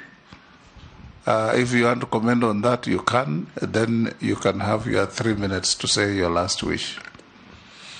Thank you, Honorable Chair. And I think the work that is cut for me, I want to confirm I'm up to the task, Honorable Chairman. I agree with you. This ministry is a wealth creation ministry. Wealth creation in the sense that we have a lot of opportunity, enormous opportunities to grow our income as a nation. And if you look at the fisheries, for example, if we are able to secure the exclusive economic zone, and we are also able to entice trawlers to be able to go deep sea, then we can even talk about, in a year we can even get 350,000 tons of fish from that particular region. In the same breath, if we are able to have a mechanism, a fiscal policy, which can be able to be enabling. Because, for example, Honorable Chair, you might be surprised. If you are a foreigner and you are fishing in our waters and you come to fuel in the country, it is cheaper than a local who is fueling here and fishing in the same area. So the area of levies on fuel, we need to look at it. The other area, Honorable Chair, is the area of shipping line. You know, we have an opportunity if we had a functional national shipping line. We can even double our profits at the port of Mombasa. I don't want to mention some countries. It might cause diplomatic row. But I want just to say that there are countries you can't imagine who have surpassed us in the area of just, by only having a shipping line, they've been able to double or triple their revenue. So if we are decisive, and I'm counting on this House, so that we are able to explore our maritime capability, we can double. As I mentioned earlier, Turkana alone, Lake Turkana alone, a small intervention will double the revenue to 2 billion from one lake, by just getting this mango tilapia, which I'm sure my friends might be aware, mango tilapia, which fetches good price in DRC, in Lubumbashi and Kinshasa. If we are able to add value in Lake Turkana, we double. If we are able to also work within Lake Victoria, Lake Naivasha, we can double. But there are decisive issues, Honorable Chairman, that the Ministry and National Assembly have to make so that then we are able to realize these gains. And part of it is to make sure that Liwatoni, this is storage place Liwatoni, I know it's done phase 1. It becomes the landing site for all the fish in that area. So that somebody does not fish in Kenya and offload in Seychelles. We want them to fish in Kenya, offload in Kenya, add value in Kenya, create jobs in Kenya. And I'm sure we are discovering, because Wananchi Marine was doing very well. We had youth and women employed. So if we can functionalize Liwatoni, if we can functionalize all the other areas we have identified as a ministry, then we are able to double our income. I agree with you, Honorable Chair. We need to work with the Minister of Defense, Minister of Interior, to make Lake Victoria secure, so that we don't have a situation where our people are held hostage. I know the Coast Guard may have done their part, but it's high time we need an integration of interventions in security so that we are able to secure our people. I think the other issues, Honorable Chairman, are also points for agreement and concurrence. The one on contracting, strengthen mining contracting, and having a strong contracting department. I think I have noted this, and once I'm confirmed and sworn in, I should be able to... If you are confirmed, not once you are confirmed. Okay, if I'm confirmed, and then we should be working together, Honorable Chairman, absolutely, to expand these ideas so that then we are able to gain a lot of prosperity in our country. Yes. On the aspect of decommissioning. We have, you have not answered about decommissioning mines. I think before you answer that, Dawood wants to ask something about FLOSPA. Thank you, Chair. CS Nominee. There is, in the Carrier Valley, we've got Kenya FLOSPA Company Limited. And on 23rd of September 2022, it has been gazetted to be dissolved, or dissolution of that company, of Kenya FLOSPA, together with the other companies which are there. Do you think, if you are confirmed, will you be able to look into it and reverse those companies which are beneficial to Kenyans?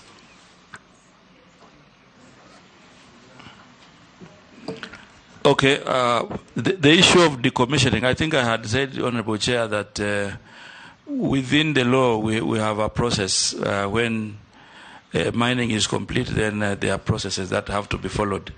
And part of it is environmental protection. Part of it is their social issues, because they normally do a social impact assessment. So then we measure them, within those parameters, so that we're able to decommission. Mheshimiwa Rahim, I want to assure you that this issue of FLOSPA, even now I don't have details. It is a matter that we can work together, get the details, and make proper recommendations on how to move forward. You have 3 minutes to tell us your last wish. Bwana Mvurya, what do you want us to do with you and for you? Thank you very much, Honorable Chairman and members. And I want first of all to thank you for this discussion, which has been very fruitful. Secondly, is that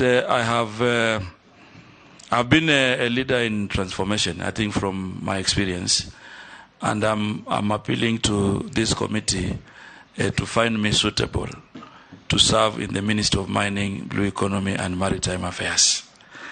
I think the last is a question, maybe to the chairman, Honorable Chair. Maybe I also want to ask this committee, what is that one expectation you have on the CS Mining, Blue Economy, and Maritime Affairs? To create wealth. We told you are a wealth creation ministry. We expect you not to dish out mining licenses to friends and foreigners for free. We expect you to protect local interests of Kenyans. We expect you to act as a nationalist, not a sectarian king. We expect you to do many things. You are very successful as a governor in Kwale. We expect you to transform and translate that success to the national arena.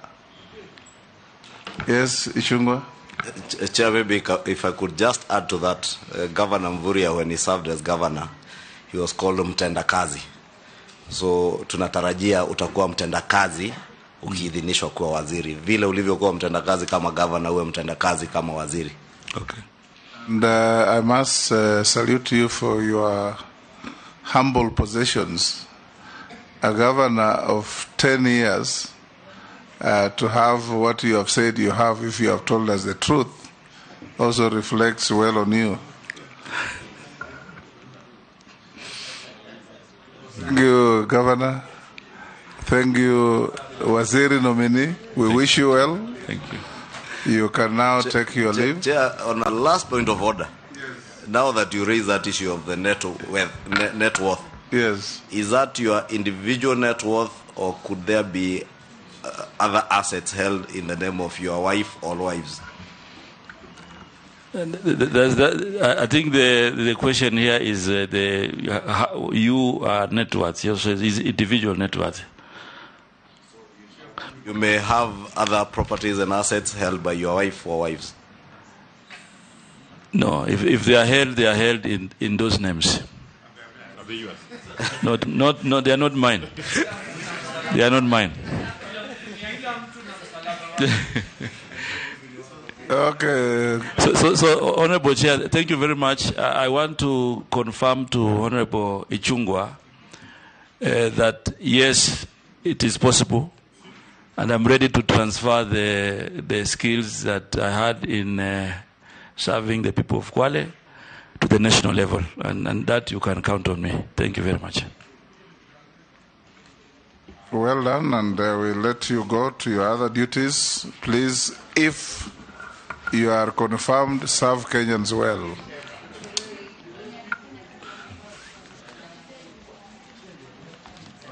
As it is now 1:06, we have 2 to go. Huh?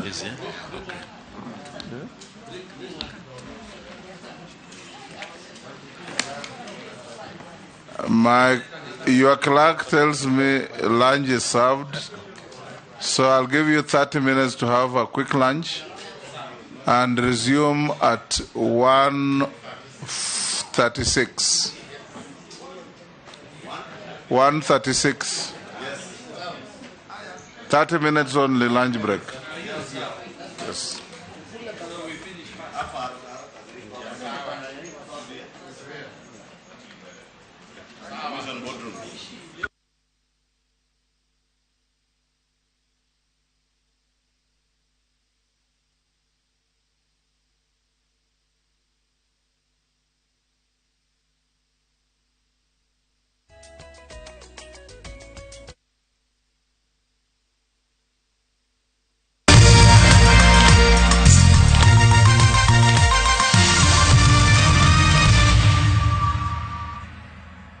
Imagine wegwatire broti ya 50 by 100 na thogora muhore ithano wa proper. Yes! Thogora wina discount ya 30%. Kuma tariki 17 ginyagia 26 uyu wa October. Zani Properties Limited. Trakuhe offer hari broti cia Malindi Chakama along Salagate Bypass. Amwagura katakatini ga tariki 17 ginyagia 26. Tukwenderia 70,000 hado ha 100,000. Booking ne at 20,000 Kenyan shillings only. Na site visit ni tariki 28 October. Thutha wa kuona broti ni tukashera beach oro dumwe na historical site cia Malindi ekametoke hora 0711 082526 kana 0716929292. Zani Properties Limited, kuigithia na teri tigote. Tahora selfie nani etaisi turonana. Ninyonete kioneki ya korea dorete.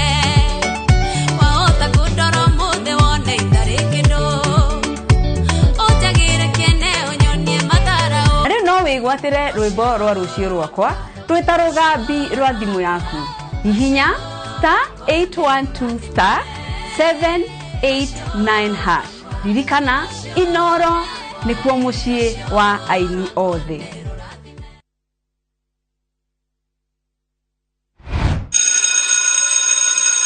Tabo wige ngimathi. Ukwigwatia ki waga kugura broti. West Hill Shelters Limited ni maragwitira broti guku Juja Farm ndagika 15 kuma Juja Town. Ni kundu gwakitwo na kwina mai na thitima. Marakwenderia na thogora wa 550,000 cash na no urehe kahora kahora. Broti ici ciina ready title deed. Tucerere ofisine citu Ruiru Town, Gituamba Plaza, 3rd floor, kana uhure thimu 0727 200 100.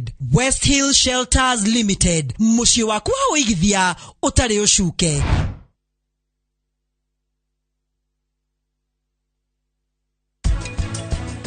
Mukenya auma guku ni jukumu yake akinya kuria Saudi Arabia, embassy ya Kenya ni amwandika register yake. Oe besa kana basa? Basa. Alia maluga basa tu ni bahasa. Adomane. Hey! Me now me tell you that you hotter than the rest. What? Me up it bad because you do it to me best. Hey! You don't know me, need you more than me.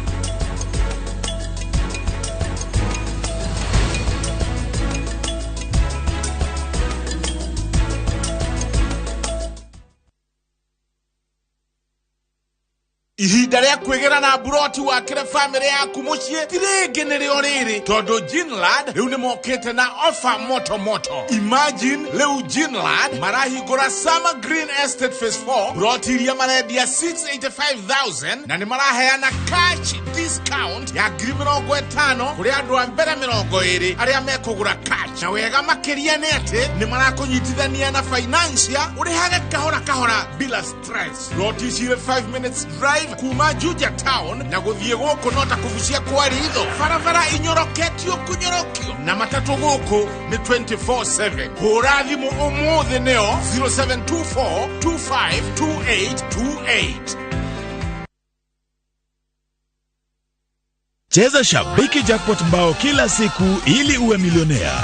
Tuma ujumbe mfupi ukiandika neno SJM kwa 29063. Nina furaha zaidi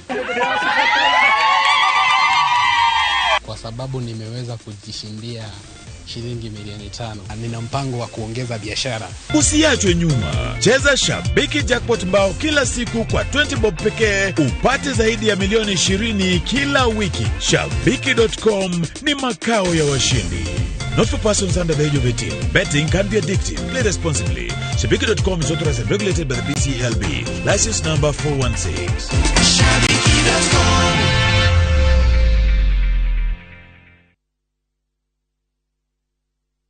Hihi ciana ciothe wakuria migunda kigaywo ni Dagma Mwariko. Dagma Lawrence tukureheire Victory Gardens kilomita 2 kuma Kangundo Road. Bei ni 380,000. Makutano bei 295,000. Deposit ya migunda no yeri no 50,000. Tusonge Malindi by plane 50 by 100 bei 100,000. Deposit 30,000. Electric fence Maina Dhitima Zippo. Title deed ni hapo hapo. Thibone 0740 888 111. Dagma Lawrence. We promise we deliver.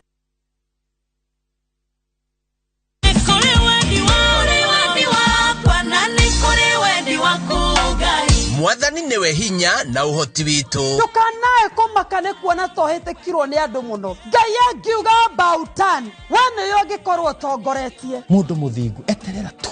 No hanini tu. Ngai witu ni aroka na ndaraikara. Ni uguteithura kuri mathina macio mothe. Kiumia giukite tariki 23 wa 10 mwaka uyu ni tururumuke hamwe tukigoca ritwa ria Ngai. Kirathimo kia Jehova Ngai ni gutongia gitongagia na gitiongagirira kieha ona gikarehe maithori. Wambiriria thaa 1 nginya thaa 2 cia rucini nyitanira na Reverend Esther Kafiro kuma kanitha wa Emmanuel Favored Ministries Kamuru, nake Pastor Daniel Gitahi kuma kanitha wa CFF Donholm atutaurire maandiko ma Ngai kuma thaa 3 nginya thaa 4, nake Bishop Michael Aderi kuma kanitha wa CFF Kiambu atuhe kĩrĩgĩrĩro kwambĩrĩria thaa 5 nginya thaa 6 cia mĩaraho. Ndũkahĩtũkwo nĩ tabarĩra ici cia mwanya thĩinĩ wa Inoro TV.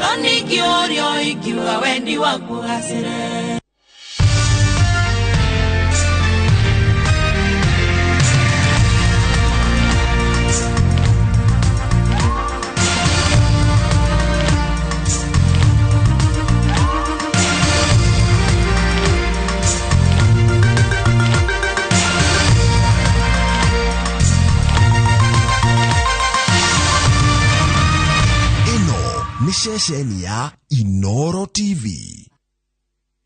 Maya nĩ mamwe ma marĩa tũkuharĩrĩirie Inoro mĩaraho.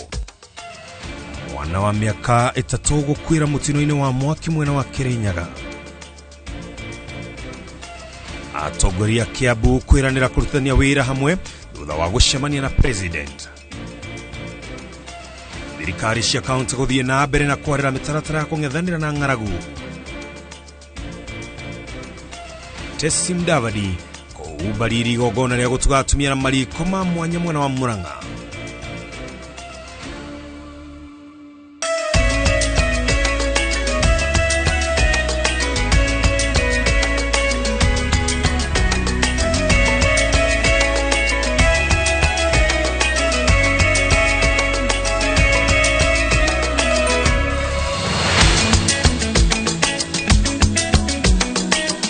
Nigatho cia mwanya muno makiria oro haria ungikorwo wiroreire no ni ceceni ya Inoro TV ciharite wega thaa mugwanja maya ni mathaa ma miaraho ni mathaa ma ukomenyithia maria tukuhaririirie ni njitagwo Ken Wakura.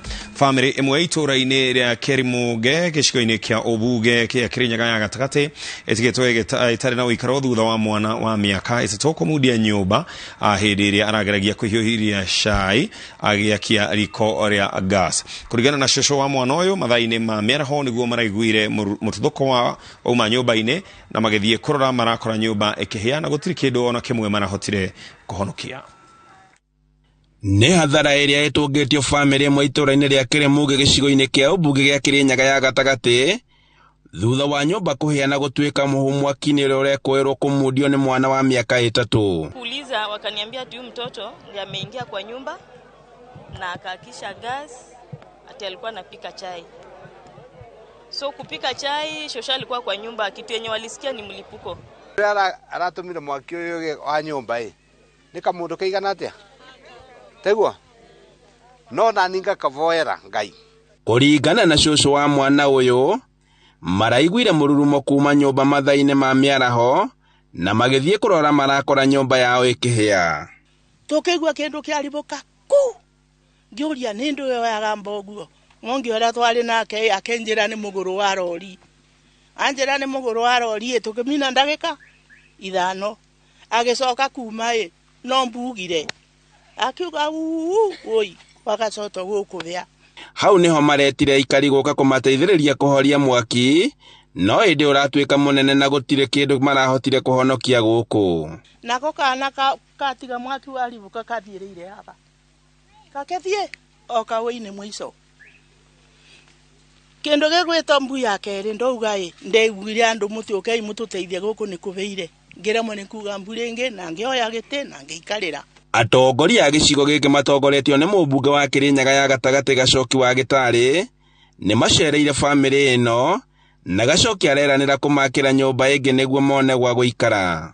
Nĩ nyua andũ itũra wanda mũndũ ekũbotithio wa ndũru wa thumuni wa ndũ tũteithie family tiguo niketha rĩrĩ ona ũngĩkorwo na mũkebe wa mbembe na kithi gũtira irio iraverire gũkũ ndero kũraverire kinya ngũkũ tũnyitire family ĩno kavinda gaka tiguo. MCA matongoretio nĩ Kĩnyua wa Ngũi wa Mũtira nĩ meranĩire atĩ thirikari ya kaunti nĩ igĩte mĩtaratara mĩrũmu ya kũrũa na mĩtino ĩno hĩndĩ ĩrĩa yaumĩra.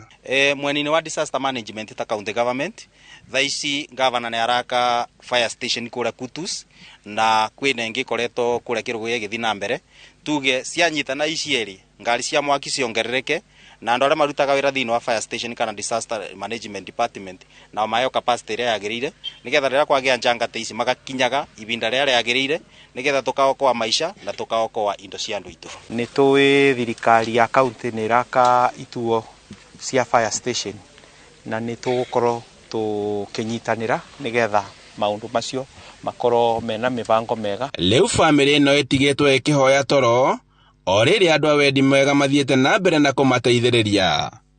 Twaria tuga tũkĩtwo nĩ andũ aya tũcikire namo nĩgetha tũmenye tũngĩmateithia akorwo nĩ gwaka nyũmba ĩngĩ tũmenye tũkũmateithĩrĩria na nĩgetha mathiĩ na mbere na ũtũũrĩre wao kama wa kawaida. Handũ-inĩ ha Inooro TV kuma Kĩrĩmunga gĩcigo-inĩ kĩa ũmbunge gĩa Kĩrĩnyaga ya gatagatĩ, njĩtagwo Boni wa Thuku. Atongoria kaunti ya Kiambu maugĩte atĩ nĩmekũrutania wĩra hamwe na kũgethera kaunti ĩno tabarĩra nyingĩ cia ũthii wa nambere thirikari-inĩ ya William Ruto. Kĩranĩro gĩkĩ gĩũkĩte thutha wa atongoria gũcemania na mũnini wa president mĩcemanio ĩrĩa gavana Kimani wa Matangi atakoretwo eho. Ta ũrĩa Charles Gĩkuga Kariuki aratarĩria. Abunge othe 12 arĩa marũgamĩrĩire icigo cia ũmbunge, mũmbunge wa kaunti na seneta nĩ mahithũrĩtie atĩ nĩ macemanĩtie na President William Ruto na mũnini wake Rigathĩ Gachagua mĩcemanio-inĩ ĩrĩ ngũrani nĩguo kũrung'a ũrĩa kaunti ĩno ĩkũgunĩka na ũtongoria wa thirikari ĩno. No kĩrĩa ndamwĩra ithuĩ ta Kiambu tũrũgamĩte tũrĩ ũndũ ũmwe nĩguo tũkũrie Kiambu na bũrũri witũ. Ithuĩ tũramera atĩrĩrĩ, ithuĩ mwagĩtwo nĩguo tũtikuagwo wana nĩ mũcokie guoko. Mĩrutĩre ĩyo tũrerutĩire nĩ ya gũcoka na inyuĩ muge atĩrĩrĩ nĩ tũkorio kĩũria tondũ na arutwo Jesũ no mamũririe Mwathani. Ithuĩ na ithuĩ tondũ twatigire maũndũ maitũ mothe tũkona kĩ? Jesũ akĩmera nĩ muoyo maita igana na kuongererwo thũmbĩ.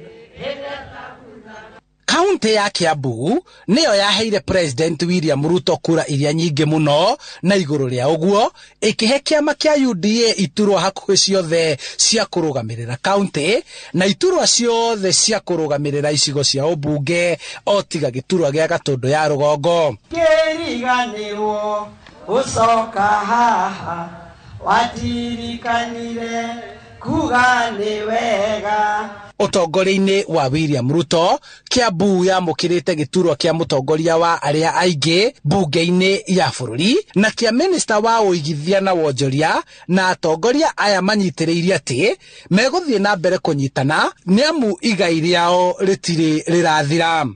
Kura na tũconorete nĩageretie ũrĩa wothe angĩhota ihinda rĩu inini na rĩu na tũkamũthaitha ona ma PS tũngĩheo manarĩ no tũgĩthũnũre.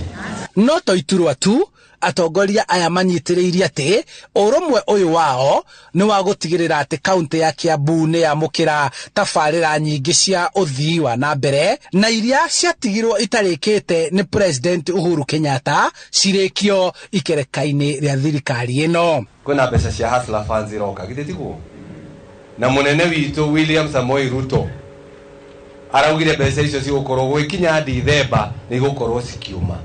Ndĩra kũmũiyĩra gathiri ndĩmwĩre atĩ ũrĩa tũngĩenda nĩ mbeca icio ikahĩtũkĩra kũrĩ andũ arĩa meorganizĩte wega, mbeca icio ikahĩtũkĩra cooperatives, mbeca icio ikahĩtũkĩra ikundi. Nĩjue nĩ mũraiguire Moses Kuria akiuga kũrĩa atĩ ũhoro wa matumbĩ atĩ tũgũra njui gũkũ cigathiĩ kũrĩithĩrio kũrĩa tondũ nĩkuo kwĩ raithi. Ndiũĩ kana nĩ moĩ ũguo. Maũndũ macio nĩmo tũrenda gũcokia na gũkũ. Mĩbango ĩrĩa mabangĩte gũtindĩka kahinda-inĩ gaka nĩ gũtigĩrĩra arĩmi nĩ magunĩka ũrĩmi-inĩ wao.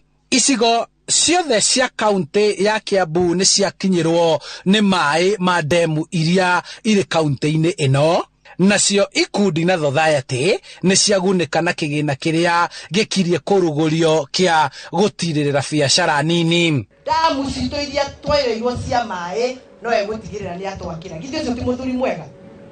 Aracoka roiga barabara ciothe cia mau iria cianjĩrĩirio hĩndĩ ĩyo tũrarĩ na wathani ũcio ũngĩ na nĩ cia gũtũguna ithuĩ andũ a Kiambu. Aroiga onokorwo nĩ egũcenga mbeca nĩ ekũnina mbeca kidogo, bara icio ciothe nĩ ikũrĩka. Mĩcemanio-inĩ ĩno ĩrĩa ĩrĩ na ũtongoria wa thirikari ĩno, gavana wa kaunti ya Kiambu Kimani wa Matangi akoretwo arĩ nja, ĩndĩ itũmi cia kwaga gũkuruhanio citirĩ ciraimbũka. Handũ-inĩ ha Inooro TV kuma kaunti-inĩ ya Kiambu, njĩtagwo Charles Gĩkunga wa Kariuki. Aremi giri mirogo itandatu kuma wodi mirogo inashia kaunti ya Machakos magunikite na mbegu cia kuhanda. Gavana wa Vinya Ndeti ni worugoretie mufango ucio iri njira ya kunyitirira aremi iri bururi ugomeirwo ni ng'aragu akihoka mbura iri iratanyo kura ihinda-ini ria ciumia igiri igukorwo na kana ni gukora aremi meharirie. Wanjiko wa Kimani ni aratariria. Netafarira iretwo chakula mezani ireruguretio ni gavana wa Machakos wa Vinya Ndeti na njira ya kuhe arimi mbegu cia kuhanda riri mbura irigirirwo kura ciumia nini ciukite. Wa Vinya aheanite mbegu ta mbembe, nyeki na mboco kuri arimi a kuma wodi 40 iria ire kaunti-ini ino. Safari tumeanza, tutatembea pamoja. Leo tunakuja kupatiana mbegu hapa, kila ward tunapatia watu 1,500. Zamani walikuwa wakipatiwa watu 300 ama 200 na kitu. Hapo tumesonga. Arahinyiriria arimi metikire kuhanda mbegu icio niguo angikorwo mbura ni kura Machakos etirie ng'aragu thiko-ini ciukite. Hii mbegu tukiwapatia, tafadhali endeni mpande na mchunge. Mwanza kupanda saa hii, mmeambiwa na afisa wetu wa agriculture. Dry planting. Mpande, mkipanda mvua ikija, itakuta mbegu wapi? Chini. And I think in a week's time, or 2 weeks, in 2 weeks, tutakuwa na nini? Na mvua. Si ni sawa? Kwa hivyo tafadhali muende mpande. Niliwaambia mama amesema chakula mezani, pesa mfukoni. Chakula mezani, pesa mfukoni, hii ni mbegu. Si ndio? Tumefanya dams 16, nawaambia kuchimba damu. Hiyo itakuwa kama kitu ya kila siku katika Machakos County. Na tutatafuta zingine kubwa in collaboration with national government. Tuweze kuchimba, watu wetu waweze kusaidika. Gavana wa Vinya aroiga Machakos ndekoretwo ithabu-ini ria kaunti iria hutie ni ng'aragu na nikio mihango ya uheani wa irio guku yoete ihinda no riu ni akinyirite thirikari nene na kiumia giukite aria hutie ni ng'aragu ni mekuheo irio. Machakos haikuwa ndani ya ASAL areas. Na nikamwambia vizuri Deputy President, Machakos is too dry. Watu wako karibu kufa ni njaa. Ukiangalia hata watoto wana faint. Na sio Machakos peke yake, ni Kenya mzima. Lakini sisi tunajikakamua kama Machakos, tumejaribu kuchimba dams, tunajaribu ile inawezekana na national government ituingize kwa hiyo list ya ASAL areas ndio watu wetu waweze kusaidika. Mimi nataka kumshukuru akiwa na President Ruto walikubali wameweka Machakos kwa hiyo list. Na watu wa Machakos sasa watakuwa wakipata chakula. Ogereire ati kuringana na riboti iria amukirite arutwo ni mararemwo ni kwamukira githomo na njira iria yagireire ni undu wa ng'aragu. Chakula kingine kitaenda kwa mashule, kile kingine kitaenda kwa watu binafsi. Na wazazi na wauliza, tukipeleka chakula kwa mashule, kama hakuna wafanyikazi, endeni shule mpikie watoto. Mmekubali mtaenda shule? Mtapikia watoto? So at least watoto wetu waweze kusaidika. Arimi 60 nio mambite kuheo mbegu icio guku akiuga arimi othe ni megukinyirwo. Ngiribotera Inoro TV jetao Wanjiko wa Kimani. Gavana wa kaunti ya Kilifi Gideon Mung'aro ni arekereirie marori 21 magotwara andu 168 na irio matura-ini maria ng'aragu ehereirie. Kaunti ino yamukirite makonia 3,000 ma mucere, makonia 1,400 ma mboco na katoni 900 cia nyama anyumithie. Rĩrĩ thirikari ikoretwo ikiheana ũteithio wa irio mĩena ĩtiganĩte bũrũri-inĩ itemi-inĩ rĩa kũng'ethanĩra na ng'aragu iria igũmĩire matũũra mamwe kaunti itiganĩte. Kaunti ya Kilifi nĩ ĩrĩkĩtie kwamũkĩra ũteithio wa irio iria gavana wa kaunti ĩno Gideon Mung'aro arekereirie na rori 21 cia gũtwara mĩena ĩrĩa ng'aragu ĩhereirie. So it will be a continuous exercise. Maji, chakula, uliza mheshimiwa jana tukiwa Ganze, watu wanasherehekea maji utafikiri ni harusi. So, tabu ni kubwa. Hii ni awamu ya kwanza. Nataka kuhakikishia wananchi ya kwamba kuna awamu nyingine itayofuata wiki moja ama 2 kuanzia leo. Na kando na hii ambayo serikali kuu na akaunti inafanya saa hii, Kuna vyakula vinapewa na mashirika mbalimbali katika sehemu ya Ganze na Magarini. Pia serikali ya kitaifa inapeana pesa taslimu kwa wale ambao wameathirika na mambo ya njaa katika sehemu hizo za Ganze, sehemu kadhaa ya Kaloleni, sehemu ya Jilore huko Malindi. Ado 168 na 178 nio merigĩrĩirwo kũgunĩka itĩna-inĩ rĩa mbere rĩa ũheani wa irio ici, na megũkorwo makĩgayana makonia 3,600 ma mũcere, makonia 1,400 ma mboco, ũndũ ũmwe na katoni 900 cia nyama nyũmithie. Na nataka kuhakikishia wananchi wote wa Kilifi ya kwamba hii chakula itaenda kwa wale ambao wanastahili kupewa. Hakuna mtu ambaye astahili kupewa ambaye atapewa.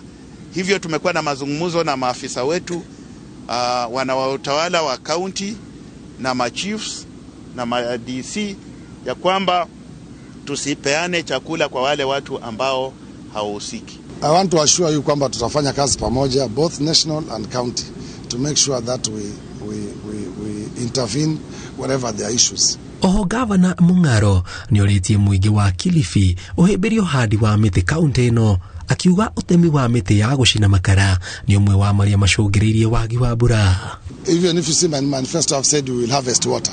We cannot harvest water if the people of Kilifi, and I said it yesterday, continue ravaging the forest, cutting trees, burning charcoal. We know people think they are making money with 1 sack or 2 sacks of charcoal. But look the impact today. Ganze have not seen rain for the last 4 years. Magarini, the same.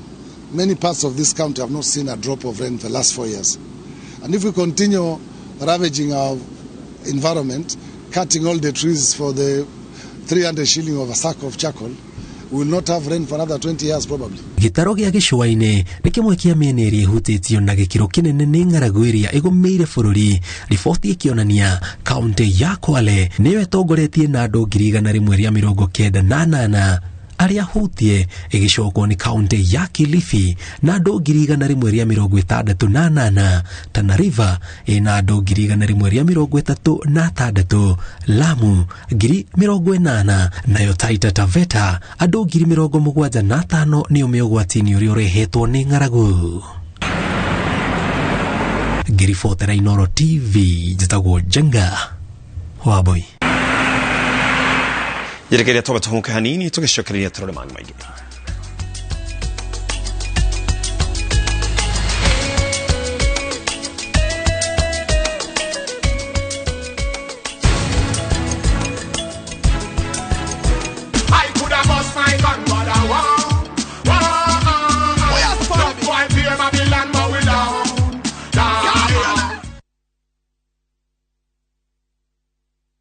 Hihi ciana ciothe wakũria mĩgũnda ĩkĩgaywo nĩ Dagma Mwarĩkũ. Dagma Lawrence tũkũreheire Victory Gardens kilomita 2 kuma Kangundo Road. Bei nĩ 380,000. Makutano bei 295,000. Deposit ya mĩgũnda ĩno yerĩ no 50,000. Tusonge Malindi by plane 50 by 100 bei 100,000. Deposit 30,000. Electric fence Maina Dhitima Zippo. Title deed ni hapo hapo. Thibone 0740 888 111. Dagma Lawrence. We promise we deliver. Guko kwa Alpha Mabati, we customer witu, we wafata muno, na nikio tuguthondekagira mabati makugita nyumba yaku magikiro kia iguru. Ende itu ni mohegereire wira-ini wao na makwendagiria kiria kiagiriire ni undu wa kiria urenda kugita kuringana na mithemba itu ngurani ya mabati iria tukoragwo nayo. Wicagurire kuma mithemba ya marangi matiganite na muigana wa ibati riria urenda niguo honokie mbeca ukigita. Nituĩ ati mahinda ni mbeca, na nikio tugukinyagiria kiria urenda oro haria uri guothe bururi-ini kurehia na mathaa 72 tukoragwo Ruiru Northern Bypass hakuhĩ na KU Referral Hospital. Alpha Mabati, the roofing industry, bell ringers. The league tables are taking shape. Winning on Shabeki.com is getting easier. Enjoy highly boosted odds on the English Premier League, French League 1, Spanish La Liga, Italian Serie A, and many top leagues only on Shabiki.com. Kuwa Shabiki. Play now. Strictly not for persons under the age of 18. Betting can be addictive. Play responsibly. Shabiki.com is authorized and regulated by the BCLB. License number 416. Shabiki.com.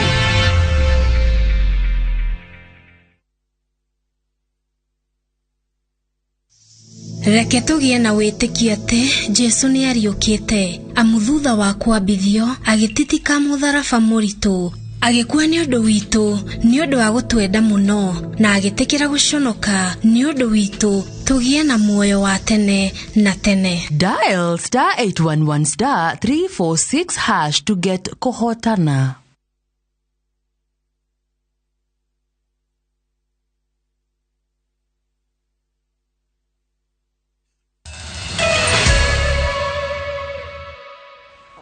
Orege tugacokereria ro wega arimi ya macani githii-ini gia Kagwe county-ini ya Kiambu ni mabikite frigisheni ya kumenereria itua ria arũgamĩrĩri tene a githii giki ria kuihanda kana ria kuhanda cira igoti-ini makienda kuhagũra utongoria mweru. Arimi ya maugite ni maranyita mbaru mogarũrũku maria mekĩtwo rũhonge-inĩ rwa ũrĩmi wa macani ni monete ũguni wamo hamwe na atongoria erũ aria arimi aya maugite nĩo methurĩire. Wangari Maria wa Mũigana NL14. Rere ngucanio ciĩgiĩ ũtongoria wa ithĩi cia macani ikoretwo igĩtumũka matũũra-inĩ matiganĩte. Arĩmi a macani kuma Gatũndũ ya mũhuro arĩa mathĩagĩra macani mao itinga-inĩ rĩa Kagwe nĩ marũrũnganĩte magĩũkĩrĩra arũgamĩrĩri a tene a gĩthĩi gĩkĩ nĩ kĩrĩa maugĩte nĩ gũthoga ũtongoria mwerũ wa gĩthĩi gĩkĩ. Ica ikuhĩ nĩ twĩrĩgĩte gũthurana na twarĩkia gũthurana nĩ tũcokete rĩu tũkaigua kwĩ maũndũ mangĩ meyumĩrĩtie. Mahinda maya kĩrĩa tũrarereria nĩ kuga tondũ nĩ tũthuranaga o ihinda rĩa kinya. Mahinda metererwo makinye nĩgetha ithurano icio ingĩ tũcoke kuo tũthurane angĩkorwo kũrĩ ũndũ ũngĩ tũngĩcenjia tũcenjie. Ona noguo twamathurĩte. Kuoguo matige gwĩkĩra mũrĩmi mũrigo mũnene kana kũmarakaria. Ithuĩ wĩra witũ nĩ twarutire na no twamathurĩte na nĩ tũthurĩte angĩ. Arĩmi aya manyitĩrĩire atĩ arũgamĩrĩri erũ marĩ ũtongoria-inĩ kũringana na watho na mathurirwo na magĩkindĩrwo nĩ arĩmi thutha wa mogarũrũku merũ marĩa metĩkĩririe mũrĩmi wothe wa itinga rĩrĩ kũnyita itemi ithurano-inĩ cia arũgamĩrĩri. Reforms cia macani nĩ gwatuĩkire tũtige gũthurana na shares. Noguo nĩguo arĩmi othe mendaga. Niĩ ndega cia kanini mũno. Kuoguo gũtirĩ kĩndũ ingĩathuranire na arĩmi gwĩtuĩka tũthuranage na one man one vote. Noguo nĩguo twakenirio nĩguo na tũgĩthura director ingĩ. Kuoguo director arĩa matũrĩte kuo tene mathuragwo rĩngĩ nĩ andũ 50. No rĩu aya meho mathurĩtwo nĩ arĩmi aingĩ tondũ mũndũ na vote yereko ĩmwe. Ũguo ithuĩ kũringana na ũrĩa tuonete sofa nginya hau tũkinyĩte rĩ gũtirĩ hĩndĩ tũngĩtĩkĩria atongoria arĩa marĩ hau mbere moke tondũ nĩ twarĩ na mathĩna maingĩ kuma oro wenderia wa macani ũkui thoko nĩ ũndũ macani maitũ nĩ marathiaga ona tũkaremwo nĩ kũrĩhĩra ciana citũ gĩthomo. Nĩ mokĩrĩire arũgamĩrĩri a tene nĩ macira marĩa mahandĩte igoti-inĩ makũregana na mogarũrũku merũ rũhonge-inĩ rwa ũrĩmi wa macani marĩa arĩmi aya maugĩte nĩ marehete moguni maingĩ. Nĩ ũndũ nĩ tũrona thogora wa macani na wendia nĩ ũtuĩkĩte transparent. Ũguo tũgakorwo twĩna matarajio atĩ mũrĩmi wa macani rĩ gĩkabũ kĩrĩa akuaga rĩ nĩ hĩndĩ tũgũthiĩ tuone maciaro na umithio wa wĩra ũrĩa tũrutaga. Mahinda marĩa ũrũgamĩrĩri ũrĩa ũrarĩ mbere ũrarĩ ho mbia citũ nĩ iraceragĩrwo cia mweri no rĩu nĩ tũrona gũgĩkinya tarĩki 5 mbeca citũ ikoragwo ciĩ mabengi. Bara yanagĩa kĩharo nyeki nĩyo yũmĩaga ithuĩ nĩ nyeki macani-inĩ. Kuoguo wona kwagĩa thĩna wa ũtongoria mũrĩmi ekũruta wĩra wa gũtua macani na umithio ũrĩa angĩona wage gũkinyanĩra nĩ tondũ mbia ciake no cio irĩcoka ithiĩ ikarute mawĩra marĩa marĩoneka ma macira. Hĩndĩ ĩrĩa gwakorwo kwĩna thogothogo ta ĩyo rĩ nĩ gũkoragwo kwĩna macira nĩ gũkoragwo gũtwarana magoti-inĩ na mbeca ici tũrathũkũma rĩ no cio cikũrengarengwo nĩgetha cithi kũrĩa magoti-inĩ citũrũgamĩrĩre. Noguo tiguo wendi witũ. Turenda tũthũkũme nĩgetha tũhote kũrera ciana na gũcithomithia na tuone kĩndũ gĩa kũrĩa. marenda thirikari kwetukira Ministry ya urimi igirire inine ndugamano ici guku makiuria atongoria a tene mahe mweke urugamiriri mweru urute wira hatari kwagagio. Ngiribotera Inoro TV Getu Wangari Maria wa Muigana. Akenya makeria atumia ni mahinyiririo bata wa guthiaga thibitari uthurimo kana mari na murimo wa cancer amu ungimenyeka tene no ni honagwo. Ihoya riri rirutitwo ni mutumia wa Musalia Mudavadi niwe Tesi Mudavadi ari kaunti ya Murang'a hinde igogona ria gutuga amwe a atumia aria makoragwo na murimo uyu na mariko marahuthira miruri ya riwa. Victor Kinothieno horosho makeria. Mweri wa 10 thĩ yothe koragwo igikũngũĩra na kuheana motaro ma ũrĩa andũ mangĩtiria kana gwĩthema kũnyitwo nĩ mũrimũ wa kansa ũrĩa ũragĩte andũ aingĩ hamwe na gũtiga bamĩrĩ imwe ithingithĩte kumana na ngarama ya igũrũ ya kũrigita mũrimũ ũyũ. Gũkĩrĩ ũguo mũingĩ nĩ ũrĩtio thiage thibitarĩ gũthũrimwo kana wĩna mũrimũ ũyũ amu ũngĩmenyeka tene nĩ ũhonagwo. Rĩtana rĩrĩa rĩikĩtio nĩ mũtumia wa mũteti Musalia Mudavadi nĩwe Tesi Mudavadi. Go for screening. The breast cancer cell is in every woman's body from the day they are born. So, depending on our lifestyle and our genes and our inheritance, and you know what I mean by our inheritance and heritage and everything, it is important that when your daughter reaches a certain age, and preferably the age of 16 and above, she goes for screening. For yourselves, it is important you go for screening. Kũringana na ataaramu, mũrimũ wa kansa nĩ ũcũngagĩrĩrio nĩ indo nyingĩ. Kwa mũhiano, kansa ya mahũri ĩgĩcũngĩrĩrio nĩ ndogo ya mwaki. Mũtumia ũĩkaine ta Professor Kezia wa Mũhĩa kuma Kandara agĩthundũra mariko maya marĩa marahũthĩra hinya wa mĩrũri ya riũa na maheanĩtwo kũrĩ andũ arĩa marĩ na mũrimũ ũyũ. So it's so important gũtũmĩra kĩrĩa reduce gũcina biomass. Koguo those advantages na ndũragũra ndũrathiĩ kũndũ kũcaria ũhoro wa climate change. And then it is clean cooking, dry inhale the smoke, which can be very harmful to our lungs. O hĩndĩ o ĩyo, arĩa nao marwarĩte mũrimũ ũyũ nĩ morĩtie thirikari kũgũithia ngarama ya kũrigita mũrimũ ũyũ na oho mathibitarĩ ma mũrimũ ũyũ gũtwarwo hakuhĩ nao. Tondũ ndawa ĩyo na nĩ ikinyaga hĩndĩ mũndũ akakorwo nĩ arathiĩ na mbere nĩ gũkorwo ndawa ĩyo ĩ goro mũno. Tarĩu niĩ ĩrĩa hũthagĩra ĩkoragwo na ciringi 64,000 na thia after 3 weeks. Riu nĩ gũkinyaga ihinda nginya ũkaremwo nĩ gũthiĩ gũthondekwo tondũ mbeca nĩ ciagire. Koguo nĩ wega tũrie thirikari itũ ĩgũithagũithie ũthondekani wa mũrimũ wa kansa na nĩgetha andũ matige gũtigĩra gatagatĩ matarĩkĩtie gũthondekwo, na o torĩa tũĩ mũndũ angĩtigĩra gatagatĩ rĩngĩ kĩrĩa yani ũthondekani ũcio no wage gũkorwo na matunda mega. I have listened to you. I have understood what you go through. I have been there. I really understand it. That's what my organization does. So through my organization, I hope, through well wishers, like the big team I have come with, will be in a position to help you access the medicine that you are so longing. Arĩa magunĩkĩte na mariko maya nĩ matarĩirio ũrĩa megũkorwo na ũguni mũnene kũrĩ o. Rĩu mũndũ ndatiragerie kũgũra ngũ, tũtirĩtemaga mĩtĩ itũ, tũrĩgũraga kĩbiriti, we no riũa ũretagĩrĩra rĩũke, ũgekĩra maĩ maku, ũgethamba, ũkaruga gĩtheri, ũkaruga matumbĩ macio twaruga haha, na njuge ũũ nĩguo twau no korwo tũgĩka. Ngĩribotera Inoro TV kuma kaunti ya Murang'a, rĩtwa rĩakwa nĩ Victor Kinothia. Thibitarĩ nĩ ciũrĩtie itige ũndũire wa kũhingĩrĩria arwaru thibitarĩ-inĩ ona kana mĩĩrĩ mocarĩ-inĩ nĩ ũndũ wa thirĩ wa marĩhi ma ũrigiti.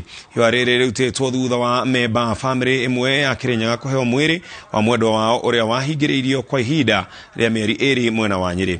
Wambui wa Kaburani aratarĩria.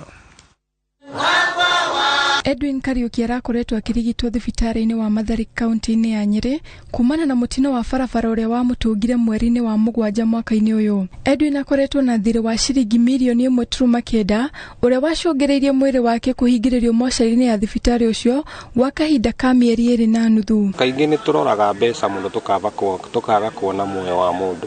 Muoyo wa mũndũ wĩ bata nginya gũkĩra indo iria ingĩ ciĩ gũkũ thĩ.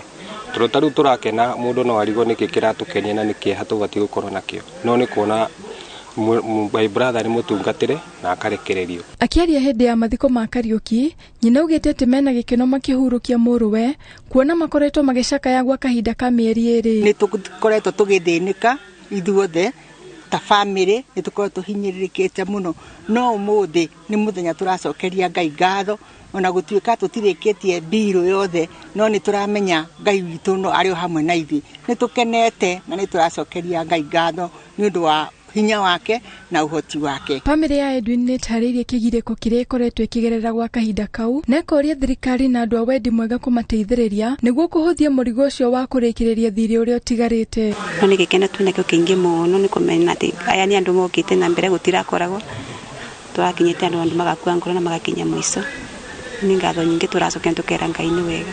Tũrahoya andũ a wendi mwega matũteithĩrĩrie tondũ no kunyiha turakinyihire turanyiha ona hari thibitari ona nigutwitikiria kurekereria mwiri nigetha tuhote kumarikiria mbia ciao nigetha ona munwari ungihota guthii kuo ahote gutungatirwo. Mwena-inĩ wake mũmbunge wa Kirinyaga Jerry Maina augite gutire mundu wagĩrĩirwo kuhingĩrwo thibitari ni undu wa kwaga mbeca. Nataka niwaambia kwamba mimi nimeandikia speaker wa National Assembly Bwana Wetangula, na tutatengeneza sheria kuhakikisha kwamba hakuna hospitali yoyote Kenya, either ni private institution ama ni public institution, inaweza kuweka mwili wa mtu ambaye ameaga kwa sababu familia haina uwezo. Maana yake mnakosea hustlers. Ripotera Inoro TV, Njitagwo Wambui wa Kafura. Urakomba gucokia ngatho ni gwitikira gukorwo mitambo-ini Inoro TV tigugutigana ndagutiganirire gucokia kuria bunge ni ati ni gukoretwo na uthurimi wa andu aria othe makoretwo magithukirwo iturwa cia Maminister, na koguo tugukorwo tugithii na mbere muno ucio nigetha tukorwo tugithikiriria aria megukorwo makiuria ciuria ona uria megukorwo magicokia tidia thayo njitagwo Ken wa Kuraya. Tharaka County. And David Kosi, my name. Pokot South MP. Abdul Rahim Daud, MP for North Imenti, Meru County. Naitwa Mheshimiwa Mishi Mboko, mjumbe wa Likoni. Mheshimiwa Florence Bora alikuwa mwenzangu katika timu ya wanaokimbia, msimuone hivi wanakimbia 200 meter na 100 meters. Good afternoon, Caleb Amisi, MP Sabot. MSME, Teso South. Naisula Lesuda, MP Samburu West, and I must also declare that I've worked closely with Honorable Florence in a parliamentary committee, and she's also my friend, but you can be sure today that will not hinder me exercising my duty. Thank you, Honorable Chairman. My name is Sarah Kioko. I am the Acting Clerk of the National Assembly, and I have with me the Director, Audit, Appropriations, and other select committees, Ms. Florence Abonyo, and also the Deputy Director, Legal Services, Mr. Michael Karoro, and quite a number of other staff of Parliament, the National Assembly specifically, who are assisting this committee. Thank you, Chairman. Florence, I'll ask you about a few documents. Do you have your KRA clearance certificate? Speak to the mic. Yes, Chair. Do you have your Higher Education Loans Board clearance? Yes, Chair. Ethics and Corruption Commission clearance? Yes, Chair. Certificate of Good Conduct? Yes, Chair. Have you ever been charged in a court of law and convicted of any offense? No, Chair. Are you a dual citizen of Kenya and any other sovereign? I'm a Kenyan citizen. You have your national ID card? Yes, Chair. You'll furnish the original with the clerk's team, and they'll give it back to you later. Okay. What is your financial net worth? My financial net worth is about 200 million Kenya shillings. What is that made of? My home in Kericho with a tea farm, that is about 60 million. My home in Nairobi, that is about 25 million. Some pieces of land in Kericho and in Kajiado. Some vehicles that add up to about approximately, all of them about 175 million. So I've approximated to about 200 million.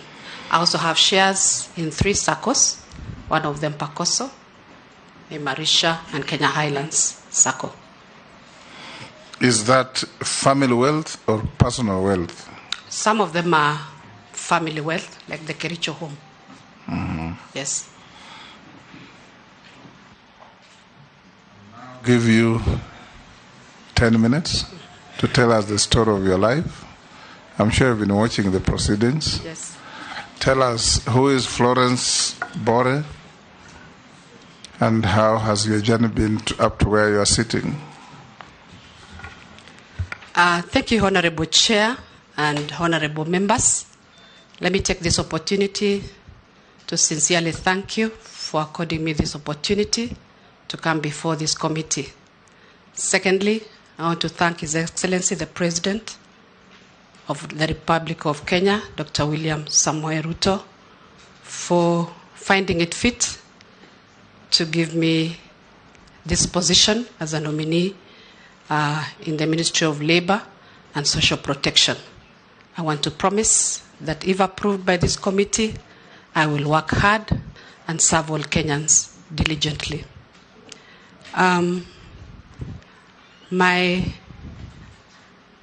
early background, before I go there, I want to say I'm a wife, I'm a mother of 3, and I'm a firstborn in a family of 6. My mother is a retired teacher, and my late father was an accountant and an auditor with the tea industry, having worked before in the civil service. And I started my education at a school in my home village called Kapsuser Primary School from 1977 up to 1979, class 1 to class 3. Then my father moved me to St. Patrick's Primary School, still in Kericho County, and I started my education there. I continued with my education there from class 4 to class 7, and I did my CPA. Then I moved on to Kipsigis Girls for my O levels, that is Form 1 to Form 4 in 1987. After that, I went back to the same school in 1988-89 for my Form 5 and Form 6. Thereafter, I went for attachment at Unilever T at the medical center, at the medical hospital, where I worked for about a year before I joined Kagumo Teachers Training College in Nyeri for my degree in education. Thereafter, I went for my teaching practice at Nakuru High School. Then I was posted to Kericho Day Secondary School. Kagumo was covering degrees? I said a diploma in education. Okay. So, after my diploma in education in Kagumo, I was posted to Nakuru High and then posted to Kericho Day Secondary School, where I taught for about 20 years. While at Kericho Day, I was able to do my degree at Moi University because they started a campus just across the school at Kericho Teachers College. So within that campus, I was able to do my degree in education. Then I moved to another school, 2 more schools, Kericho T Boys and Toror Girls as a deputy principal in 2011. 2012, I resigned from teaching. I vied for the women rep seat, Kericho. I wasn't successful. Then I was employed at the county government of Bomet as a director of education in charge of vocational training. I was there in 2014 to 2015.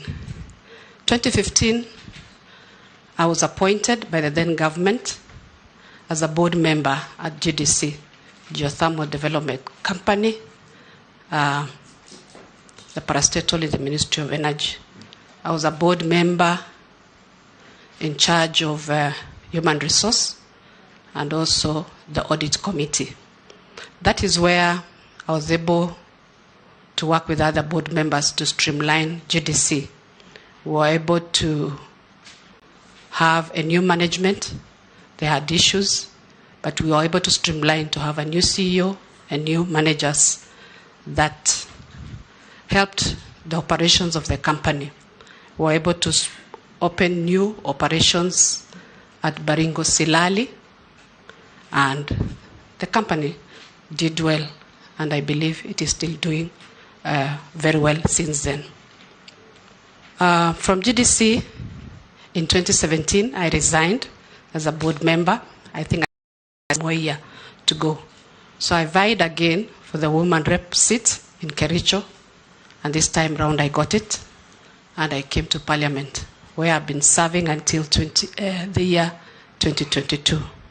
In Parliament, I was able to serve together with some of my colleagues here in the Committee of Members' Welfare and Facilities, the Committee of Sports, Tourism and Culture, and Budget and Appropriation Committee. And I want to thank teachers that have shaped my life in my high school. Some of my high school teachers were the late Dr. Joyce Labuso. I also have teachers like Waduoro Ngwen. Those were my teachers during my time, and the other teachers that were with us at that time. And I want to thank them for shaping me. I want to... Good afternoon. For the position of Cabinet Secretary, Labor and Social Protection. As a women's rights activist, I am immensely proud that you're here today. And I know that some people said I shouldn't say that, but I have no apologies, Honorable Chair. Yes.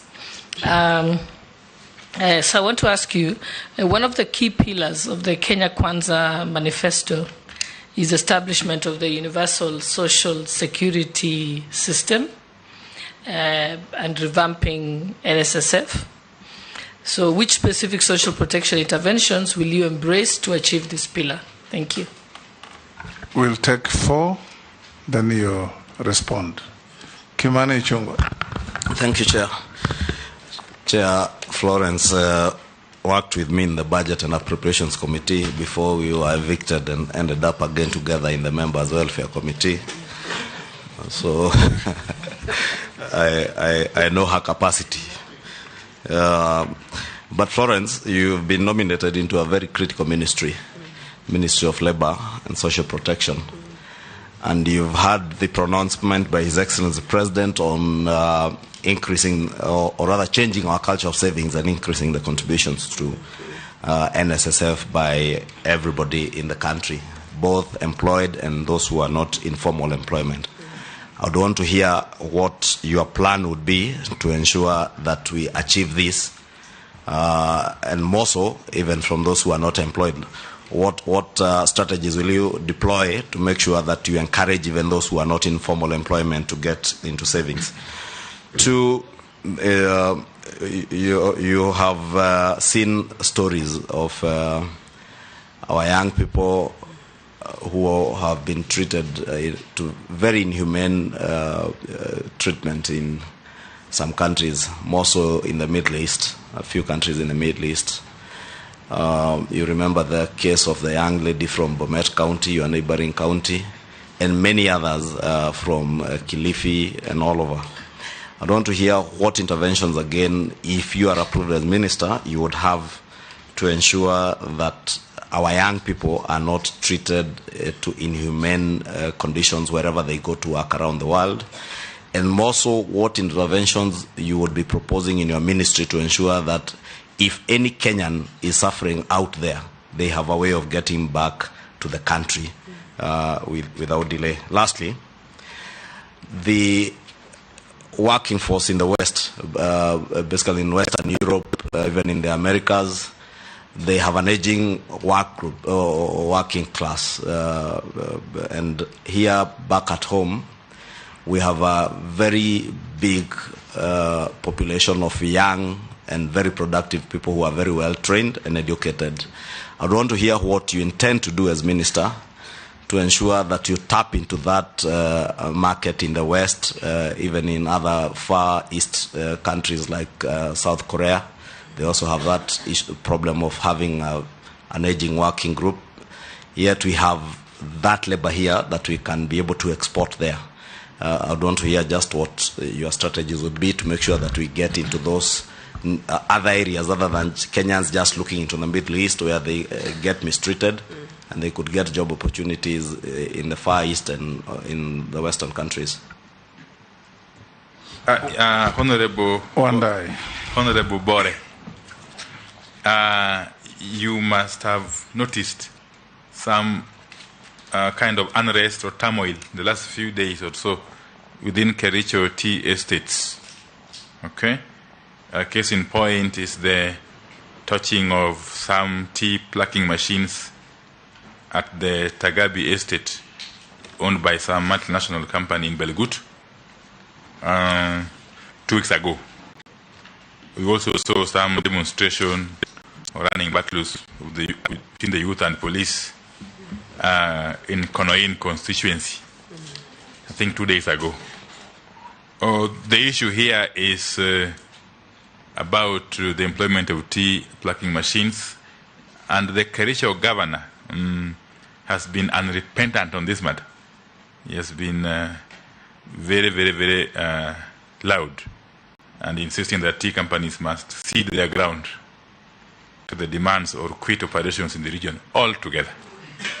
Now, as CS nominee, what is your view on mechanized tea plucking in these estates? Okay, and considering that these multinational companies are a source of gainful employment, really, not only in Kericho but in Bomet and other counties, okay, who employ locals. Do you support the view of the governor that these companies must cede the ground, must cede to the demands of these locals, or pack and go home? Secondly, is I took some time to look at the Kenya Kwanza manifesto with regard to your docket. At page 55, there's a pronouncement that Kenya Kwanza commits to a fit-for-purpose universal social security system encompassing pension, occupational hazard, and unemployment insurance. End of quote. So, could you kindly help jobless Kenyans understand what exactly is meant by unemployment insurance in that manifesto? Is it a monthly stipend given to jobless youths until they find some job? Because many Kenyans who are jobless would love to know how to benefit from this unemployment insurance. Thank you. Thank you, Chair. Chair, the Honorable friend is my friend also, but that's another story. Now, Madam Nominee. She's just also. Yeah. You know, Chairman, during the political times, when I make a lot of noise, she's one of the people who stop me in Parliament and tell me, end up poly. But now, that's another story. Now, Madam Nominee, the big